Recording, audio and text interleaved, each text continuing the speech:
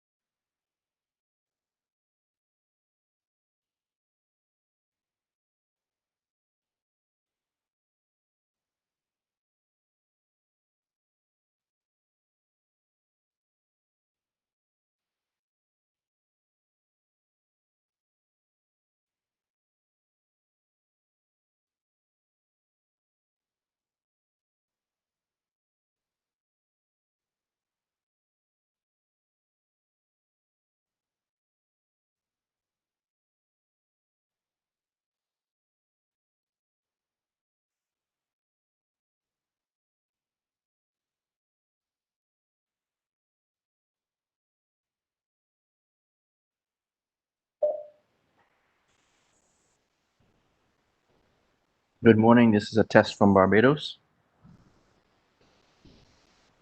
Testing from Barbados. Testing.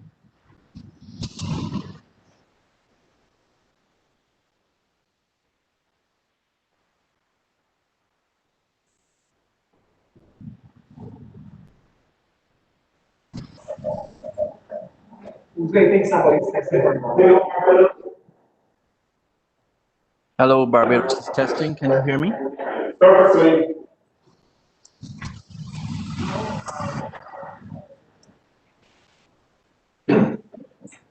Jose, this is Barbados. Yes, I can hear you. Barbados Prime Minister. Yes, sir. We're listening.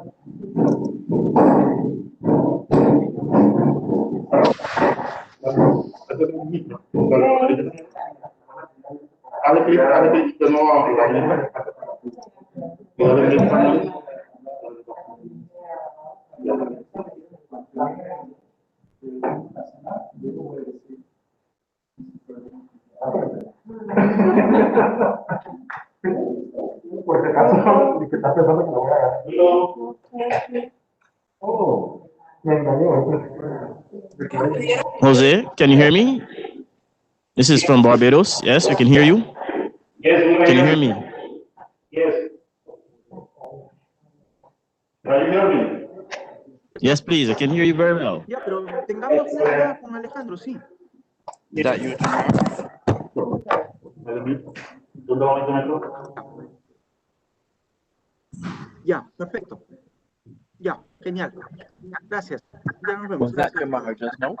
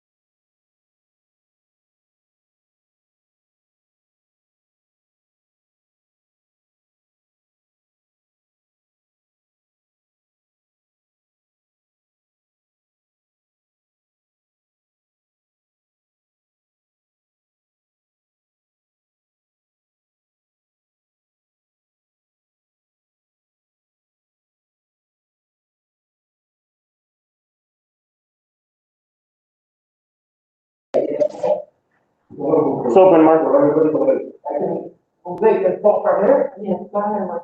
It's open.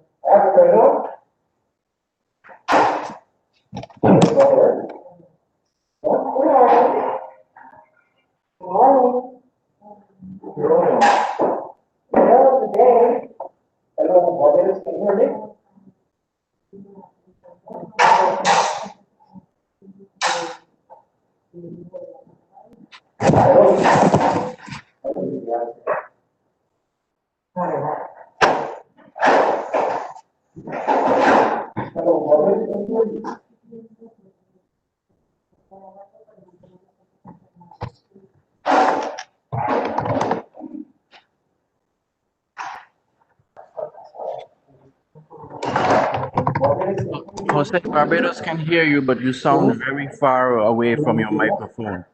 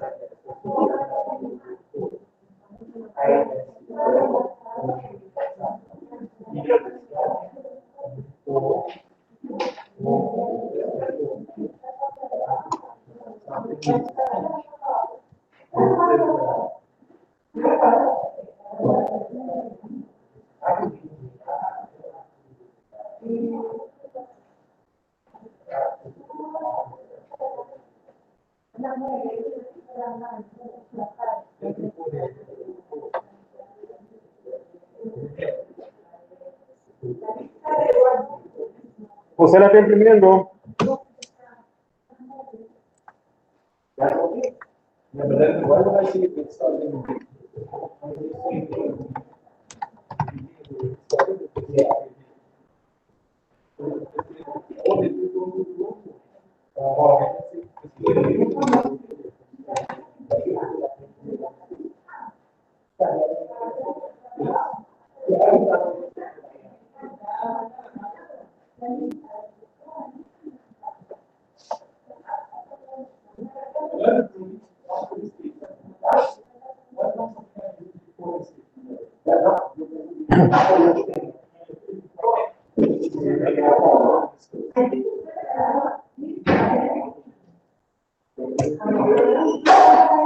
José.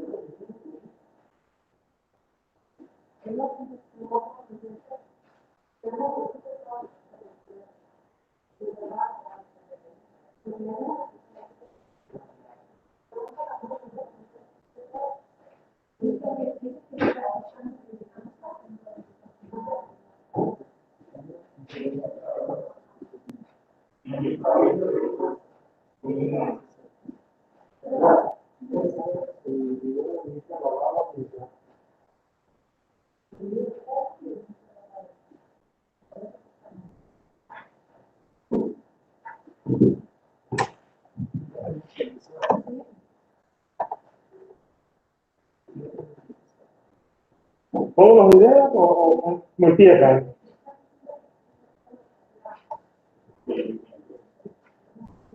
Póngale.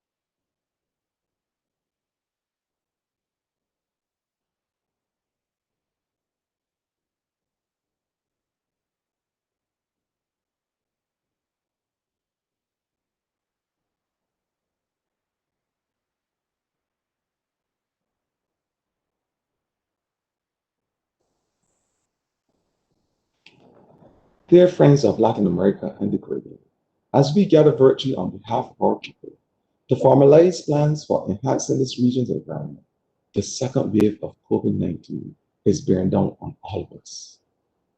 We, the ministers of the environment of this region, working collaboratively with UNEP and other stakeholders, are ever mindful that this journey of the 22nd Forum took place amidst the worst pandemic in the last 100 years. In spite of this, I am happy that the negotiated outcomes have kept in focus our role in our region's recovery, and we should ensure that these outcomes represent a charter for promoting regional sustainable development in the face of COVID-19. In organizing the forum during these perilous times, experience has taught us that there is a need to have a robust governance structure which will work closely with member states in an efficient and effective manner.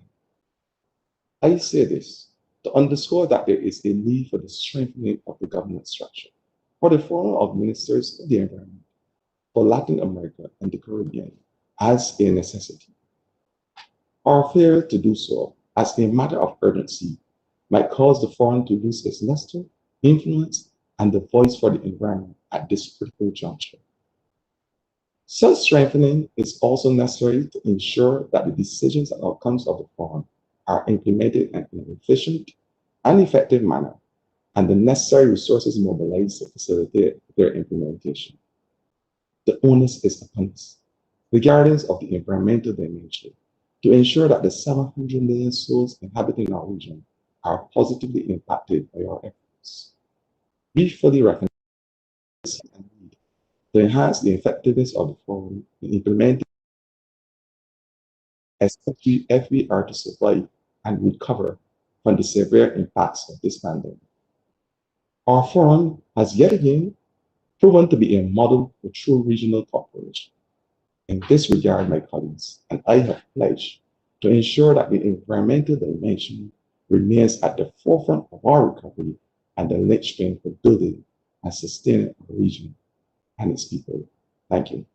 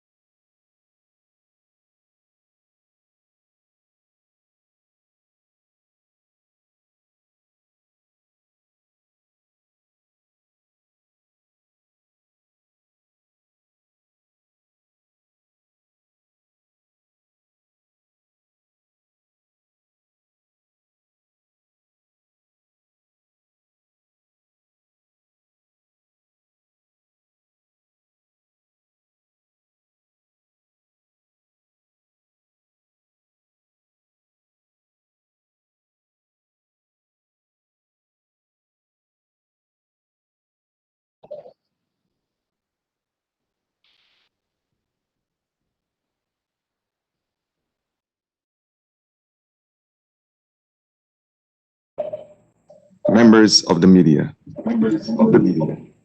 The 22nd meeting of the Forum of Ministers of the Environment for Latin America and the Caribbean is hereby commenced. For the first time, this meeting is being held virtually because of the COVID-19 pandemic. We have participation from the Ministers of the Environment for Latin America and the Caribbean, the Secretariat of the Forum based in Panama City, the United Nations Environment Program headquarters in Nairobi, Kenya, and the capitals and locations where the various United Nations and its conventions, multilateral and other bilateral agencies, as well as the international financial agencies. Indeed, the 22nd meeting of the Forum of Ministers of the Environment for Latin America and the Caribbean touches the entire world. Welcome to Barbados, the host of this 22nd meeting of the Forum of Ministers of the Environment for Latin America and the Caribbean. Please join me and stand for the playing of the national anthem of Barbados.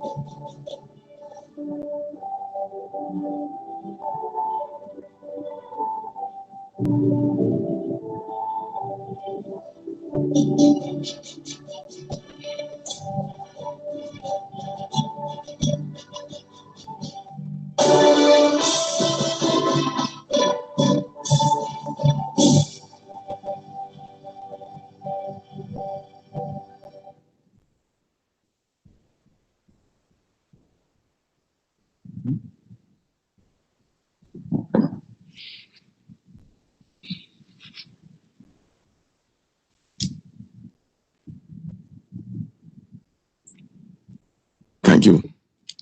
Ladies and gentlemen, this region, like many others, is experiencing the most devastating effects of COVID-19 on our societies, economies, and the environment, and most importantly, our human health. However, while many aspects can be quantified, the most heartbreaking for us is not merely the statistics, but the human toll of loved ones lost and of families devastated by the pandemic. Please let us observe a minute of silence by way of a virtual candle vigil for our fellow citizens of the region who may have lost their lives due to the COVID-19 pandemic.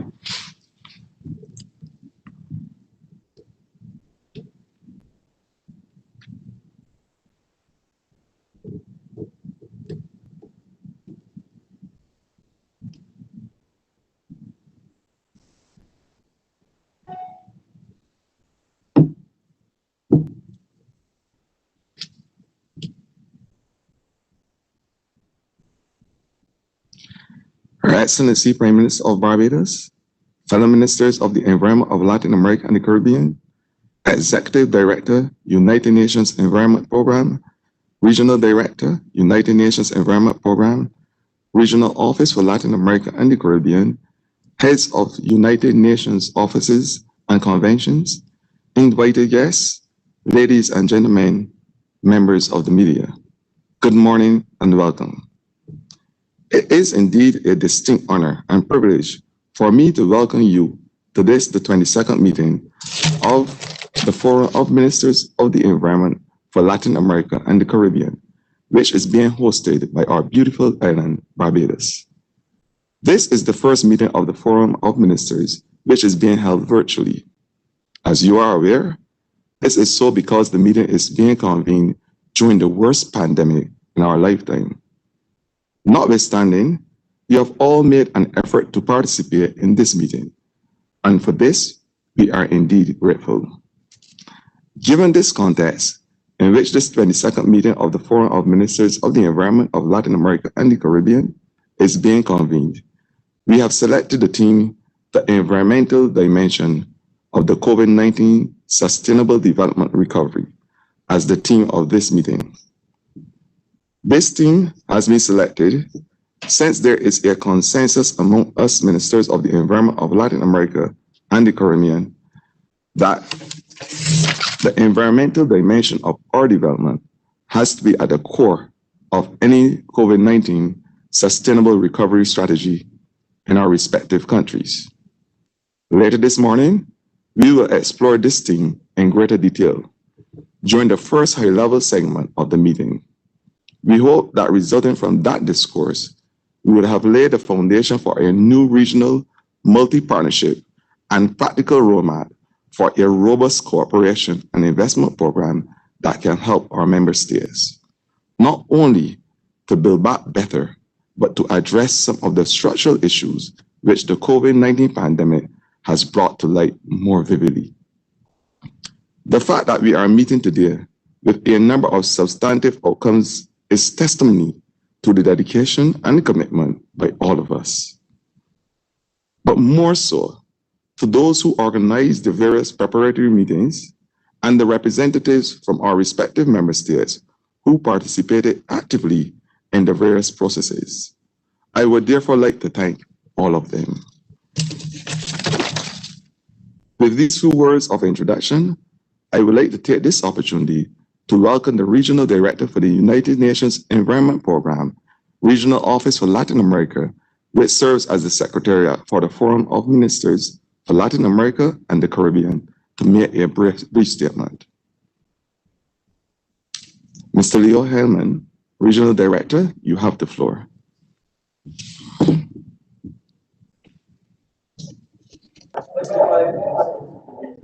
President,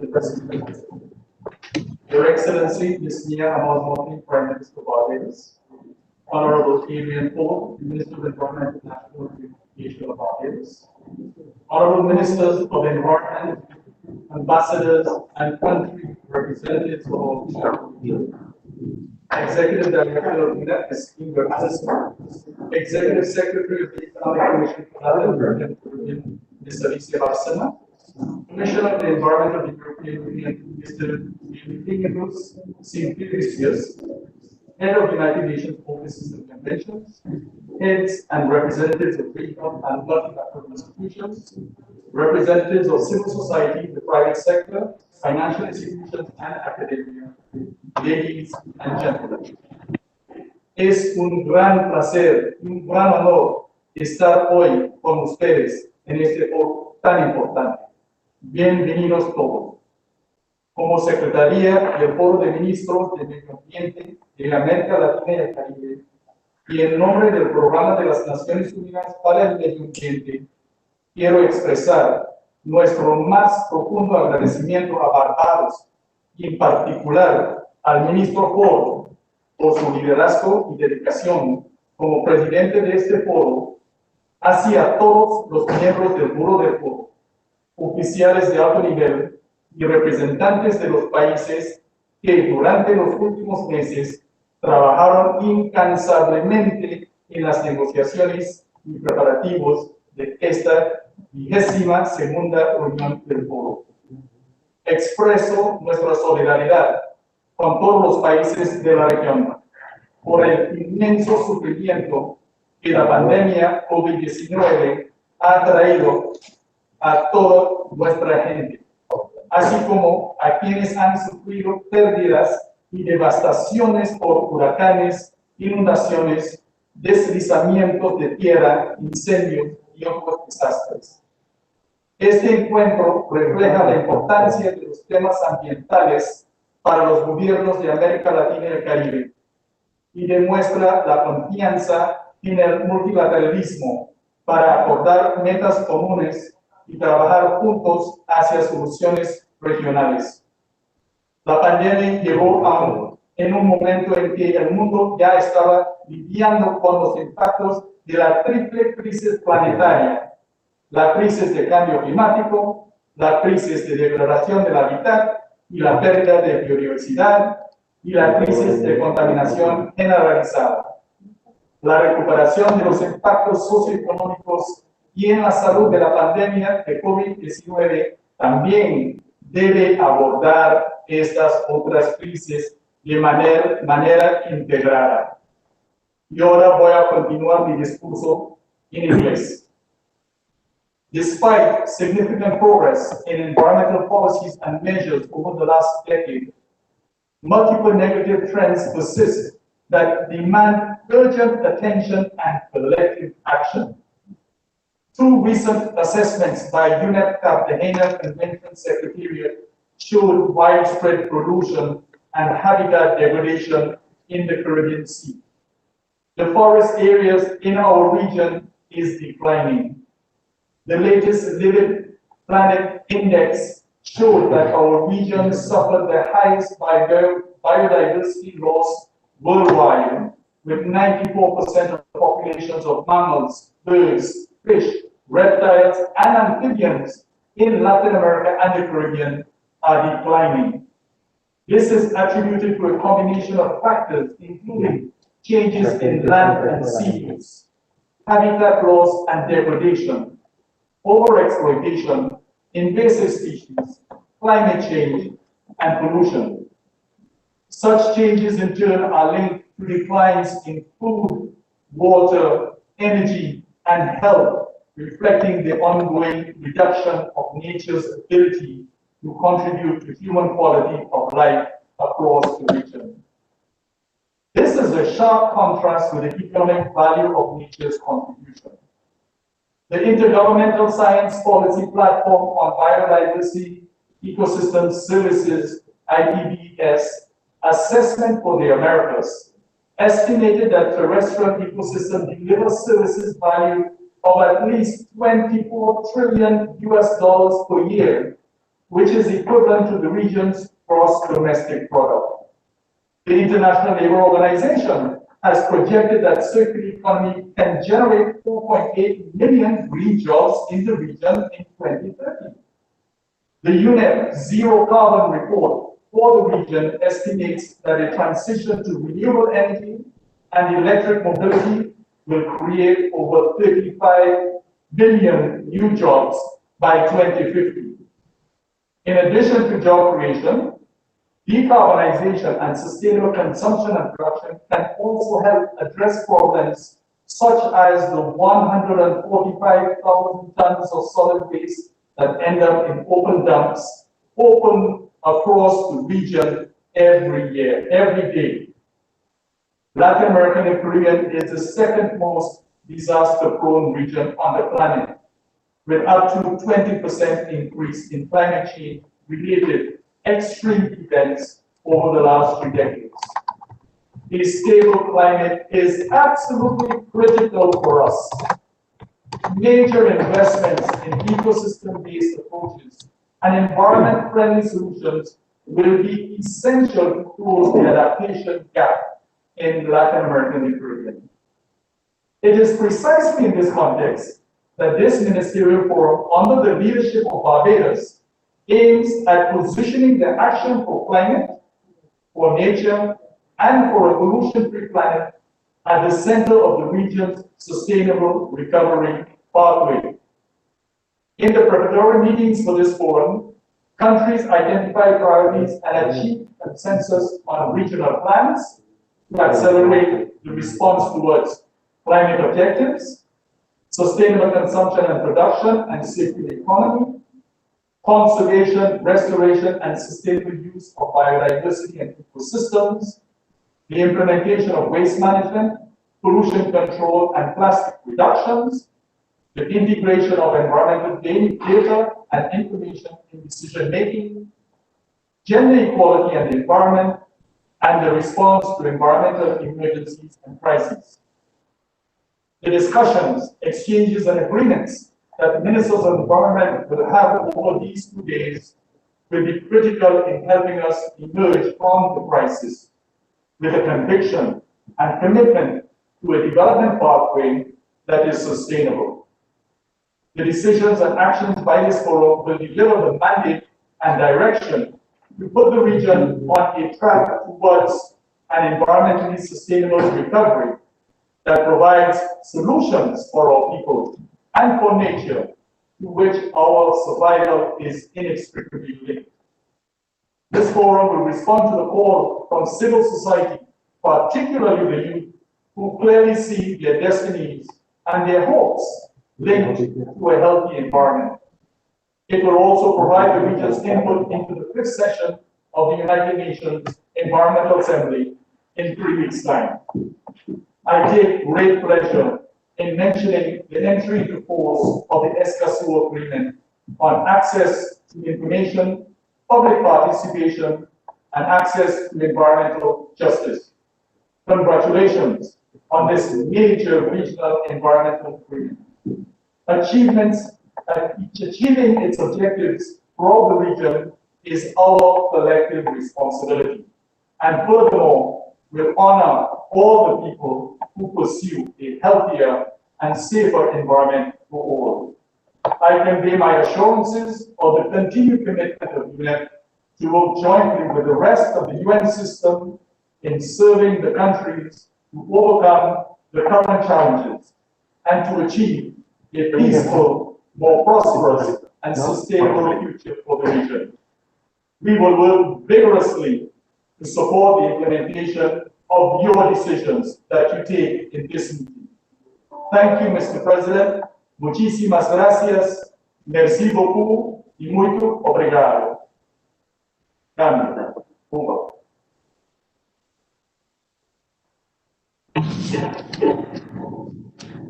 Thank you very much for your statement, Regional Director.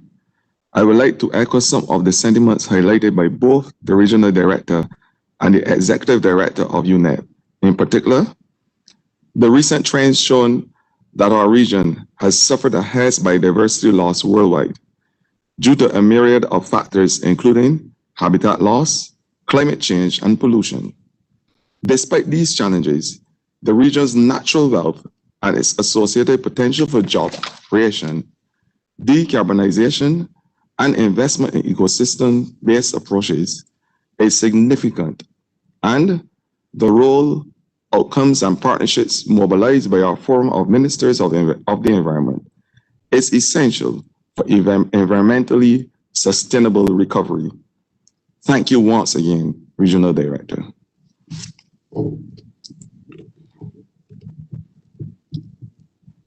At this point, I would like us to consider Agenda Item 2, the organization of work for the 22nd meeting of the Forum of Ministers of the Environment of Latin America and the Caribbean. I would like to draw to your attention the following documents. UNEP/LAC-IG-SSII/1 Provisional Agenda for this 22nd meeting of the Forum of Ministers of the Environment for Latin America and the Caribbean, and UNEP/LAC-IG-SSII/2. That's the annotated agenda for the 22nd meeting of the Foro of Ministers of the Environment for Latin America and the Caribbean. First, I will suggest adoption of the rules of procedure for the convening of the 22nd meeting of the Forum of Ministers of the Environment for Latin America and the Caribbean. For this, it is recommended that we adopt the rules of procedure of the United Nations Environment Assembly, mutatis mutandis, to govern the proceedings of the meeting, noting that the outcomes of the Forum of Ministers of the Environment of Latin America and the Caribbean are adopted by consensus. The floor is now open for anyone who wishes to comment.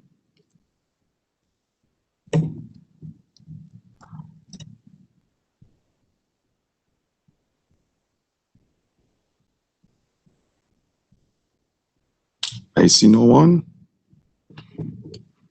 The rules of procedure for the convening of the 22nd meeting of the Forum of Ministers of the Environment for Latin America and the Caribbean are therefore adopted. I now want to move on to the approval of our program of work, including the calendar of sessions of the meeting. Under this point, I invite you to make comments, should you so desire. The floor is now open for comments and suggestions.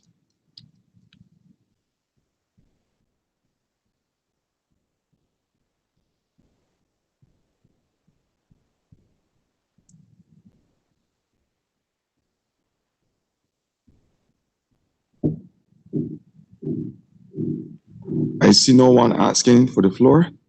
So the provisional agenda, annotated provisional agenda, and calendar of sessions are hereby adopted. Agenda item 3. The first substantive session of the 22nd meeting of the Forum of Ministers of the Environment for Latin America and the Caribbean is the high-level segment. The theme of this segment is the environmental dimension of the COVID-19 Sustainable Development Recovery. For this session, I wish to draw your attention to conference document UNEP/LAC-IG-XXII-3. There is general consensus amongst us that in building back better post-COVID, the environmental dimension must be a central part of any sustainable recovery strategic plan undertaken by the individual countries of our region and by our region generally. This being said, in this session, we will explore what can be done in this regard from a practical standpoint and the role the international financial institutions and our countries working collaboratively. This session will be shared by Her Excellence, the Prime Minister of Barbados, the Honorable Mia Amamati, QC, MP. The Honorable Mia Amamati is the 8th Prime Minister of Barbados. She became the first woman to occupy this high office following general elections on May the 24th, 2018, in which she led the Barbados Labour Party to an emphatic victory, winning all 30 seats in the House of Assembly by the largest margin ever seen in the electoral history of this country. An attorney at law and the Queen's Counsel, Prime Minister Motley has been active in political life of Barbados for almost 3 decades. She has held several ministerial portfolios, including Minister of Education and Culture, Attorney General and Minister of Home Affairs, and Minister of Economic Affairs. In 2003, she was appointed Deputy Prime Minister. Prime Minister Motley currently holds the portfolios of Minister of Finance, Economic Affairs and Investment. Prime Minister Motley also serves as co-chair of the America's Cruise Tourism Task Force for the Caribbean, Mexico, Central and South American markets, as well as chair of the Joint Development Committee of the World Bank and the International Monetary Fund until October 2021. It is my distinct pleasure and honor to invite the Prime Minister of Barbados to address the forum and to chair this high-level segment. the environmental dimension of the COVID-19 Sustainable Development Recovery. Madam Prime Minister, you have the floor. Thank you very much, Mr. President. Welcome to everyone, and let me address those of you Ministers of Environment of Latin America and the Caribbean, the Undersecretary General and Executive Director of the United Nations Environmental Program, other officials, excellencies. Let me take this opportunity to welcome all of you to Barbados, virtually, regrettably, to this meeting of Ministers of Latin America and the Caribbean. I do, however, look forward to being able to welcome you in person once the world overcomes this COVID-19 pandemic. As I indicated, I'd like to thank the ministers for placing their trust in Barbados and hosting and organizing this 22nd meeting of the Forum of Ministers. Despite the challenges encountered which were not anticipated before the onslaught of COVID-19, we have nevertheless been able to convene this body with substantive outputs, which we hope will be endorsed over the next 2 days. Because we are behind time this morning, I do not propose to give a lengthy address. I just simply want to focus our minds on the fact that this Caribbean region continues to be at the front line of all of the major issues of the climate crisis, whether it is with respect to us, with respect to hurricanes and storms, or as I speak to you today, we are having currents that are literally decimating aspects of our west coast and our northern coast, but that is an annual event and will continue to get worse. Whether we are talking about access to groundwater, whether we are talking indeed about all of the other things from sargassum weed that have affected us as a result of the way in which we've managed our environment. There are those who believe that COVID-19 has provided that pause for the earth to breathe. And whether it has or not, it certainly gives us the opportunity to reflect on what we may do going forward as a people to make sure that we have far better and far more sustainable policies that can ensure that our children and our children's children can enjoy the environment in the way in which we would want to. I also want to reflect that this body has been in existence, I'm told, for just over 40 years, and it is a vital political space for bringing the world's attention to our environmental challenges in our hemisphere, particularly as we reflect on the progress that we are making as we go towards Agenda 2030 for Sustainable Development. And let us look at some of the facts.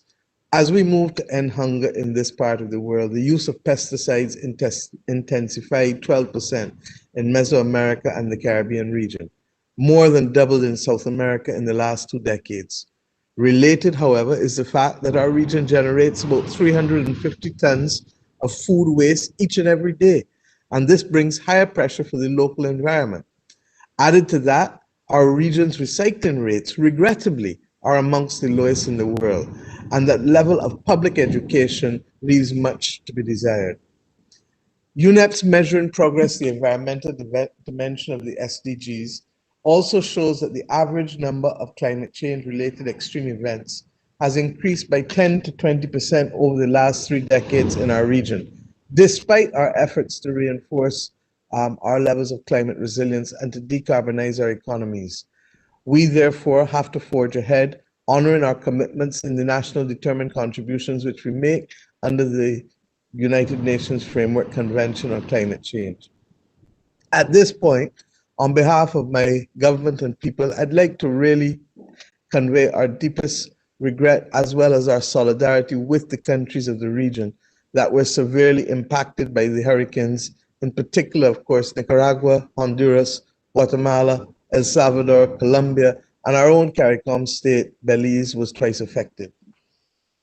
So my friends, based on our experiences of organizing this meeting during the worst pandemic in our lifetime, it is evident that fundamental reforms must take place in this forum if we are to tackle the myriad environmental challenges that we face and we must continue to face going forward. This is a sine qua non if the forum is to bring meaning to our people and if it is to remain relevant in this rapidly changing world. It is an issue for which urgent attention is needed. I am aware that recommendations have been made in this regard, and I encourage us to continue our efforts in this intercessional period to strengthen the governance and effectiveness of the forum. This effort should include the work of the Interagency Technical Committee, as well as the ability of the forum to translate decisions into tangible action on behalf of the people of our hemisphere. The absence of tangible action will cause people to feel that we're making sport and that we're not seriously interested in changing the trajectory of the climate crisis. This might require, however, fundamental changes in the governance mechanism of this forum. In addition to the reforms needed at the regional level with respect to this forum, another area of concern which may require a second look is the relationship between the forum and the United Nations Environmental Assembly, and how to get consideration of the environmental issues we face in our hemisphere more explicitly reflected in the work of the Assembly and, by extension, the work of the Regional Office for Latin America and the Caribbean. Another area in which some improvement might be necessary is the relationship between the Forum of Ministers in its capacity as the preeminent policy forum on environmental issues here in our hemisphere and the Ministers of Environment of the Community of Latin America and Caribbean States, otherwise known as CELAC. There is a need, in Barbados' view, for a closer relationship between these two bodies, our forum and indeed CELAC. Similarly, in our view, there is a need for an elevated status of our Forum of Ministers in the Forum of the countries of Latin America and the Caribbean on sustainable development, which is charged with the responsibility of leading the region's review and follow-up for the implementation of the 2030 Agenda. We all know how much this has been compromised by the COVID pandemic, and it is for that reason that we need to have collaborated and coordinated approach on all that we do. And let me explain why. If we had had a coordinated approach, even to the shutdowns that individual countries across the Americas and across the world are undertaking in defense of their own people, then we would have had and could still have a realistic chance of fighting COVID in a way that eliminates it from the global landscape. But our ability to do so has been compromised by the fact that each of us has taken individual action rather than globally coordinated action. This is the perfect example of why multilateralism must work for our benefit if we are to make a difference for our people across the region. The last thing that I'd like to touch in particular is the whole question of redoubling our efforts in strengthening cooperation between English and Spanish-speaking parts of our hemisphere. I am satisfied that the language has become more of a barrier than we should ever have allowed it to be, more than even the cultural barriers. And to that extent, I believe that this Forum of Ministers of the Environment must be used as a vehicle to drive that kind of collaboration and cooperation across the language barriers that have hitherto separated us.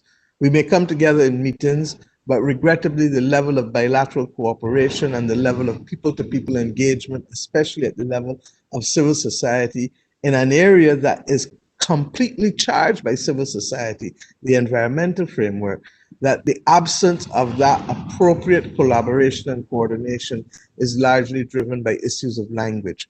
To that extent, we will need to find appropriate mechanisms, including teaching our children and our young people more and more to be proficient in both languages, as well as using the technological translation tools that we're using even in this meeting, not to drive formal conferences, however, but to drive that collaboration on a day-to-day basis if we are to get the scale that is needed to fight the great environmental challenges of our time.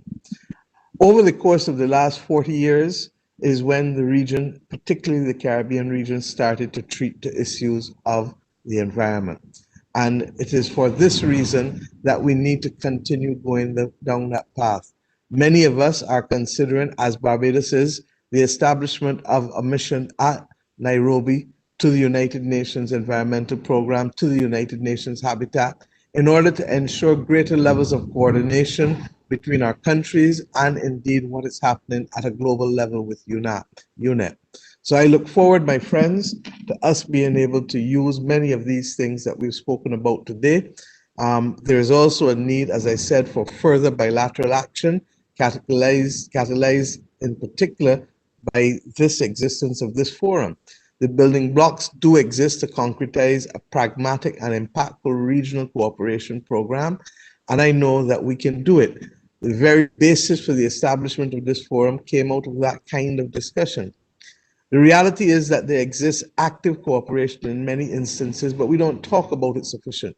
Look at the cooperation that we have between the government of Cuba with many of our nations in this region with respect to our ability to fight this pandemic. And as a matter of scale, it is significant, with us having, for example, here in Barbados, over 110 medical, nursing, and lab technicians provided by the government of Cuba. It is for this reason that we support Cuba as being a country that should be globally recognized for its continued support to assist in the medical area, reinforcing our ability to protect our environment by allowing us to protect our people. Distinguished delegates all, environmental challenges travel across boundaries and do bring nations together if we allow it. But we must have the political will for that to happen. It is a platform that can enable credible regional cooperation and action, as I said. This must remain our common mission as we recommit to support each other on this journey. Solidarity and, yes, compassion are essential today in the midst of the devastating crisis and will be essential if we are to leave no one behind. We must not underestimate the importance of this forum, and we want to thank you for allowing us to come together, even in the midst of this pandemic, so that we may address the region's needs and the urgent matters with a single voice, I pray and I hope, at the international level. What is needed always is greater political will. And if that political will is there, then we will find the ability to work with the technocrats, to work with the scientists, to work with our people who just simply want a better space to occupy. I look forward to your deliberations, and I look forward to positive results coming out of this Barbados High-Level Forum. I thank you.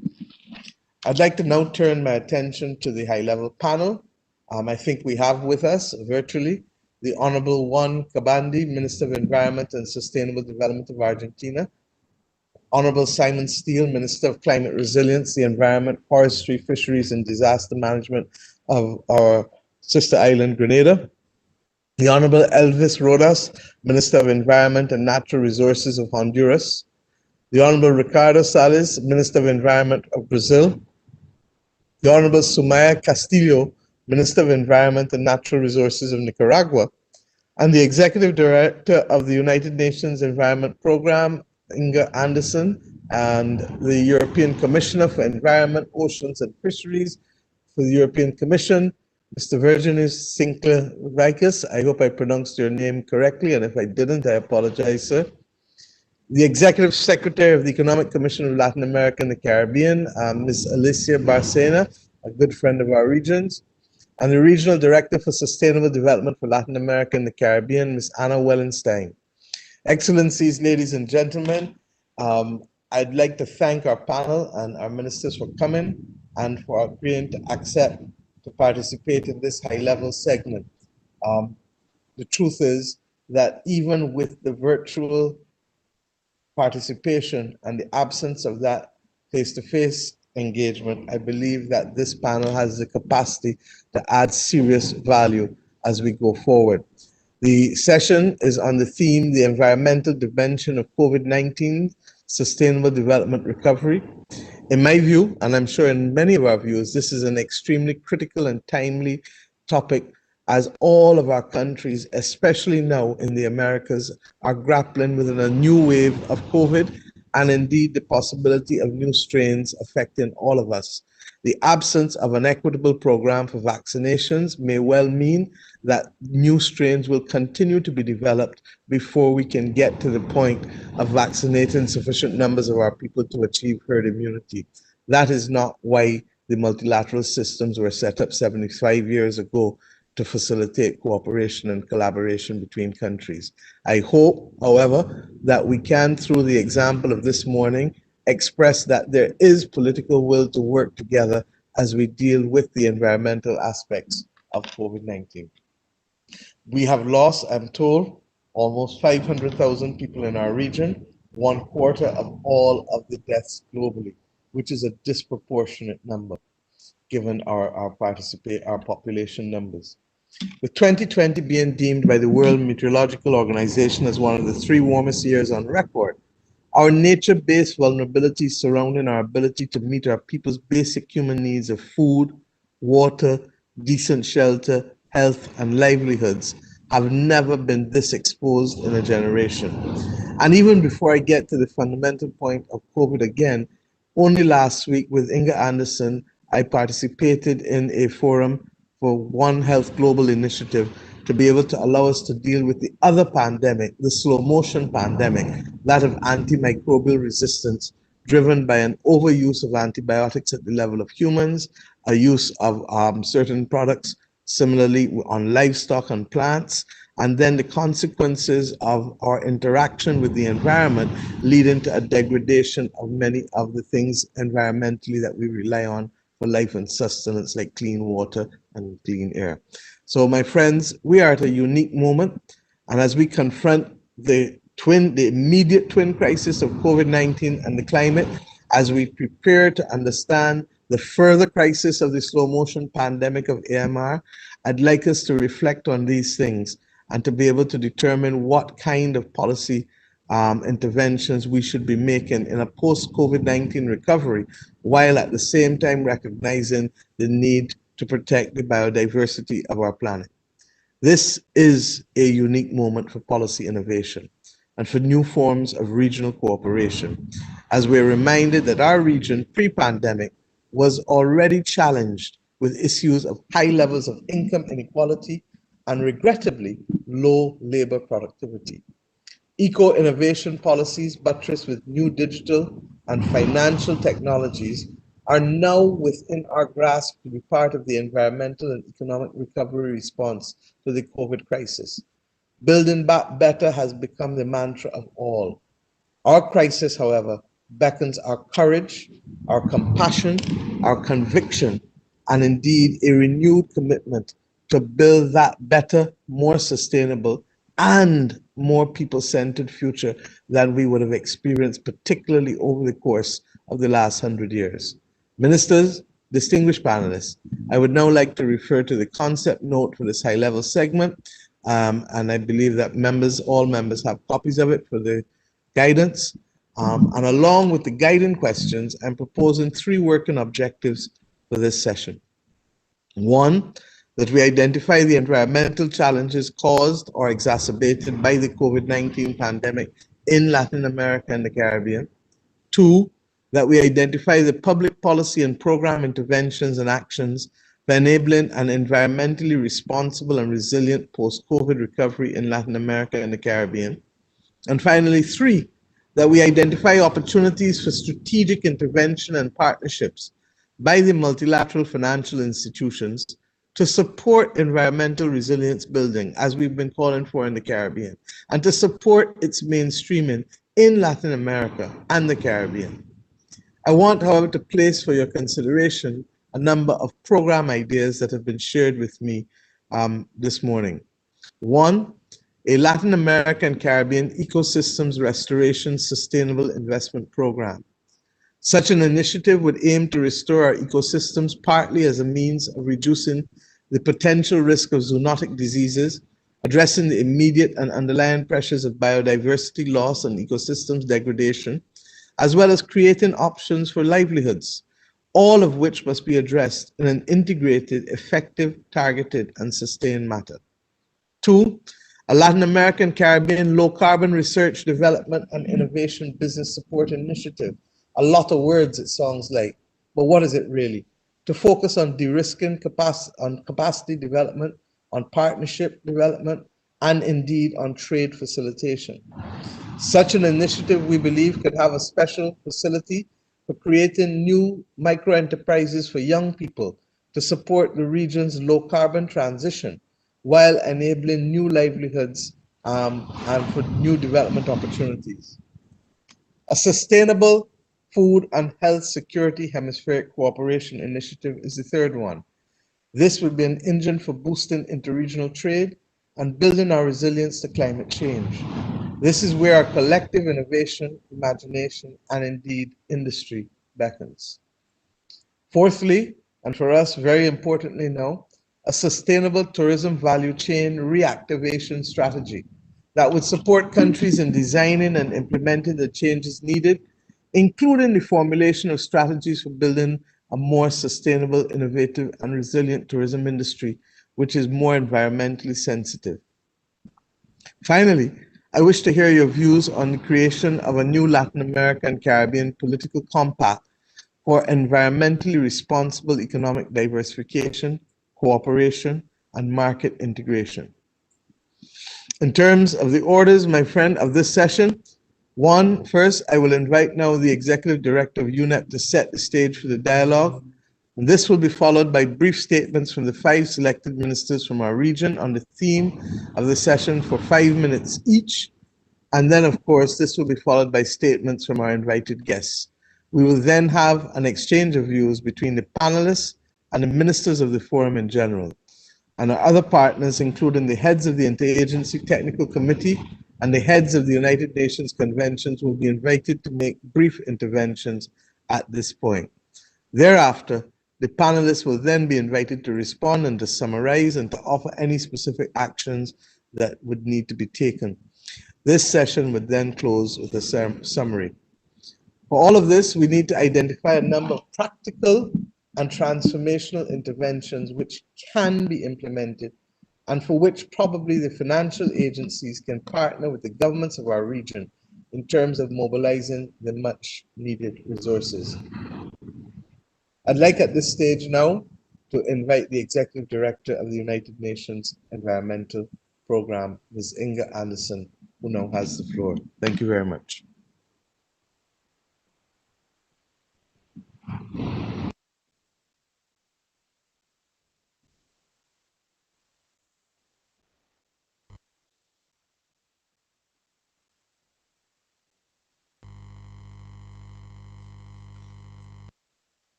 Prime Minister Motley, I am having some technical issues, so I sincerely hope that people can hear me.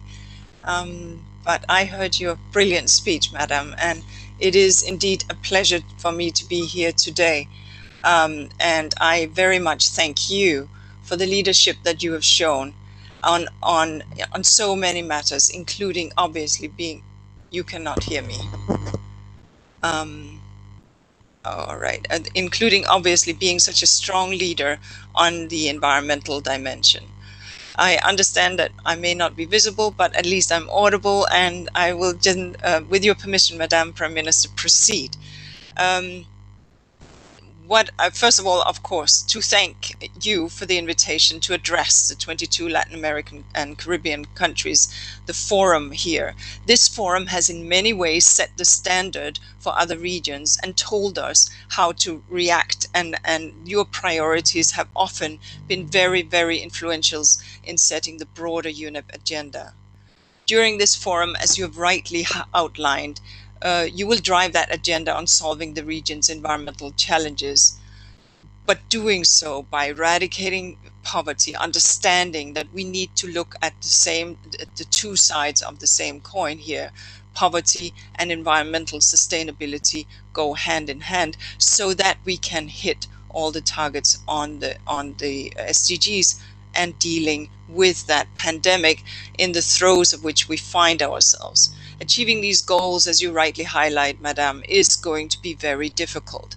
But with countries very focused on the pandemic, but also deeply concerned around the economies and keeping them afloat, we clearly have to understand that we cannot go back to quote unquote normal, because it is normal that brought us here. It is normal that brought us the 3 planetary crises that threaten our collective future. The climate crisis, to which Caribbean, small island developing states and ocean economies are particularly vulnerable. It is normal that has brought us to the biodiversity loss which we are living. It is normal that has brought pollution and waste to millions of people, causing premature deaths amongst populations in all countries. We've seen it, we've felt it, and now we are living it in a very real time. So I'd like to suggest, in response to your challenge, Madam, is that there are a few solutions that we need to look at. And let me start with the first, that the pandemic, obviously, that takes us forward. Pandemic recovery needs to take us forward, not backward. backed by international solidarity. We at UNEP issued the emissions gap report, and it found that if countries use wisely the stimulus packages that they are so generously giving to themselves but not to the world, we can in fact shave off additional 25% of our emissions. We can stop subsidizing fossil fuels. We can do exactly as we've seen in a number of Latin American countries. Bus rapid transport. Barbados has been adding 33 electric buses to the fleet last year. These are the kind of things that we can do and use climate resilient infrastructure. There are some real opportunities. And now, this year, we're entering the ecosystem restoration decade. Let's do this so that we invest in nature's infrastructure to protect us, so that we can allow that majority of spending that we are now having done on health and social responses. But what comes next, let's make sure that we allow that to go into economic recovery. Because there are some real examples of green policies: financing for wind farms in Brazil, loans for renewable energy projects in Chile, incorporating renewable energy into the fishing industry in Argentina. But overall, we've seen globally only about 1% of investments to meet sustainability recovery criteria. So we can do more. So my first point here is, let's use the resources that are being put into the economy to sustain it. Let's use it wisely to support a green recovery. The Inter-American Development Bank has warned us that average debt levels in Latin America could rise as high as 75% of GDP by 2022. So we can't obviously afford to saddle the next generation both with debt and a global planet. The second solution, very briefly, is to really embrace and step up on circular economy, sustainable consumption and production, SDG 12. 2/3 of our greenhouse gas emissions are linked to private households. That's important. If private households have control over 2/3 of global greenhouse gases, our life choices matter. But we need to understand that there's an overconsumption and an underconsumption. And in countries suffering from poverty, clearly what we need to do is to ensure that there can be greater equity, whilst those that have this very big footprint limit theirs. That's why we're very encouraged to hear of the launch of the Latin American Caribbean Circular Economy Coalition, which we from UNEP will continue to support. Just as important is a roadmap for the progressive closure of dump sites in Latin America and the Caribbean, which has been submitted to this forum. I very much call on you to adopt it. And a third solution that I wanted to mention deals with biodiversity in this mega diverse region. Nature can and is an engine for recovery. And it can be really where long-term prosperity and sustainable development is found. But if economies stop consuming faster than nature can regenerate, we have a problem. And that's a global issue that we're tackling through the biodiversity post-2020 biodiversity framework negotiations. Here, Latin America and the Caribbean has made some real progress. The proportion of land and marine areas protected from destructive use is above the global average. There are over 150 restoration projects contributing to the Bond Challenge. And we look forward to working with the region to really tackle deforestation. That will mean protecting environmental defenders who are regularly threatened and killed. That will mean stronger enforcement and legislation on illegal land conversion, particularly through clearance fires. And that will mean handling more controls of ecosystems to indigenous people who clearly manage better the protected areas. And a fourth solution that I wish to mention is tapping into the power of women. Women participation remains low globally despite changes in attitude. At the moment, only 8% of agricultural holdings are run by women in Belize and Guatemala. This figure is 30% in Chile, Jamaica, and St. Lucia. Women represent less than 12% of the beneficiary population in agrarian reform processes in the region. And yet, women are deeply involved in all sectors of society. So failure to address these gaps could set us really behind. An expert group on gender and environment has prepared a regional plan on gender and in the environment, which will be put forward to this forum for approval. I urge you to back it and to get to work on this, and we stand ready to support. So dear friends, as I've said, 2021 is going to be this pivotal year. What we do or don't do will very much determine the future path. It's when we will set, hopefully, to work on the post-pandemic course. It's when we will take care of the delayed climate COP. It's when we will agree on a post-2020 biodiversity framework. It's when we will also agree on the post-chemicals framework. It's the beginning of the UN decade on ecosystem restorations. Now, these are all tools, but in ministers' hands, we have the solutions. It's very, very good to have this opportunity of this forum. And if we do it right, if we see the leadership that this region has always shown, if we make that the beacon for UNIA and beyond in each of these conventions, we can get to the right place with this effort. This year has to be the year when we use these tools to put the planet on a sustainable path. And I look forward to working with all to end poverty and to insulate humanity from further pandemics. We from UNIT will do our bit to ensure that we support you in this endeavor. I thank you very much for this opportunity and do apologize for the technical glitches that apparently happened here. Thank you very much. I'd like now to invite the Honorable Juan Cavandi, Minister of Environment and Sustainable Development of Argentina. And may I say before inviting him that I'd really like Inga to thank you for your leadership, for your support of this region, for your continued commitment to us in this battle to preserve our environment for future generations. And we truly count you as a friend of our region. Thank you. Minister from Argentina.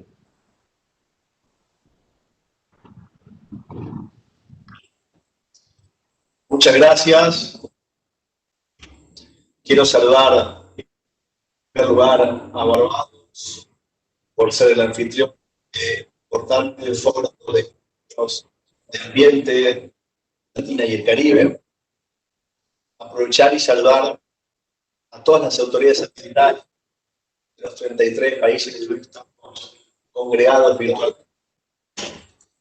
Y en primer lugar, quiero destacar que estamos ante una situación donde seguramente podemos aprovechar y tener la oportunidad de analizar el contexto del COVID en el que nos encontramos para ser mejores ahora y no esperar a la nueva normalidad, porque creo que entendemos todos que nos encontramos ahora mismo en esa nueva normalidad.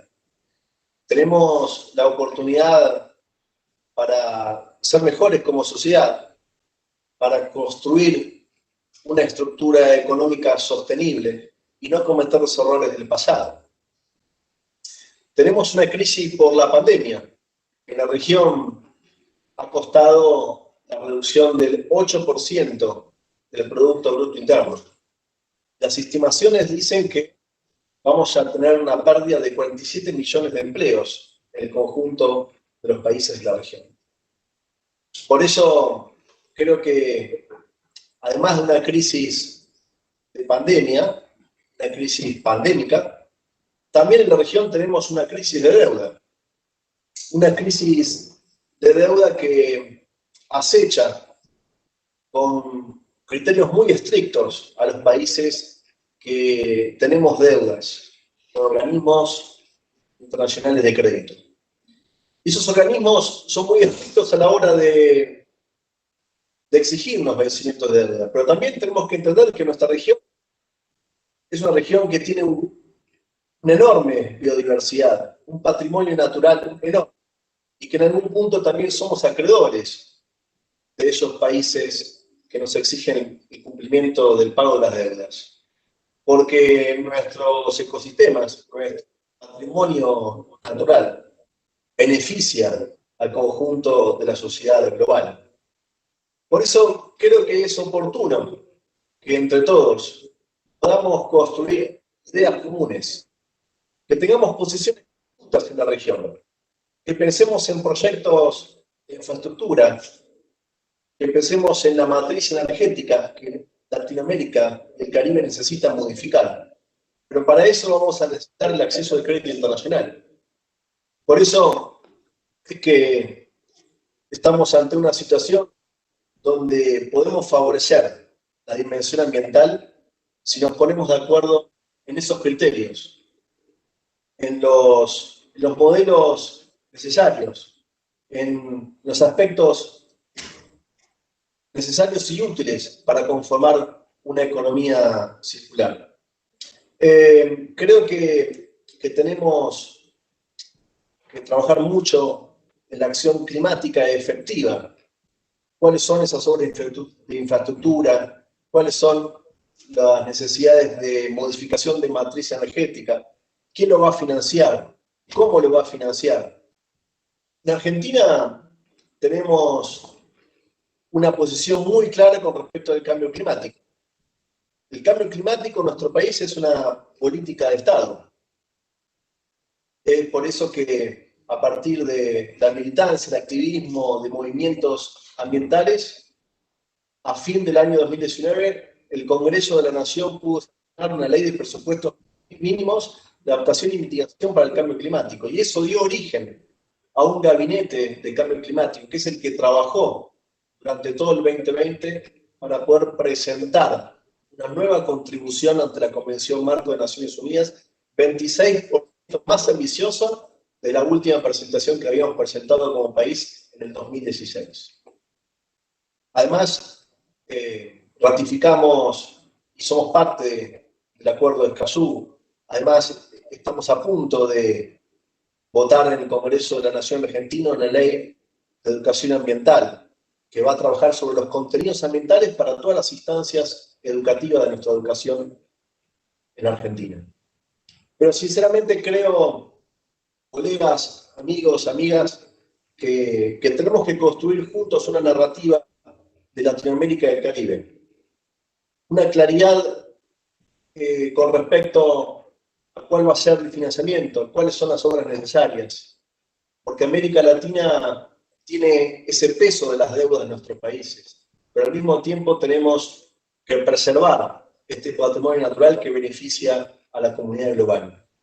Seguramente podamos construir juntos una posición conjunta y una narrativa en nuestra región para plantearnos ante el mundo en solidaridad con el principio de fraternidad, en el cuidado de nuestra casa común.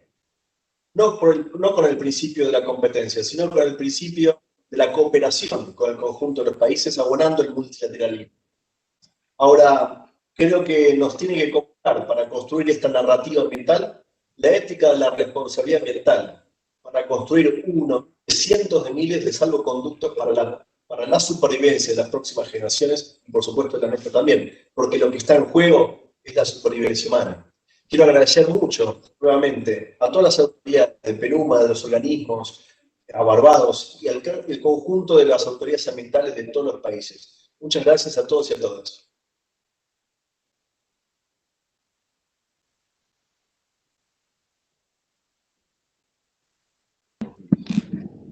Thank you very much. I'd like to invite now the Honorable Simon Steele, Minister for Climate Resilience, Environment, Forestry, Fisheries, and Disaster Management of Grenada. Thank you. Prime Minister Motley, Madam ED, Commissioner, other officials, colleagues, friends.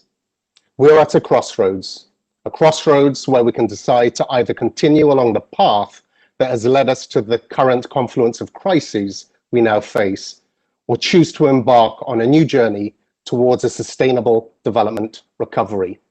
It is no secret that these crises, consisting of the devastating impacts of climate change, biodiversity loss, a health pandemic, and the resultant economic crisis, are all intrinsically linked.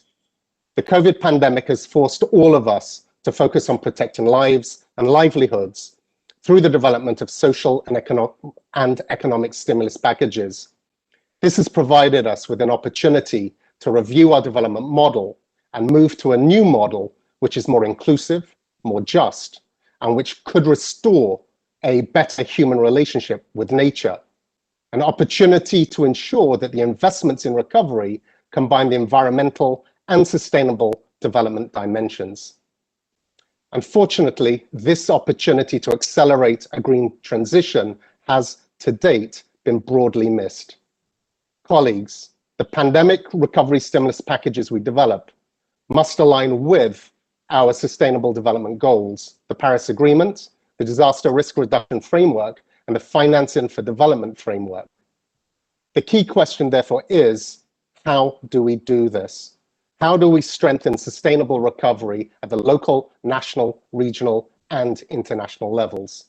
To start, we must identify the opportunities for alignment between the stimulus packages and the global development frameworks. In particular, those areas in which there is a need for action on the SDGs and Paris Agreement, and where those actions create jobs and generate economic growth. In this regard, one perfect opportunity are the new NDCs. How many of us have examined ways in which aspects of the implementation of the NDCs can be integrated into our recovery packages, thus creating more green jobs and stimulating economic activity? Another opportunity is to include the use of nature-based solutions in developing our climate change response plans. We can take our coastal zones as one example and ask the question, are we solely focused on using grey solutions for coastal protection, or are we utilizing the potential of our coral reefs and mangroves to build coastal resilience? Our second requirement is that we have to strengthen our capacity to implement. This requires that we strengthen our enabling environments in areas such as human capacity building, policy development, regulatory, monitoring, and enforcement frameworks, to name but a few. Unless we utilize implementation-focused tools, our plans will remain mere words on paper. The third requirement, and possibly the most critical, is a need for greater access to affordable financing at scale and at speed for the implementation of priority initiatives. We have to accelerate our exploration of new and innovative instruments, such as fiscal incentives for environmental conservation and protection, green bonds, debt for nature swaps, sovereign guarantees, carbon taxes, to name a few. The enabling environment could include a range of incentives, such as tax relief for investment in green initiatives and subsidies for investments in specific geographical areas. We also have to bring new partners to the table. The private sector is a key partner currently still on the fringes of the conversation. The private sector could be a significant source of investment and expertise, and we should take up the challenge of deepening their role in this sustainable recovery process. We have seen some examples around the world of countries and cities where such innovative practices have been initiated. A number were on show at the recent Climate Adaptation Summit, including Grenada's Climate Smart Cities program and our ambitious plans to accelerate our transition to renewable energy. The challenge for us is to progress these approaches at scale and at speed. So in closing, as we sit at this crossroads today, the task ahead of us is to collectively turn our backs on the path that has led us to our current crises and to chart a new course that will lead us to a sustainable recovery that will simultaneously address our economic crisis, our climate crisis, our biodiversity crisis, and our health crisis. Let's move forward on the path to a sustainable development recovery. I thank you.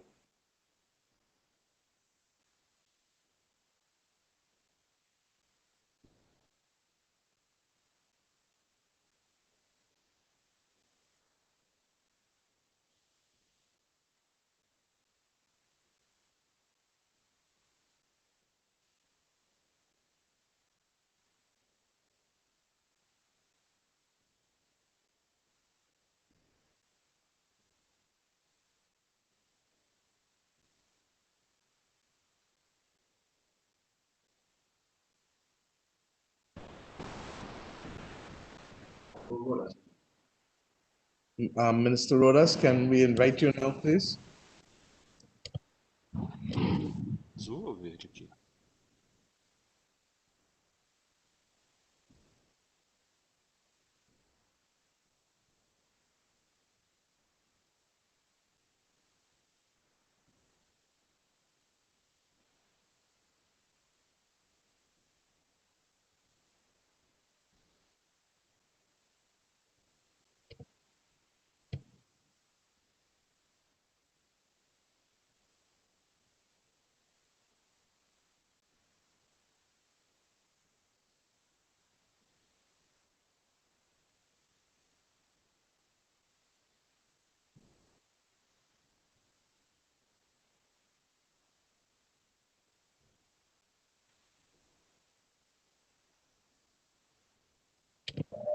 Minister, are you ready to start?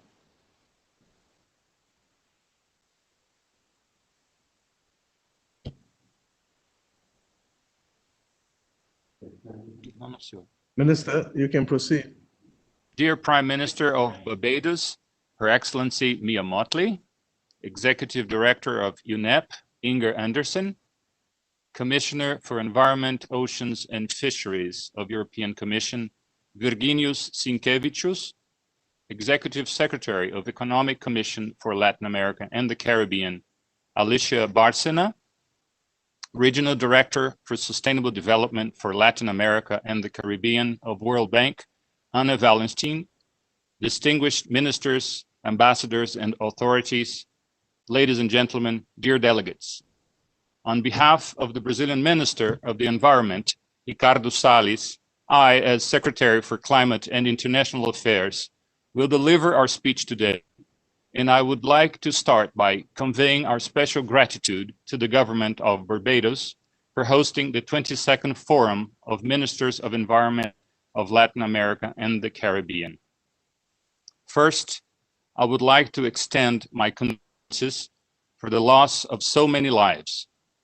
Considering the intensity of the COVID-19 pandemic, which has severely impacted Latin America and the Caribbean, claiming many lives in the region and affecting negatively our economies and environment, the governments gathered here today have the opportunity to define the means to make the region's recovery sustainable and resilient. We must take into account that innovative policies are needed to support a sustainable recovery in our region, as well as strengthening international cooperation, a fundamental tool for exchanging best practices, promoting training, building capacity, and finding sources to finance our region's development needs. From this perspective, the decisions that we have approved in areas such as gender, integrated data systems, environmental dimension of emergencies and crises, sustainable consumption and production, pollution, climate change, biodiversity, and ecosystems, together with the political declaration and the COVID communique, will serve as a beacon for our region, lighting the path to a sustainable recovery in the context of the COVID-19 pandemic. In order to complement these initiatives, the Brazilian government has already enacted policies to promote our sustainable development, and I would like to present a few of them today. In the environmental urban agenda, for instance, we have launched the Lixão Zero, or Zero Landfill Program, which aims to eliminate existing open dump sites in the country. As a result, the number of cities that use open dump sites in Brazil has decreased by 17% in 2020. Additionally, the National Plan to Combat Marine Litter was also adopted and will contribute to the world's effort in tackling this critical problem that impacts not only our quality of life, but also biodiversity. I would like to draw your attention right now to the Amazon region. Although it is one of the richest regions in natural resources in the world, it is also home to more than 20 million Brazilians who live with the lowest human development index in the country. Brazil is strategically building public policies that place people front and center in our priorities, considering they are the most important factor in conserving forests. In order to cope with the challenges of nature conservation and wealth creation, the needs of those citizens and their jobs are paramount and must be respected. In this regard, I take this opportunity to present two initiatives. First, the Floresta Mais, or Forest Plus program, whereby landowners are paid to conserve forests. This program is the largest ecosystem services payment program for native vegetation conservation in the world. The second program is the Adote Parque, Adopt a Park, in which companies and individuals, national or foreign, can adopt one of the 134 federal parks in the Amazon region, with impacting areas exceeding that of France and Spain. Regarding our international commitments, We're also engaged in the debate to conclude a post-2020 global framework for biodiversity that is both ambitious and balanced in order to generate benefits specifically to developing countries. Moreover, Brazil updated its NDC in 2020, reaffirming its commitment to reduce total net emissions of greenhouse gases by 37% by 2025, and officially undertakes the commitment to reduce emissions by 43% by 2030. Brazil's NDC also sets out the indicative objective of achieving climate neutrality, which means zero net emissions by 2060. This long-term objective may be, however, anticipated in the future as it depends on the effectiveness of the market mechanisms of the Paris Agreement and taking into consideration the principle of common but differentiated responsibilities and respective capacities. We do not rule out the possibility of adopting even more ambitious long-term strategies, provided that developed countries meet their financial obligations as well. I conclude now by calling upon the region to strengthen our cooperation in order to implement recovery plans that take into consideration sustainability in all its aspects, economic, social, and environmental. Thank you very much. Muchas gracias a todos. Merci beaucoup à tous. Very much, Minister Salles. Thank you very much, Minister Salles from Brazil. And your statement was very, very clear, and the commitments on behalf of your country even just as clear. I'd like us to go back to Minister from Honduras. Minister Rodas, please.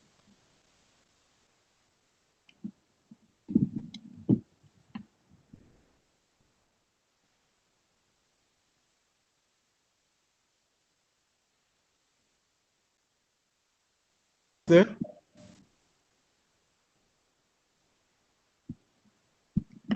Are we getting Mr. Rodas? Okay. Sí, muy buenos días. Muchas gracias por permitirnos hoy estar en este panel de alto nivel.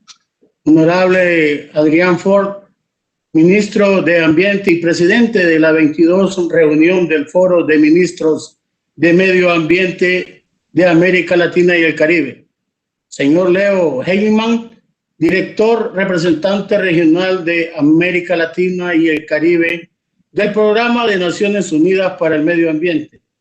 Honorable Mia Motel, Primera Ministra de Barbados. Señora Inger Andersen, Directora Ejecutiva de PNUMA. Honorables Ministros de Medio Ambiente de la región de América Latina y el Caribe. Delegados, invitados especiales, muy buenos días a todos. Hablo en nombre del señor excelentísimo presidente de la República de Honduras, abogado Juan Orlando Hernández. Habla en nombre de nuestro pueblo de Honduras, en nombre de la población más vulnerable del planeta. El año 2020 será inolvidable para todos nosotros. Fuimos durante y ahora golpeados por causa de la pandemia del COVID-19.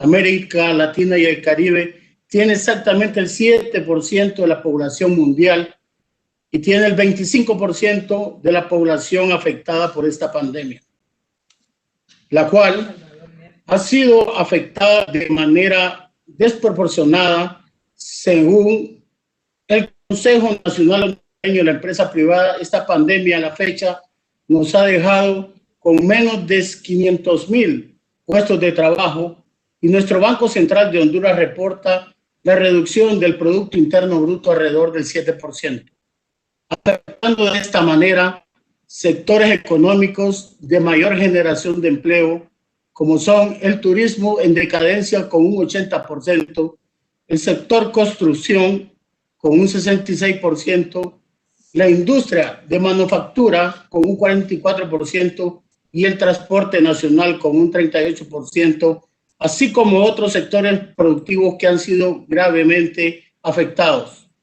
Por otro lado, directa a la población estudiantil de los diferentes niveles educativos, de los cuales más afectados son la población rural, que no cuenta con una conexión de Internet para adaptarse a las circunstancias, sumadas las incontables pérdidas humanas que hemos tenido en nuestro país. Una alteración en los gastos para manejar la pandemia, que no estaban previstos. De hecho, nadie en nuestra región lo estaba, significando esto esfuerzos para atender una emergencia sanitaria. Como si fuera poco y de forma inédita, fuimos impactados por dos fenómenos climáticos extremos de las tormentas tropicales ETA y IOTA, que afectaron 3.9 millones de personas, de las cuales a la fecha 95,000 personas se mantienen damnificadas en más de 1,000 albergues, dejando pérdidas económicas estimadas preliminarmente por la CEPAL cercanas a los 2,000 millones de dólares, afectando vivienda, infraestructura vial, edificaciones, centros de salud, centros educativos, afectando de gran medida las zonas industriales de mayor producción y productividad y el sector agrícola mismo.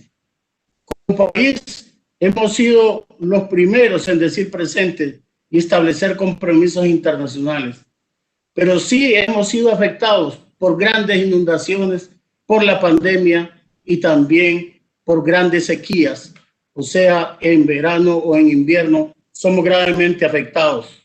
Con el cuidado del ambiente nosotros tenemos el compromiso internacional. Fuimos partícipes de inmediato en ratificar el Acuerdo de París, pero no es suficiente con la voluntad. Hoy más que nunca urgimos y demandamos compromisos de todos para tomar en cuenta las recomendaciones de la comunidad científica internacional, que nos indica que estamos llegando al límite de no retorno en un calentamiento global eminente. Esto significaría la inestabilidad de la vida en un territorio o una región que seguirá siendo atacada una y otra vez por el efecto devastador del cambio climático hasta que extinga la posibilidad de seguir viviendo en este planeta. Para nosotros, esta es una sentencia muy dura de aceptar, pero nos preguntamos si las demás naciones están dispuestas a establecer verdaderos compromisos que conviertan los daños aún a costa de los cambios de un estilo de vida, un estilo digno para ellos, pero que no se logra con la reducida e inhumana forma de vida de los países que nosotros como Honduras no es posible modelar el futuro estable con alteraciones de 3, 5 o 20 años que suceden continuamente. Somos un país que no contaminamos, con un bajo nivel de emisiones de gases de efecto de invernadero, pero somos uno de los países más afectados por el cambio climático. Aprovecho esta oportunidad para que juntos como región comencemos a luchar en un solo bloque, que nos abran los espacios limitados hasta ahora por la falta de integración, para hacer los planteamientos compactos que permitan mayor atención a nuestros países, ya que solo con nuestros presupuestos individuales de cada país será imposible avanzar a las condiciones resilientes al cambio climático. Hacemos hoy la solicitud a la banca multilateral, a la cooperación internacional, para enfocar la demanda hacia las grandes naciones que pueden alinear, aumentar y asegurar la cooperación, las finanzas y los flujos financieros climáticos que necesitamos a través de un acuerdo verde para sostener programas de largo plazo que nos permitan la conversión, la reconversión de la deuda por acciones de mitigación y adaptación climática de los países de la región de nuestra América Latina y el Caribe, que permitan restauración de bosques, aprendizaje de las sociedades para su resiliencia y adaptación, el tema marino costero, el tema de desechos sólidos, que las sociedades para su resiliencia y adaptación y para cumplir con los compromisos adquiridos en las contribuciones nacionalmente determinadas, así como brindar estabilidad a las poblaciones para evitar esos movimientos masivos de personas de la inmigración que quedan sin hogar y ven en la migración la única salida para encontrar dicha estabilidad climática. Quiero agradecer eminentemente al PNUMA por su apoyo y colaboración en el Plan de Reconstrucción Nacional post-COVID y ahora con el mismo COVID con una segunda etapa, y así como también la causa de la reconstrucción nacional ocasionada por las tormentas tropicales ETA y OTA. Este plan va a permitir definir acciones concretas como países y como región para seguir adelante. De parte del pueblo de Honduras, de este valiente pueblo hondureño, que se levanta una y otra vez de cada golpe la naturaleza nos da, aprovecho a los países hermanos que han extendido su mano para apoyarnos en esta dura crisis. Dios bendiga a nuestra región de América Latina y el Caribe. Muchas gracias.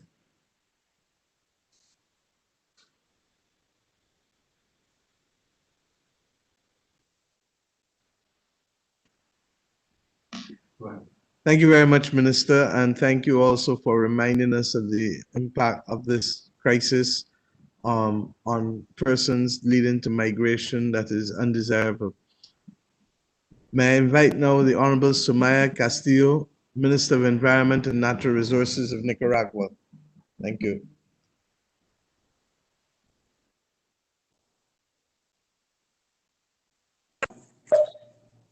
Ahí ya puede hablar ya.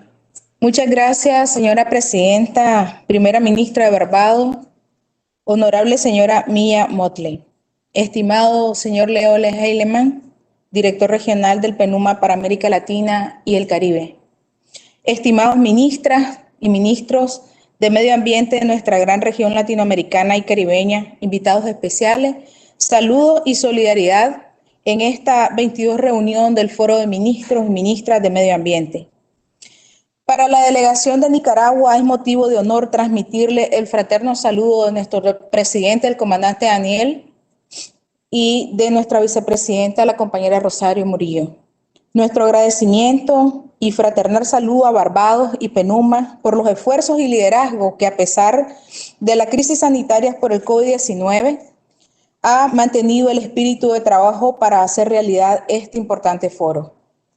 Señora presidenta, según el 38º periodo de sesiones de la CEPAL, existen 4 crisis de la economía mundial. Primera, el COVID-19 está afectando el crecimiento del Producto Interno Bruto y el comercio. Se estima que en América Latina y el Caribe el PIB per cápita en 2020 fue similar al del 2010. Segundo, la desigualdad como barrera al desarrollo. El 1% más rico aumentó sus ingresos y captó el 27% del crecimiento acumulado total entre 1980 y el 2016, mientras que el 50% más bajo capturó el 12%. Tercero, los umbrales planetarios.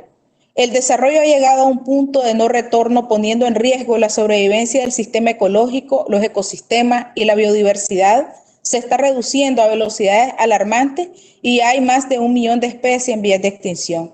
Y cuarto, la doble asimetría en temas ambientales y la importancia de defender el principio de responsabilidades comunes, pero diferenciadas y capacidades respectivas.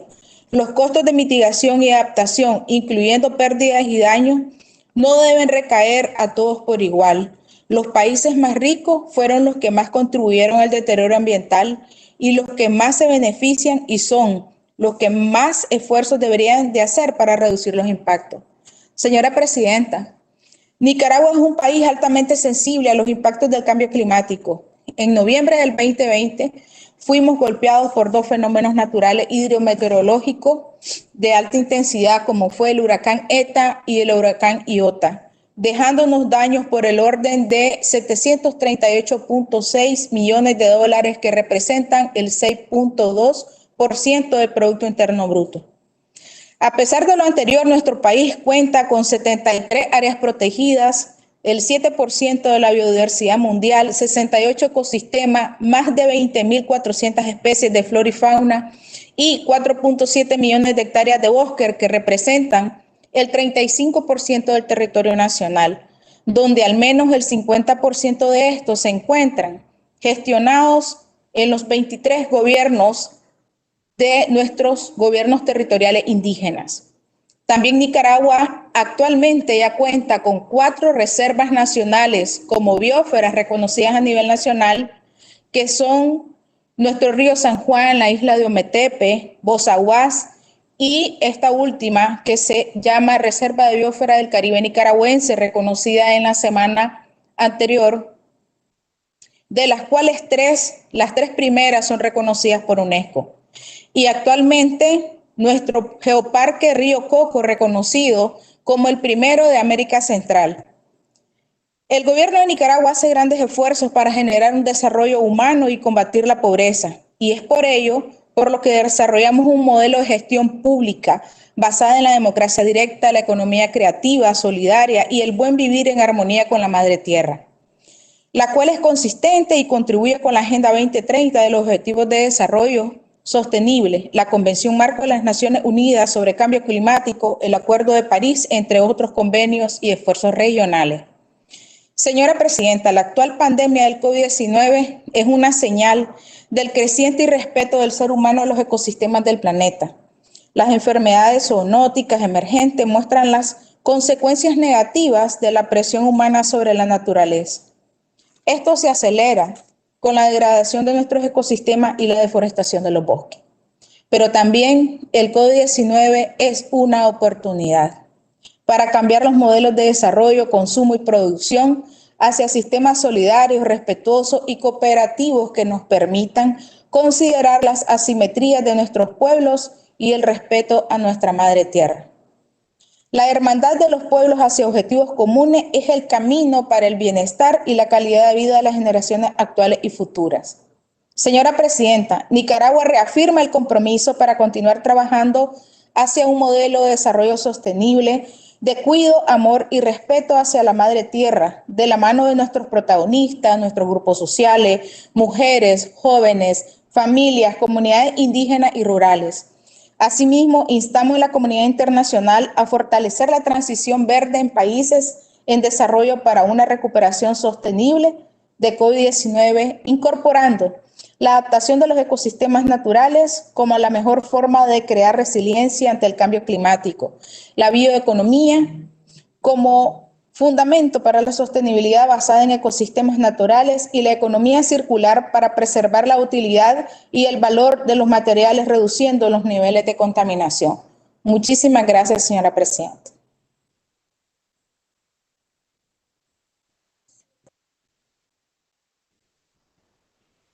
Thank you very much. I'd now like to invite the European Commissioner for Environment, Oceans and Fisheries. Please, thank you. Thank you very much.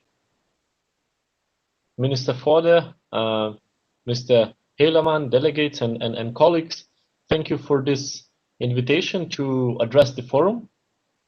The EU has a special relationship with Latin America and the Caribbean. We share historical, cultural, and economic ties, and we are bound together in our common support for multilateralism and our close cooperation in international fora.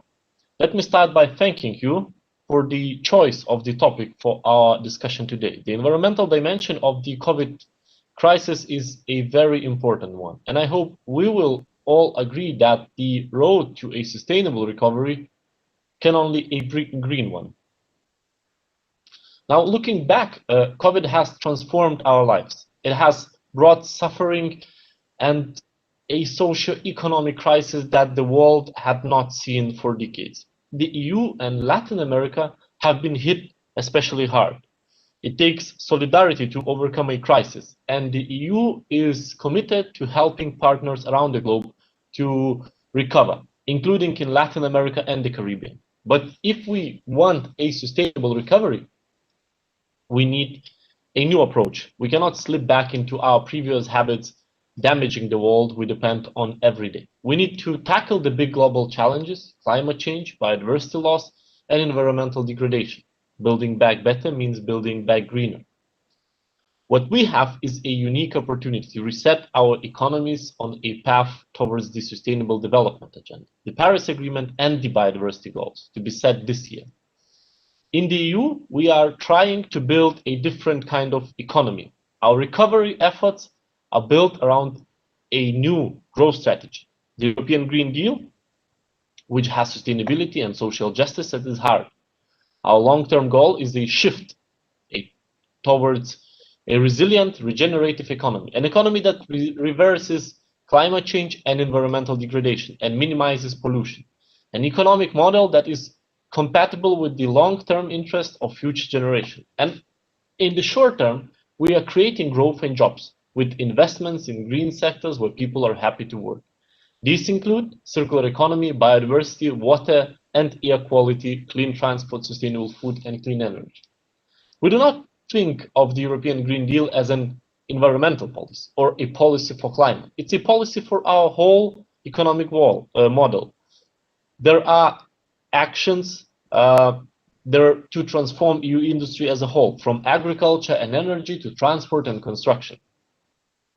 Wherever we see environmental challenges, we strive to turn them into opportunities for green and better growth. We do this with a view to becoming first climate neutral continent by 2050. It also means raising our 2030 emissions reduction target to at least 55%, a big step up from the 40% we promised under Paris Agreement. We have adopted an ambitious EU biodiversity strategy to 2030 with a commitment to protect 30% of our land and seas, while mainstreaming biodiversity in key sectors such as agriculture, forestry, and fisheries. We are working on actions to promote more sustainable global supply chains and to ensure that Europe's consumption does not contribute to deforestation and forest degradation. And of course, we are promoting a transition to a more circular economy. Our focus here is on preventing waste and improving design. This year, we are targeting high-impact sectors like electronics, batteries, plastics, textile, and construction, with specific measures where the effects will be most apparent. Latin America and the Caribbean are indispensable partners in this global green transition. Your region is an ecological superpower with vast forests and energy resources, home to more than 50% of the world's biodiversity. Many of you are stepping up efforts in the areas I have mentioned, at home and at the multilateral level. I want to reassure you today that the EU has every intention of maintaining our close partnership and of enhancing cooperation in these many areas. Some of your closest partners in the circular economy are in Latin America. The launch of the Forum for a Regional Coalition on Circular Economy today is a major milestone. So congratulations to all on that. We would be pleased to show our support for the coalition and to sign up as partners. As you know, UNEA 5 will get underway in a matter of weeks. I hope I can count on wide regional support to make it a success with the adoption of a work program, a budget for UNEP, and a medium-term strategy. I also hope to see endorsement of a strong political message on the global environmental challenges that face us all.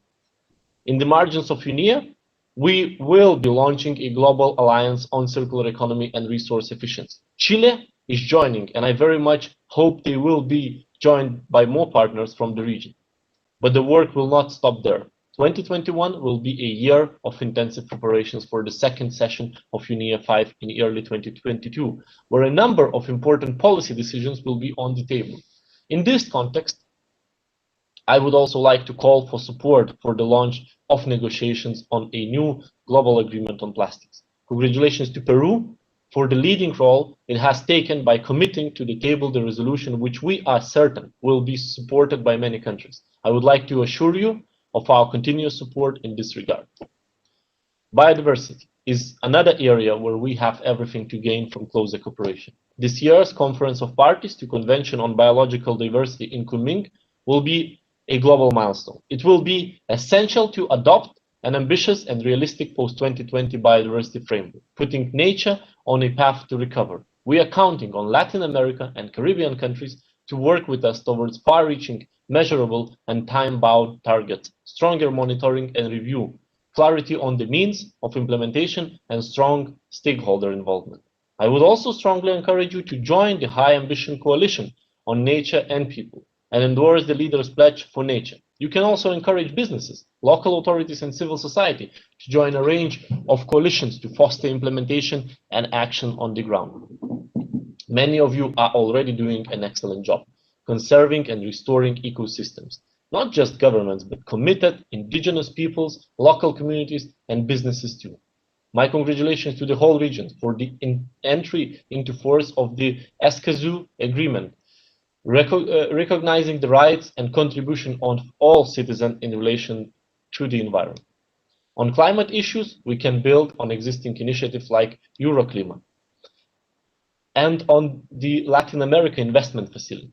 We have also good experiences in cooperation with the Caribbean, where climate action and resilience has been our main sector of cooperation. There is clearly a lot of room for enhancing our cooperation and for building a green partnership between our regions. That could start tomorrow at the EU-LAC Green Alliance side event organized by the European Commission services responsible for international partnership. It is an opportunity to discuss strategic priorities for cooperation in the green area over the years to come.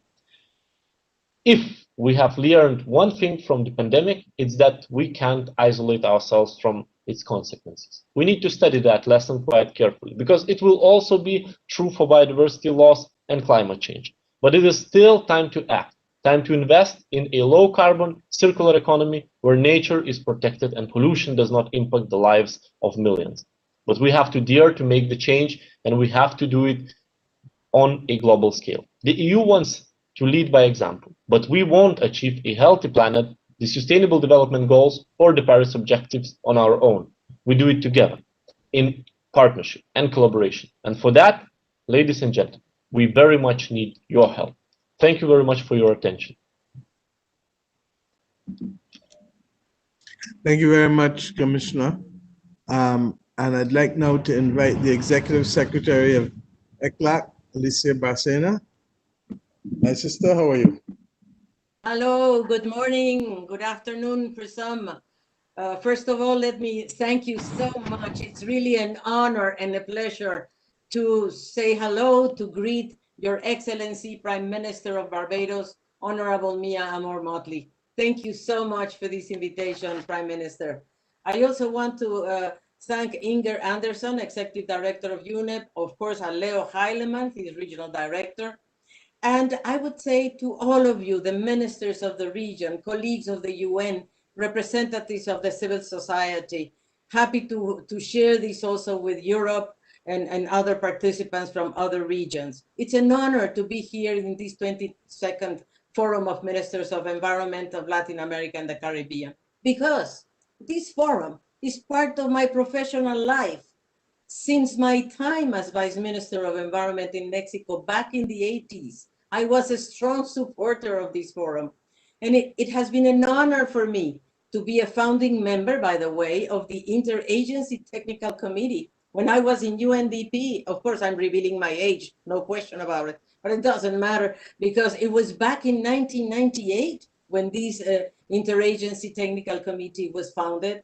And now from ECLAC, I'm happy to continue supporting it and to enhance it and to strengthen it, of course. The forum hosted up by Barbados is crucial because Caribbean countries are facing more complex multidimensional challenges. The pandemic is leading to a multiple economic impacts, including a fall of 6.9% in the growth and the expansion of the fiscal deficit in the Caribbean. Key sectors such as tourism have been badly affected, most importantly, affecting women. And debt is already very high, averaging, as Prime Minister knows, more than 70% of GDP. And debt servicing costs is reaching 30% of revenue, at least in numbers of 2019, 30%. And this is the average. Others are servicing the debt almost 60% of GDP. So this region, the Caribbean, needs financial assistance at the scale able to match the impact of the crisis. We are actively striving towards a serious international financial pact for debt alleviation for small and middle and high-income countries such as the Caribbean, which needs both private and public participation. We are committed, very much committed, to getting more liquidity via special drawing rights for at least $500 billion and to move towards debt for nature swaps, green funds, phase, and other initiatives to transfer the excessive liquidity. Liquidity is there, but it's in the northern countries, it's in the developed countries. We need this liquidity to come to the developing world. And your voice, dear Prime Minister Mia Mottley, has been definitely heard by the international community. Caribbean is inviting us to speak differently. You know, the Caribbean is asking us to speak about building forward better, not building back better. Nobody wants to go back. So the Caribbean is inviting us to speak about building forward better. And it means economic diversification, green investments, better risk management, and build better social protection systems. Let me turn to Spanish, dear Prime Minister and colleagues from the Caribbean, because I want to raise some of the urgencies of changing our development model. Nuestro modelo de desarrollo es extractivista, desigualador, promueve una cultura del privilegio. Y el COVID lo que ha hecho es magnificar los problemas estructurales y las vulnerabilidades preexistentes de este modelo.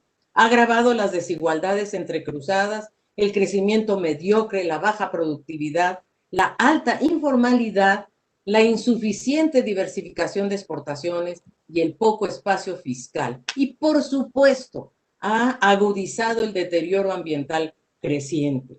Y la comunidad científica, en la voz de Inger Anderson, nos ha advertido constantemente de la gravedad del problema. Hemos superado los umbrales planetarios, rebasando la capacidad de carga natural que nos sustenta. 47% de los ecosistemas naturales están deteriorados, 25% de especies en peligro de extinción. Y quizá lo más grave es que estamos destruyendo la integridad ecológica de sistemas y de ecosistemas claves para el futuro de la alimentación. Nuestra región, además, está enfrentando una doble asimetría porque somos la región que menos emite gases de efecto invernadero. Por Dios, esta región emite 8,3% y el Caribe 0,3%, pero es altamente vulnerable, particularmente, como ya dije, el Caribe, cuya población vive, fíjense, 50% de la población del Caribe vive por debajo de 5 metros bajo el nivel del mar, o sea, están altamente expuestos a las inundaciones. Y ya que aquí ya se mencionó el caso de Iota y de ETA, nosotros hicimos la evaluación de daños y pérdidas y efectivamente a Honduras le está costando 2.163 millones de dólares y a Guatemala 772 millones de dólares. Estos dos presidentes nos invitaron a CEPAL a poner en blanco y negro estos daños y estas pérdidas y estos son los números que hemos obtenido. Y nos unimos, por supuesto, al llamado del secretario general con mucha fuerza, porque el financiamiento para la adaptación es muy bajo. Nosotros necesitamos en esta región que se financie la adaptación. No somos el actor número 1 en la mitigación, pero sí somos el actor número 1 en la mitigación. Que se incremente al 50%. Y quizás la asimetría que más duele en nuestra región es la desigualdad. Sí, claro, la desigualdad de distribución del ingreso, de la riqueza, del acceso al capital. Y la verdad es que la crisis, aunque se supone que es global, no es igual para todos, francamente. Los pueblos y países más vulnerables son los más afectados. Hoy enfrentamos una gran incertidumbre, la verdad, y riesgos insospechados, porque esta crisis va a durar más de lo que esperábamos. Estamos incluso a puertas de una década perdida, como bien lo dijo Sumaya Castillo. La contracción va a ser de 7,7, la peor de la historia de la región, la caída del turismo 50%, y la verdad, con una pérdida de ingresos brutos para el Caribe de 26.900 millones de dólares en este año que termina. Es decir, es una caída drástica. Lo mismo sucede en el empleo y claro, tenemos ante nosotros que la informalidad, que antes era el amortiguador del empleo formal, ya no lo es. En CEPAL nosotros hemos medido cuidadosamente las medidas sociales que han aplicado los gobiernos. Han aplicado 263 medidas, muy importante, con una inversión de 85.000 millones de dólares el conjunto de la región. Y eso ha hecho que la pobreza, en lugar de alcanzar a 231 millones de personas, va a alcanzar a 208. Tampoco es que sea una gran noticia, pero por lo menos redujo este aumento de pobreza. Y en la pobreza extrema, en lugar de 98 millones, vamos a tener 78 millones. Lo que quiero decir es que las medidas de los gobiernos sí han tenido resultados, pero tienen que mantenerse. La política fiscal tendrá que seguir siendo expansiva, hasta el propio Fondo Monetario lo está invitando. Pero miren una cosa que a mí me preocupa y quiero decirlo alto y fuerte el día de hoy. Me preocupa que los gobiernos le estén quitando fondos a los ministerios de medio ambiente y a las instituciones ambientales para derivarlos a otras emergencias. Lo ambiental también es una emergencia, también es urgente y es muy importante que no desvistamos un santo para vestir a otro. Eso sí me preocupa. Hemos analizado los presupuestos nacionales y realmente es muy importante que lo ambiental esté presente, sobre todo cuando vamos a conectar la emergencia con la recuperación. Es verdad que la primera prioridad de todos los países son las vacunas y la vacunación. Y por supuesto, vacunas y vacunación universales, ¿verdad? Para construir un nuevo futuro. Y ahí, obviamente, lo que se requiere es, sinceramente, que los países desarrollados no acaparen las vacunas, que le den espacio a los países en vías de desarrollo, que nos den espacio para que podamos comprar las vacunas, para que tengamos COVAX y también para que se abran las fronteras para los insumos y con ello, y las licencias para producir vacunas. Por favor, Inger, tenemos que tener una sola voz para que los países en vías de desarrollo puedan producir la vacuna localmente. En términos de la reconstrucción, nosotros hemos costeado, hemos indicado que es posible construir un nuevo futuro, una recuperación transformadora, pero eso sí, se requieren políticas industriales, ambientales y fiscales actuando simultáneamente, explícitas, para articular inversiones públicas y privadas que generen lo que más va a preocupar en este año y el próximo, que son empleos formales masivos. A esta iniciativa le hemos llamado Big Environmental Push, gran impulso ambiental. Y quiero ponerles algunos ejemplos. Hemos costeado cuánto costaría descarbonizar la matriz energética eléctrica para ir del 12 al 40% con energías no convencionales. Hombre, costaría 1.3% del PIB. Puede representar disminuir 30% de las emisiones y crear 7 millones de empleos en los próximos 10 años. Y abaratar los precios de la energía, por favor. Inclusive podríamos sustituir importaciones de combustibles fósiles. La electromovilidad urbana, por ejemplo. ¿Cómo es posible que Argentina, Chile y Bolivia no se puedan unir? Tienen la mayor reserva de litio del mundo y sería una gran plataforma para producir las baterías eléctricas, porque la reconversión de vehículos diésel a vehículos eléctricos, y lo hemos costeado a detalle, es más barato que comprar buses nuevos. La economía circular, bienvenida a esta coalición. Hemos costeado que una buena gestión de residuos, aumentando incluso los materiales, puede también significar un aumento del 0,35% del PIB y crear cerca de 500,000 de empleos formales estables, permanentes a nivel local.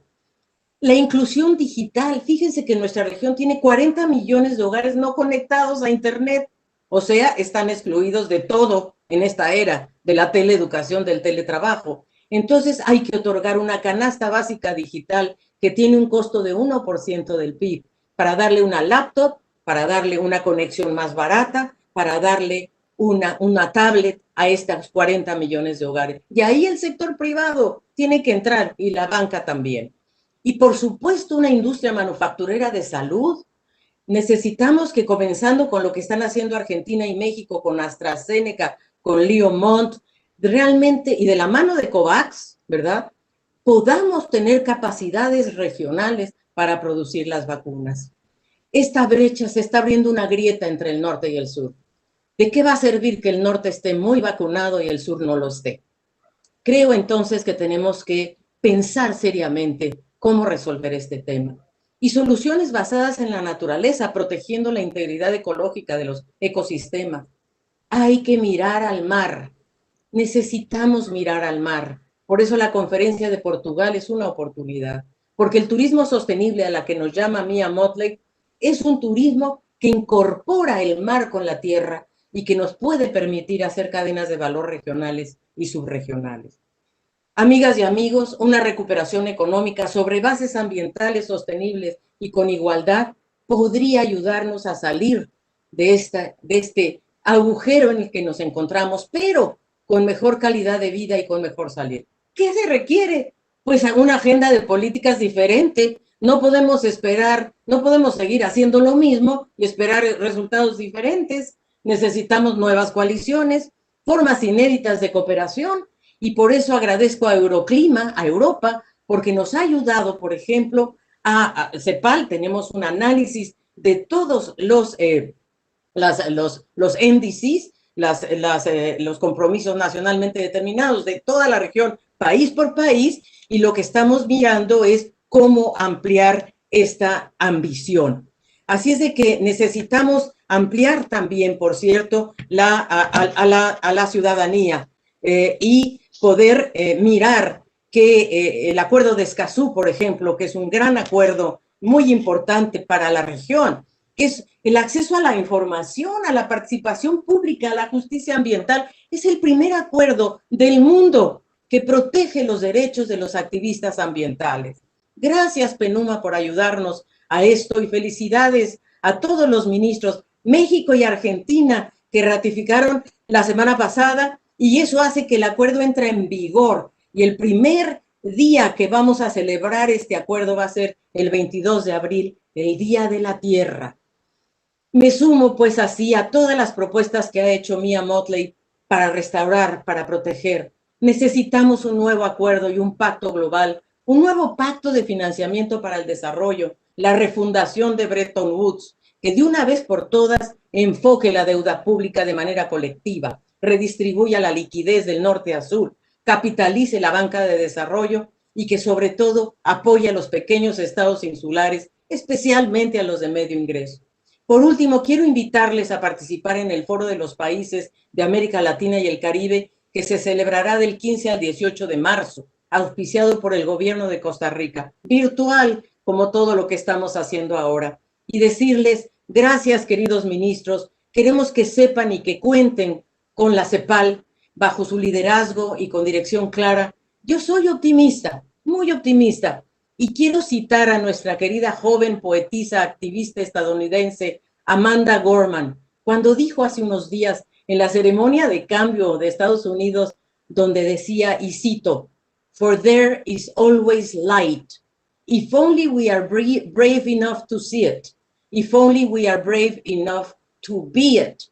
Muchas gracias.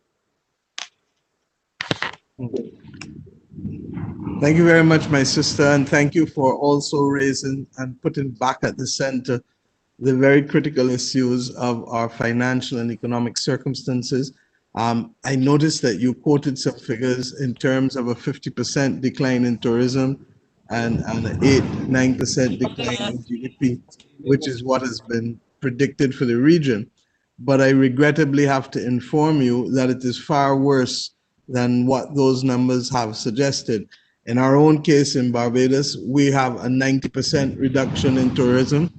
And with respect to our economy in the last year, we are projecting that the decline is more like 18-19%, as opposed to the 8 or 9% average for those countries in the region who obviously are not tourism and travel dependent. I say so conscious that if we are going to fight the needs of building greater resilience to fight the climate crisis, we will not have the fiscal space to do so because of the pandemic. And unless there is a global compact to treat to the COVID-related debt as worthy of refinancing for long-term repayment, and I'm talking about 40, 50, 60 years, we're not going to have the immediate space necessary to resume the development trajectory generally, but more importantly, to fight literally the worst aspects of the climate crisis. With that, I want now to move to our colleagues from the World Bank and to invite Anna Wellenstein, who is the Regional Director for Sustainable Development for Latin America and the Caribbean, to speak. Thank you. Thank you very much, Prime Minister Motley. It's a real pleasure to be here, Executive Director Anderson, colleagues, ministers. It's a pleasure to be here with you this morning and really an honor for the World Bank to partner with all of you in working on the critical challenges we're discussing here today. So COVID-19 is a deep, synchronized, widespread shock that continues to reverberate throughout the region with global implications and compounds the challenges of creating jobs and supporting economic transformation and of meeting the challenges of the critical climate crisis we are in. In the immediate recovery period, the World Bank Group is supporting public health interventions, working to ensure the flow of critical supplies and equipment and helping the private sector to continue to operate and sustain jobs. We'll deploy up to 160 billion to help more than 100 countries to protect the vulnerable, support businesses, and boost economic recovery. At the same time, Latin America and the Caribbean region is the region hardest hit by the COVID-19 pandemic. The economies of the region are suffering from lower foreign demand, economic uncertainty, as we've heard this morning, the collapse of tourism, and the consequences of months of lockdown. At the same time, the environmental challenges, and particularly the climate crisis in our region, aren't going away. Climate, like the COVID-19 crisis, takes the greatest toll on the most vulnerable people. In terms of migration alone, there could be as many as 17 million climate refugees in the region by 2050 from areas where livelihood systems are compromised by climate change. The region can use the COVID-19 recovery as an opportunity to build better in a more sustainable, resilient manner, creating durable growth and jobs that can make Latin America and the Caribbean more prosperous. This entails delivering immediate support in the relief and restructuring stages while maintaining that line of sight for longer term goals with greener, more inclusive, and more resilient recovery strategies. Clean energy and transport are key sectors in the region's agenda to build better. Latin America already produces most of its electricity from renewable sources. However, the most important of those, hydro generation, is increasingly vulnerable to climate change-induced variability, and it will be increasingly hard to scale to keep pace with increased demand that we expect once the COVID crisis abates. Non-traditional renewable energies, wind and solar in particular, are now cost competitive in many countries. That is, if the countries can overcome the regulatory and contractual barriers to their integration into their energy mixes. Energy efficiency investments in buildings could reduce carbon footprints while generating the low-skilled jobs during doing the retrofits themselves, which are critical for the region. On the transport side, a renewed focus on public transport should be a priority. Designing cities to avoid sprawl and encouraging urban development around transit hubs like metros and bus stations will help reduce the demand for motorized transport. It should go hand in hand with affordable bus transit systems, subway systems, and increasingly integrate electric vehicles. Importantly, when done well, mitigating and building resilience to climate change can generate significant economic, social, and environmental benefits. It can unlock growth and jobs while protecting and building natural capital. For example, investing in adaptation infrastructure, such as weatherproof roads and climate resilient housing, can have immediate positive effects on employment, even as they build longer term resilience for households. Here are a few numbers. So for every US $1 million invested in the construction sector, close to 200 jobs are expected to be created in Bolivia. It will be 130 jobs in Nicaragua and 120 in Honduras. And our studies find that more jobs are created by investment in these green efforts than other kinds of investments. Reforestation and sustainable land management practices provide also nature-based solutions for resilience, reducing flooding and soil erosion while recharging aquifers. They can quickly generate jobs and restoration while ensuring long-term productivity in the natural resource base, sequestering carbon and protecting biodiversity. According to a recent World Resource Institute study and the New Climate Economy report, moving to a low-carbon sustainable economy could add 535 billion to Brazil's GDP by 2030 compared to business as usual. This is important because low-carbon pathways don't have to mean compromising development outcomes or macro stability. Indeed, the difficult fiscal situation we've heard about this morning in the region could be an incentive, in fact, to redirect programs away from unsustainable use of natural resources or carbon-intensive pathways that lock countries into low productivity futures and reduce competitiveness. Redirecting the estimated 240 billion in annual fuel subsidies in the region could really open space for investments in clean energy, clean transport, increased resilience for all the population towards a more resilient and low carbon future. That's why several countries in the region have already put climate change and inclusive resilient development at the core of their COVID-19 recovery plans. And this is critical. It can't remain only in our NDCs. It has to be part of those recovery plans. Colombia has included clean growth and a support for bioeconomy as part of their recovery. Chile has announced a 30% of the additional resources for public investment under its COVID recovery plan will be used for sustainable and green projects. And the World Bank is happy to be a partner in these endeavors. We provided 6.6 million in funding for Dominica's emergency response, focusing on health system capacity and also strengthening food security for both climate resilience and immediate recovery. In Uruguay, we supported with $400 million US in financing to mitigate the economic and social impacts of the COVID-19 outbreak while laying the foundations for a strong, resilient economic recovery. This is a critical response to the COVID-19 pandemic that hit Uruguay at the same time it was suffering from severe drought, impacting its very important agricultural production. And in December, as another example, we approved US $750 million in support to Mexico to build back better in the face of an ongoing economic crisis exacerbated by the onset of the COVID-19 pandemic. This financing supports actions on climate change and urban resilience. These are critical global relevance, but more importantly, they're critical for growth and stability of sustainability of Mexico. Ministers of Environment in this forum have a really critical role to play in ensuring the region comes back to a better place than it was before by demonstrating how supporting resilience and low carbon development can create jobs, can create growth, can protect the vulnerable, and can ensure long-term productivity of the region's critical natural capital. And I want to repeat the comment that we heard earlier of the region being an ecological superpower, which I think is a great turn of phrase for what we have here. So as you collaborate with the ministries of finance from across sectors to design and implement those green growth strategies, a key message from the environment ministers in the region must be that this just isn't about meeting national and global goals, but it is about sustainable and equitable economic transformation in the region.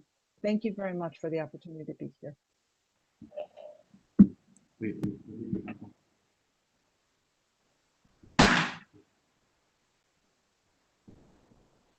Thank you very much. At this stage now, I believe that there are some ministers who are to speak. And I start first of all with the Honorable Elba Rosa Perez Montoya, Minister of Science, Technology, and Environment of Cuba.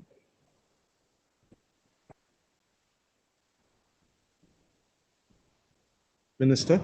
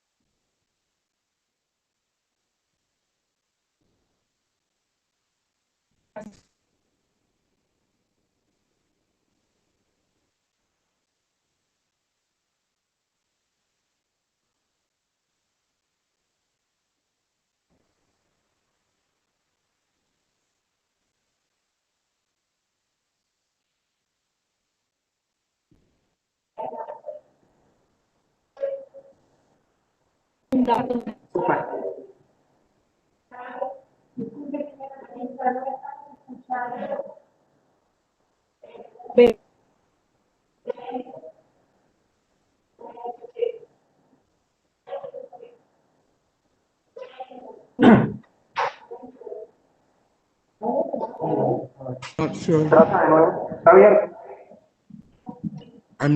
Minister, I'm not sure that we are hearing you cleanly.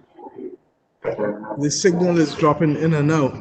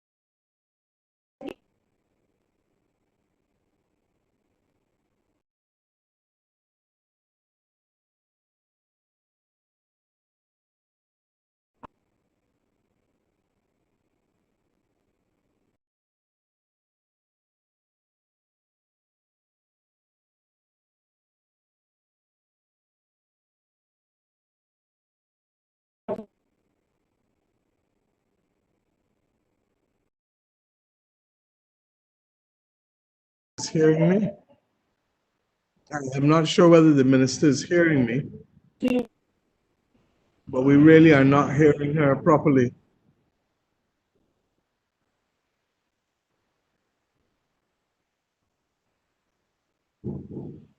Members of the Secretariat, could you provide some guidance, please?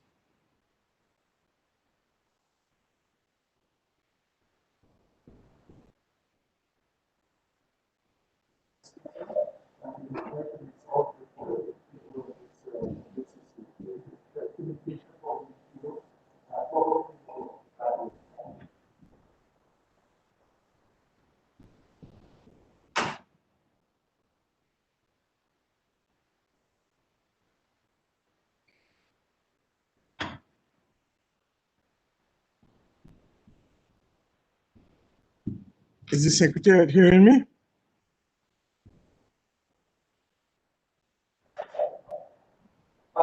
Yes, can you hear me? Can you hear Yes. me? Yes, there is a communication problem with Cuba, so it's best that we go to the next presenter and we will link it to the solve this all. Okay, I'm not hearing members of the Secretariat either.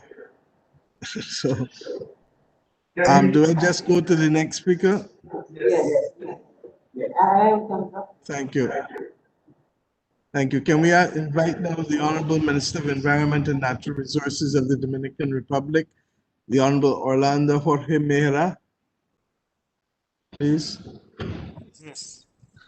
Sí, señoras y señores, en el año 2020 fuimos testigos de fenómenos naturales extremos en todo el planeta, que de manera particular demostraron la alta vulnerabilidad de América Latina y el Caribe a los efectos del cambio climático.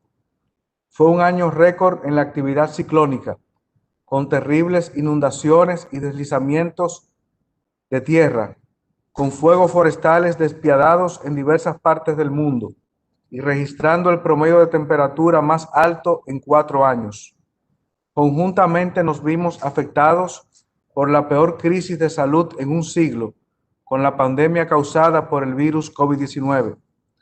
Mientras que la pandemia genera cientos de miles de investigaciones con resultados y diagnósticos diarios de epidemiólogos y médicos, el cambio climático tiene un único diagnóstico científico irrebatible, que le pone nombre a unos síntomas naturales que vienen aumentando en frecuencia e intensidad desde hace ya muchos años. Las proyecciones indican que la duración de las sequías severas será mucho más larga, hasta un 35% más, y que habrá incrementos importantes en la escasez de agua, forzando a una migración interna para la cual debemos estar preparados. La necesidad de contener la propagación del virus y la respuesta humanitaria ante el deterioro de la condición de vida de los sectores más vulnerables debido al desempleo provocado por la enfermedad es y será en lo inmediato, y hasta que sobrepasemos esta crisis, el primer ítem en la agenda gubernamental de nuestros países. Así lo ha asumido nuestro jefe de Estado, Luis Abinader, y el Gabinete de Salud que coordina la Vicepresidencia de la República y que fue conformado de emergencia para hacer frente a esta crisis. Sin embargo, nuestro país entiende que enfrentar el COVID-19 y atender la emergencia climática no se contraponen, ni puede la pandemia desviarnos de las metas en la lucha para minorar los efectos devastadores que un cambio climático provocará en la isla. Sabemos que estas dos crisis guardan relación, ya que ambas exacerban la desigualdad social y han empujado a 4.8 millones de personas en nuestra región a la extrema pobreza, según un informe de la Comunidad de Estados Latinoamericanos y Caribeños, afectando el disfrute de derechos humanos básicos como la salud, el agua y la alimentación. Pero todavía entendemos muy poco sobre cómo interaccionan una con la otra. Como miembro de esta comunidad y como ministro de Medio Ambiente y Recursos Naturales de la República Dominicana, soy plenamente consciente de la enorme responsabilidad que recae sobre el sector gubernamental para demostrar que en medio de la grave crisis sanitaria y económica en la que nos encontramos, nuestras instituciones públicas son lo suficientemente sólidas como para asumir una planificación de recuperación que refleje toda la complejidad del panorama mundial actual y sobre todo que las decisiones incluyan el clima. Una de las más importantes lecciones que nos llevaremos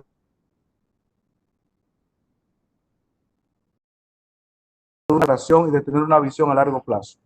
La vulnerabilidad de nuestras economías, de proceder en las enormes conquistas en términos de desarrollo económico y social ha experimentado esta región, nos ratifica en la postura de que debemos invertir en el sector en infraestructuras resilientes. Esa es una clave esencial en la recuperación post-COVID y en la adaptación al cambio climático, que nos colocará sin duda en mejores condiciones para enfrentar crisis futuras. República Dominicana reitera su compromiso con la adaptación al cambio climático y con cerrar la brecha entre nuestra ambición climática y la acción climática, y continúa con el cumplimiento de las metas trazadas al mismo tiempo que hace frente a la pandemia. Concretamente, estamos trabajando en la creación de un mejor sistema de alerta temprana con enfoque en sectores económicos claves de la vida nacional, como el turismo, la pesca y la agricultura, que se ven afectados por los efectos adversos del cambio climático.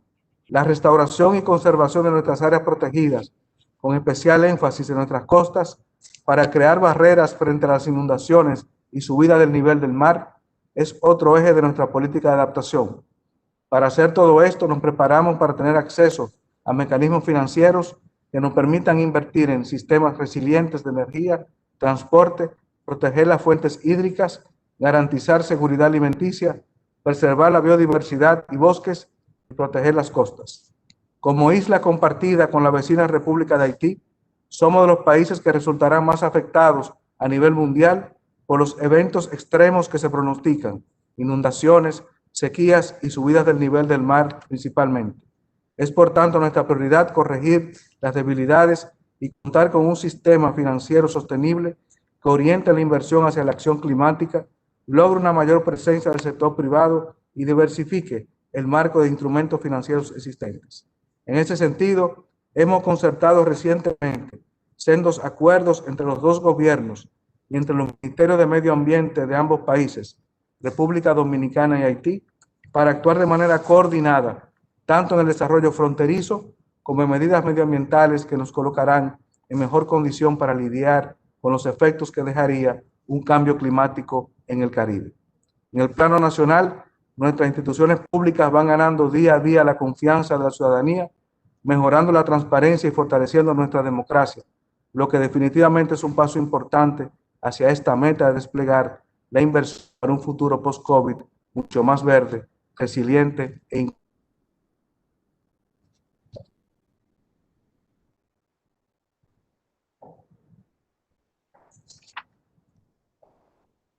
Thank you very much, Minister. I'd now like to invite the Minister of Environment from Peru, the Honorable Gabriel Quijandria, to address this.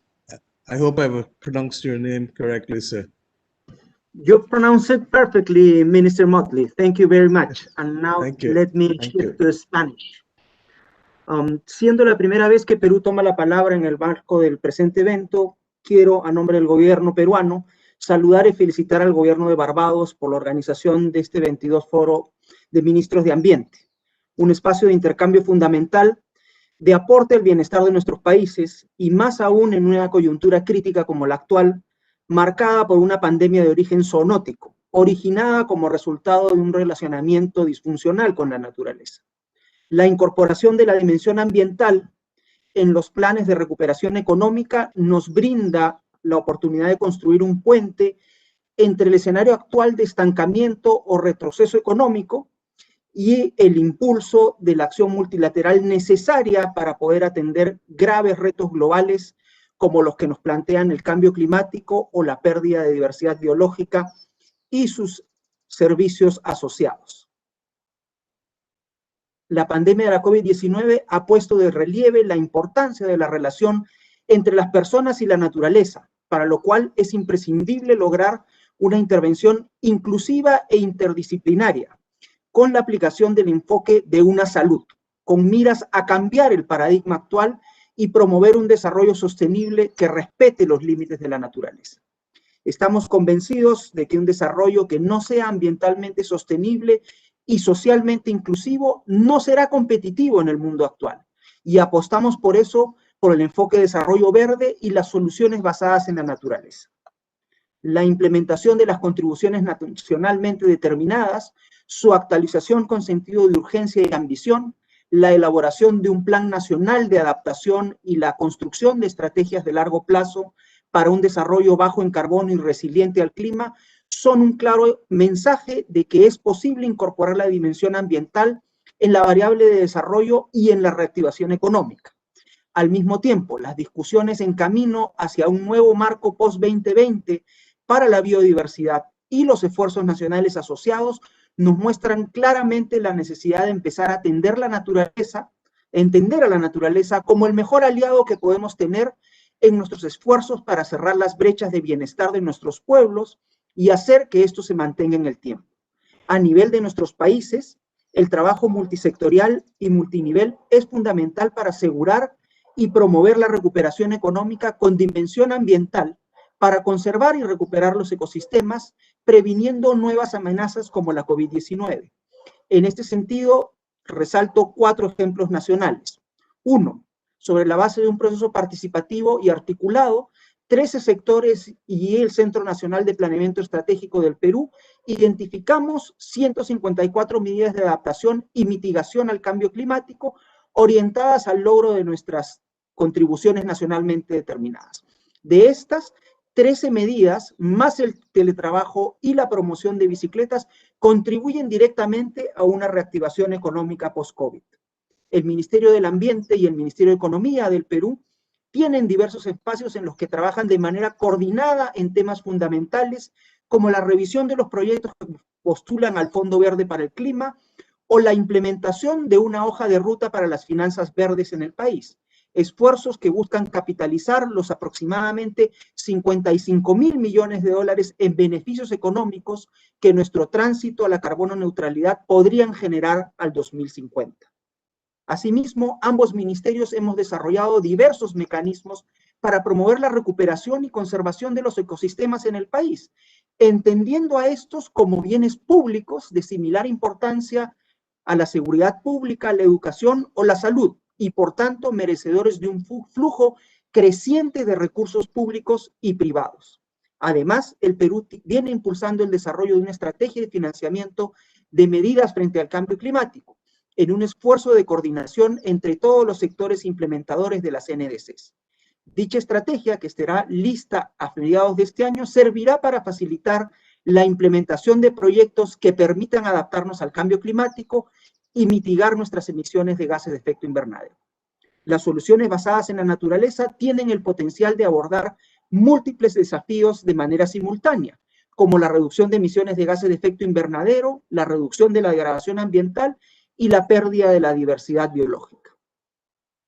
Por ello, es importante apoyar iniciativas en las que exista potencial para que las instituciones financieras puedan proveer créditos para, por ejemplo, el desarrollo de modelos de negocios basados en el uso sostenible de recursos naturales e inversión en productos con valor agregado de la biodiversidad, así como la promoción de instrumentos como los bordos verdes.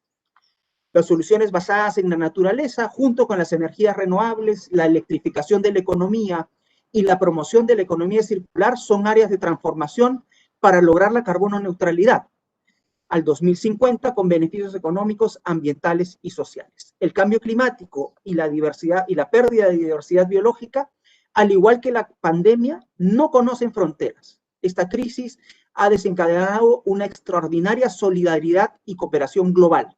No dejemos la oportunidad de repensar la manera en que enfrentamos los retos mundiales a luz de estos momentos difíciles y para evitar otros en el futuro. Ahora más que nunca se requieren acciones sinérgicas, alianzas estratégicas para resolver los importantes retos interrelacionados del cambio climático, la pérdida de diversidad biológica y el desarrollo sostenible. Como señaló de manera tan clara Alicia Bárcena en su participación, las transiciones hacia la sostenibilidad que ya venían ocurriendo antes de la pandemia en electromovilidad, energías renovables o cadenas productivas libres de deforestación requieren en este momento ir más rápido y a mayor profundidad. Esta es la única forma de asegurar que una nueva etapa de crecimiento económico beneficie a nuestras poblaciones y nos permita transitar hacia sociedades más justas y humanas. Muchas gracias.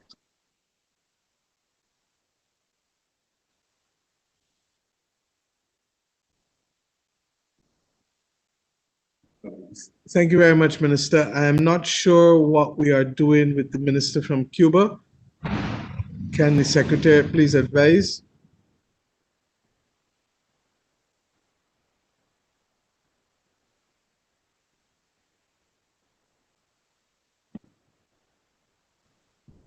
I need to see the full screen, please.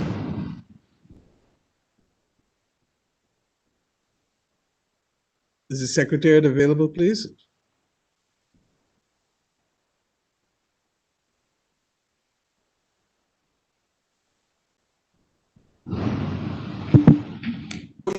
¿No escuchan?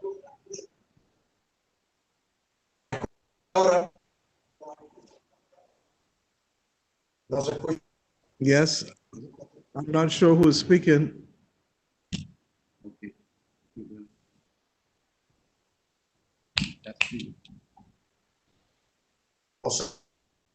Estamos conectados con... y no te escuchamos.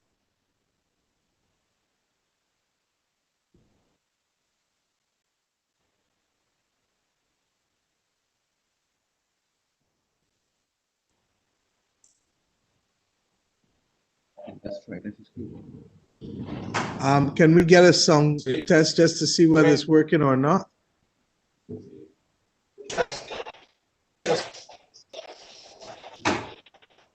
¿Y ya me escuchan? ¿Ya me escuchan?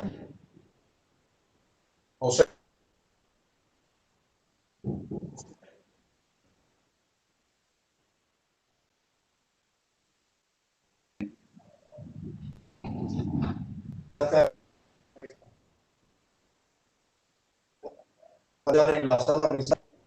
Vamos a pasar al segundo lugar.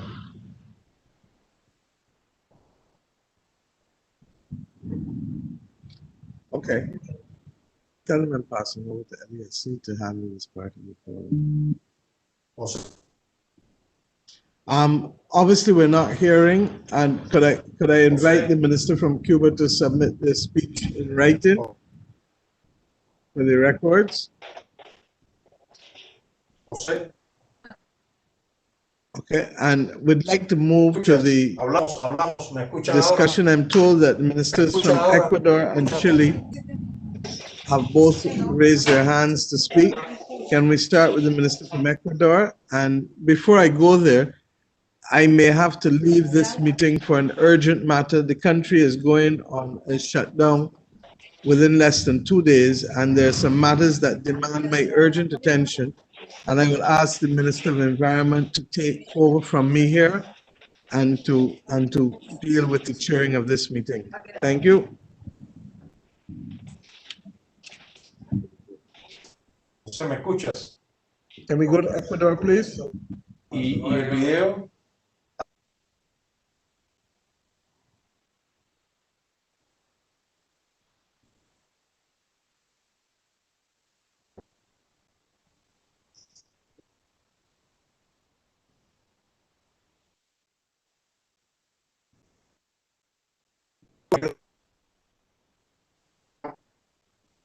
La cámara.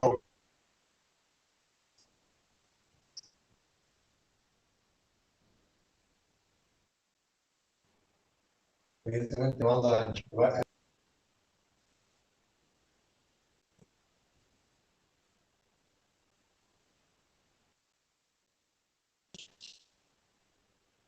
voz. Escucha, escucha.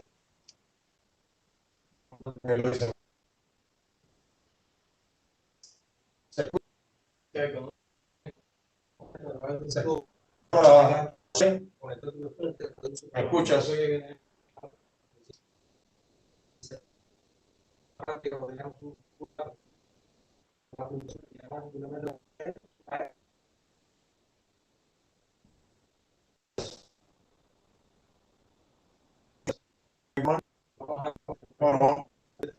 escuchas?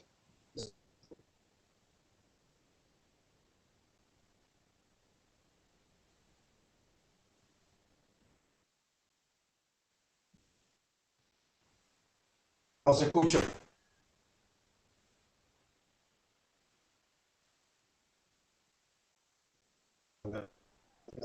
Pero la semana pasada se escuchaba perfectamente.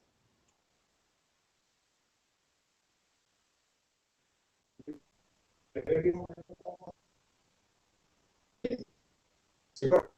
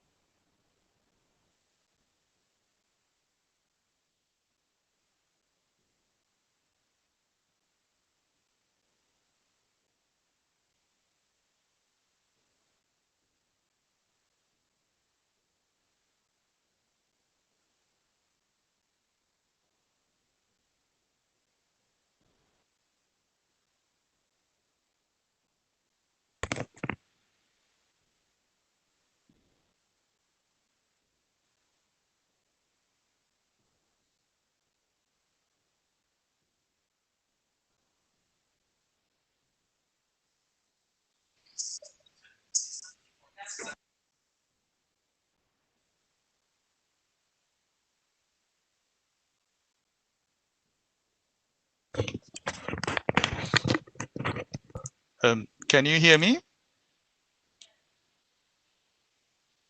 Can you hear me? there's an issue of bandwidth, and the only way that it will be possible to hear the Minister of Cuba is if all of the videos are turned off. In lieu of this, the Minister can also send her presentation. And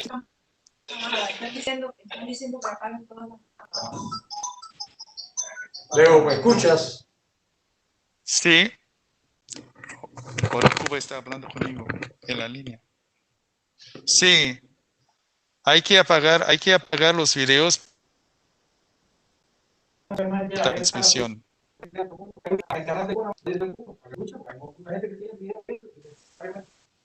If all the videos are turned off, you should be able to hear the Minister of Cuba's presentation.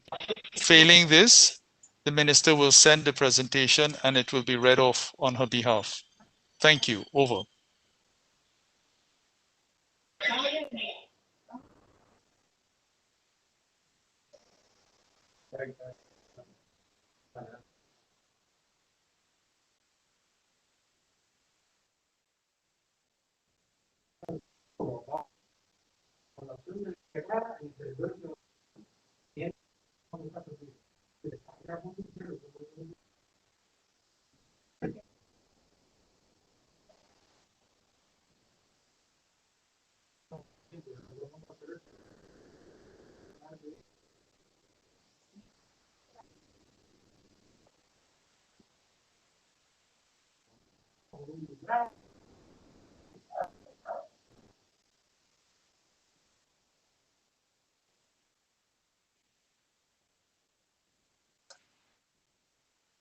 Speak now.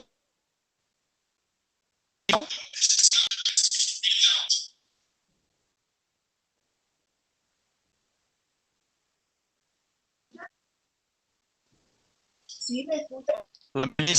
La ministra puede... Hola, hola, ¿me escucha?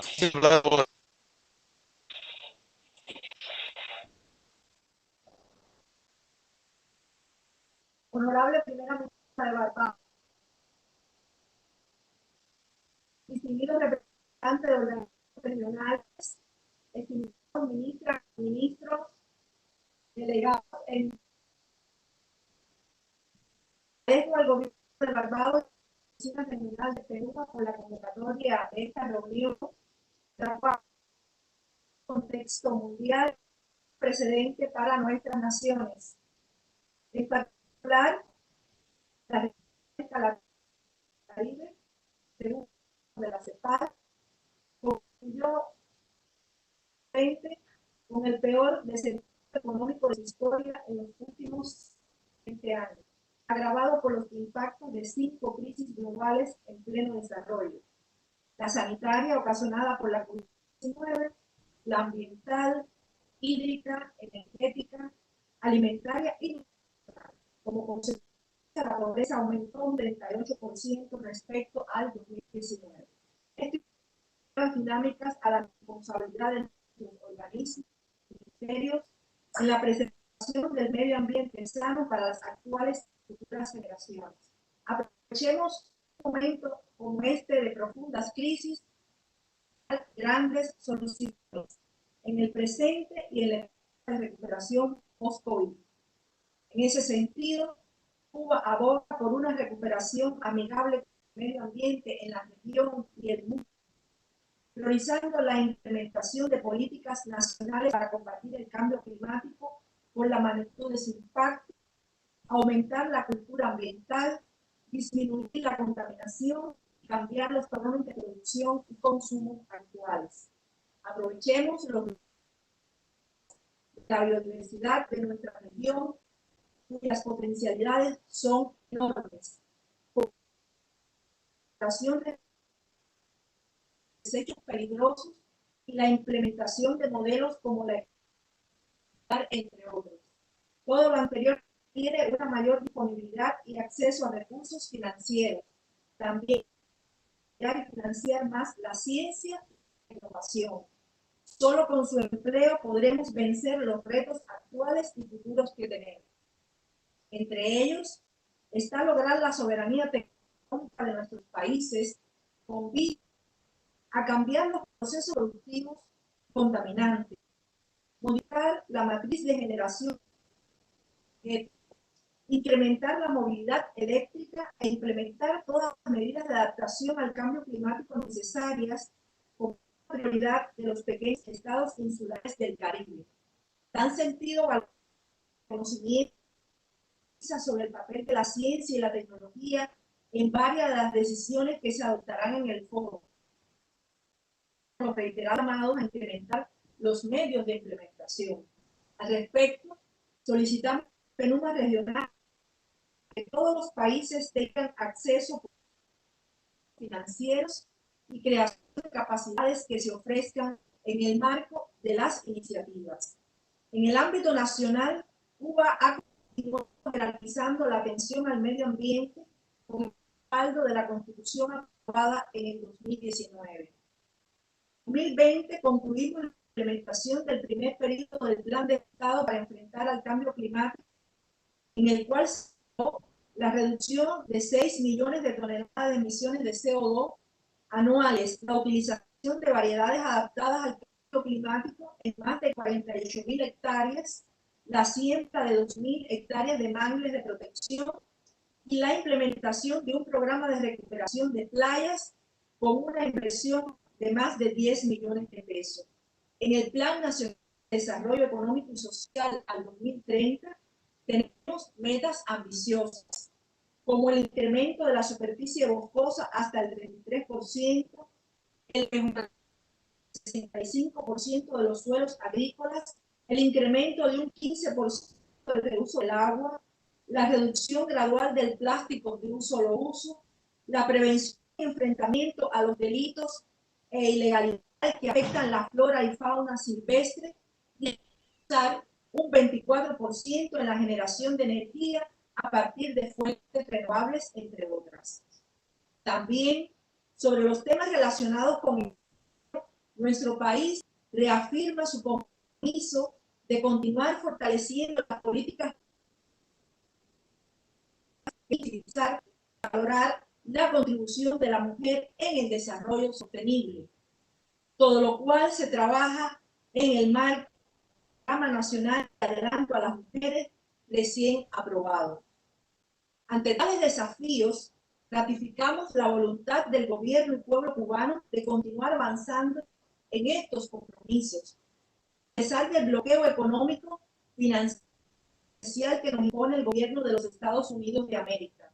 Sin bloqueo, habría más acceso a recursos financieros, insumos, tecnologías, menos limitaciones para el desarrollo de su cooperación internacional, en particular la Sur-Sur.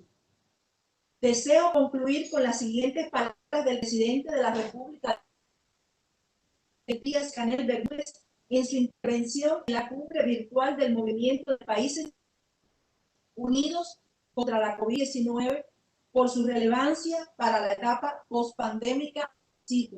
Debemos enfrentar y estar conscientes de que la ayuda proveniente del norte industrializado será escasa. Por eso debemos complementar, compartir lo que tenemos, apoyarnos mutuamente y aprender. Fin de la cita. Abogamos por hacer realidad este llamado a la durante la implementación de las decisiones que se aprobarán, compartiendo los compromisos adoptados en la séptima cumbre CARICOM-Cuba, en particular los relacionados con fortalecer la reducción de riesgos de desastres naturales, la protección del medio ambiente y el uso sostenible de nuestros recursos, en especial los del Mar Caribe. Uniendo esfuerzos, podremos hacer de la región un mejor y más sano para nuestros pueblos. Muchas gracias.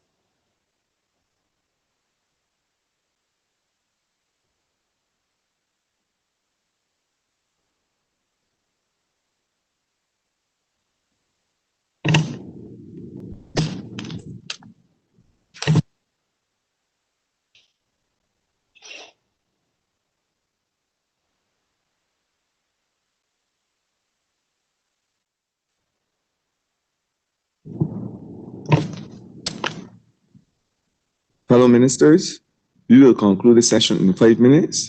I wish to thank Her Excellency Prime Minister of Barbados for taking this time out of her busy schedule to address the forum and to share this very important session. I also want to thank all ministers and panelists for their contribution. I will now ask our distinguished panelists to give a 45-second response and a wrap-up before bringing this agenda item to a close. A summary of this session will be circulated by the Secretariat. I wish now to call on Minister Kabandi of Argentina.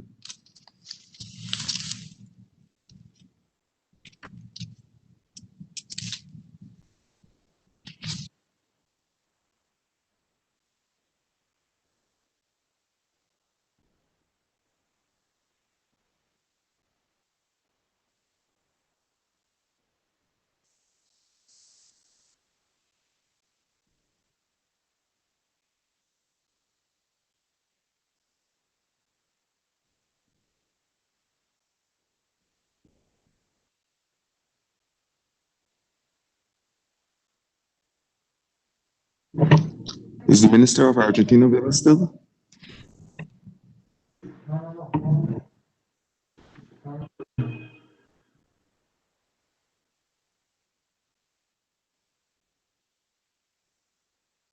Hacia mí.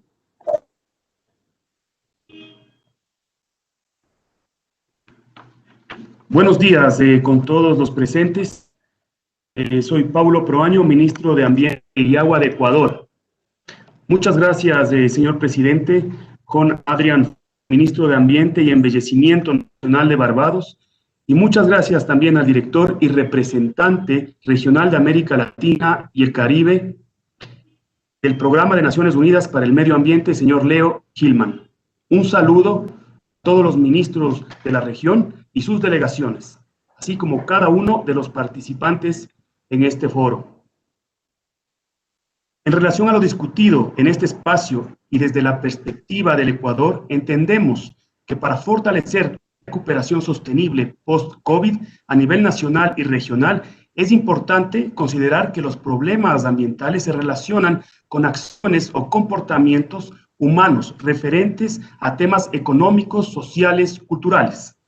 El Ecuador, desde una visión integradora con las poblaciones y su ambiente, impulsa la participación de todos los actores sociales en la gestión ambiental a través del trabajo coordinado, para contribuir a consolidar la capacidad tanto del Estado como de los gobiernos seccionales para el manejo democrático y descentralizado del tema ambiental y comprometer la participación de diversos actores. En este sentido, el Ministerio de Ambiente y Agua del Ecuador apuesta por la educación ambiental mediante la Estrategia Nacional de Educación Ambiental 2017-2030, ENEA, que tiene el objetivo de impulsar el desarrollo de una identidad y conciencia ambiental en la población ecuatoriana que permita actuar coherentemente como parte de la naturaleza en todas las relaciones socioambientales y alcanzar estilos de vida sostenibles. De igual manera, consideramos importante la necesidad de crear vínculos entre los consumidores y productores pequeños, brindar más acceso a mercados a aquellos productos que provienen de prácticas sostenibles con el ambiente. Por esto, la creación de certificaciones diferenciadas de productos no convencionales que sean libres de deforestación se convierte en una estrategia a nivel nacional y regional que se debería fomentar. Esto debe ir acompañado de mecanismos comerciales que garanticen un acceso justo en lo que respecta a precios, especialmente para aquellos productores pequeños y que estén cerca de las zonas con alta riqueza natural. Por parte del Ecuador se ha venido trabajando en varias acciones y actividades que tratan de promover la recuperación al impacto del COVID-19 de una manera sostenible. Es así que junto a varias entidades de cooperación internacional se ha previsto la implementación de varias iniciativas basadas en acciones enfocadas a la recuperación económica verde post-COVID, como la Iniciativa Regional de Recuperación para la Seguridad Alimentaria basada en innovaciones financieras y tecnológicas. Muchas gracias.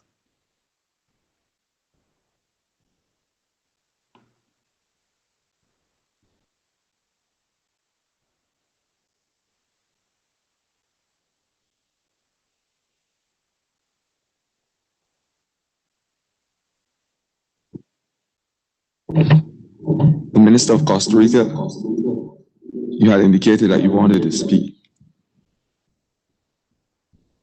Thank you. Please go ahead. Thank you. Excellencies, estimados ministros, primero felicitar al gobierno de Barbados por su liderazgo y por facilitar este foro de ministros. Voy a hacer una intervención breve viendo los temas que tenemos con el tiempo.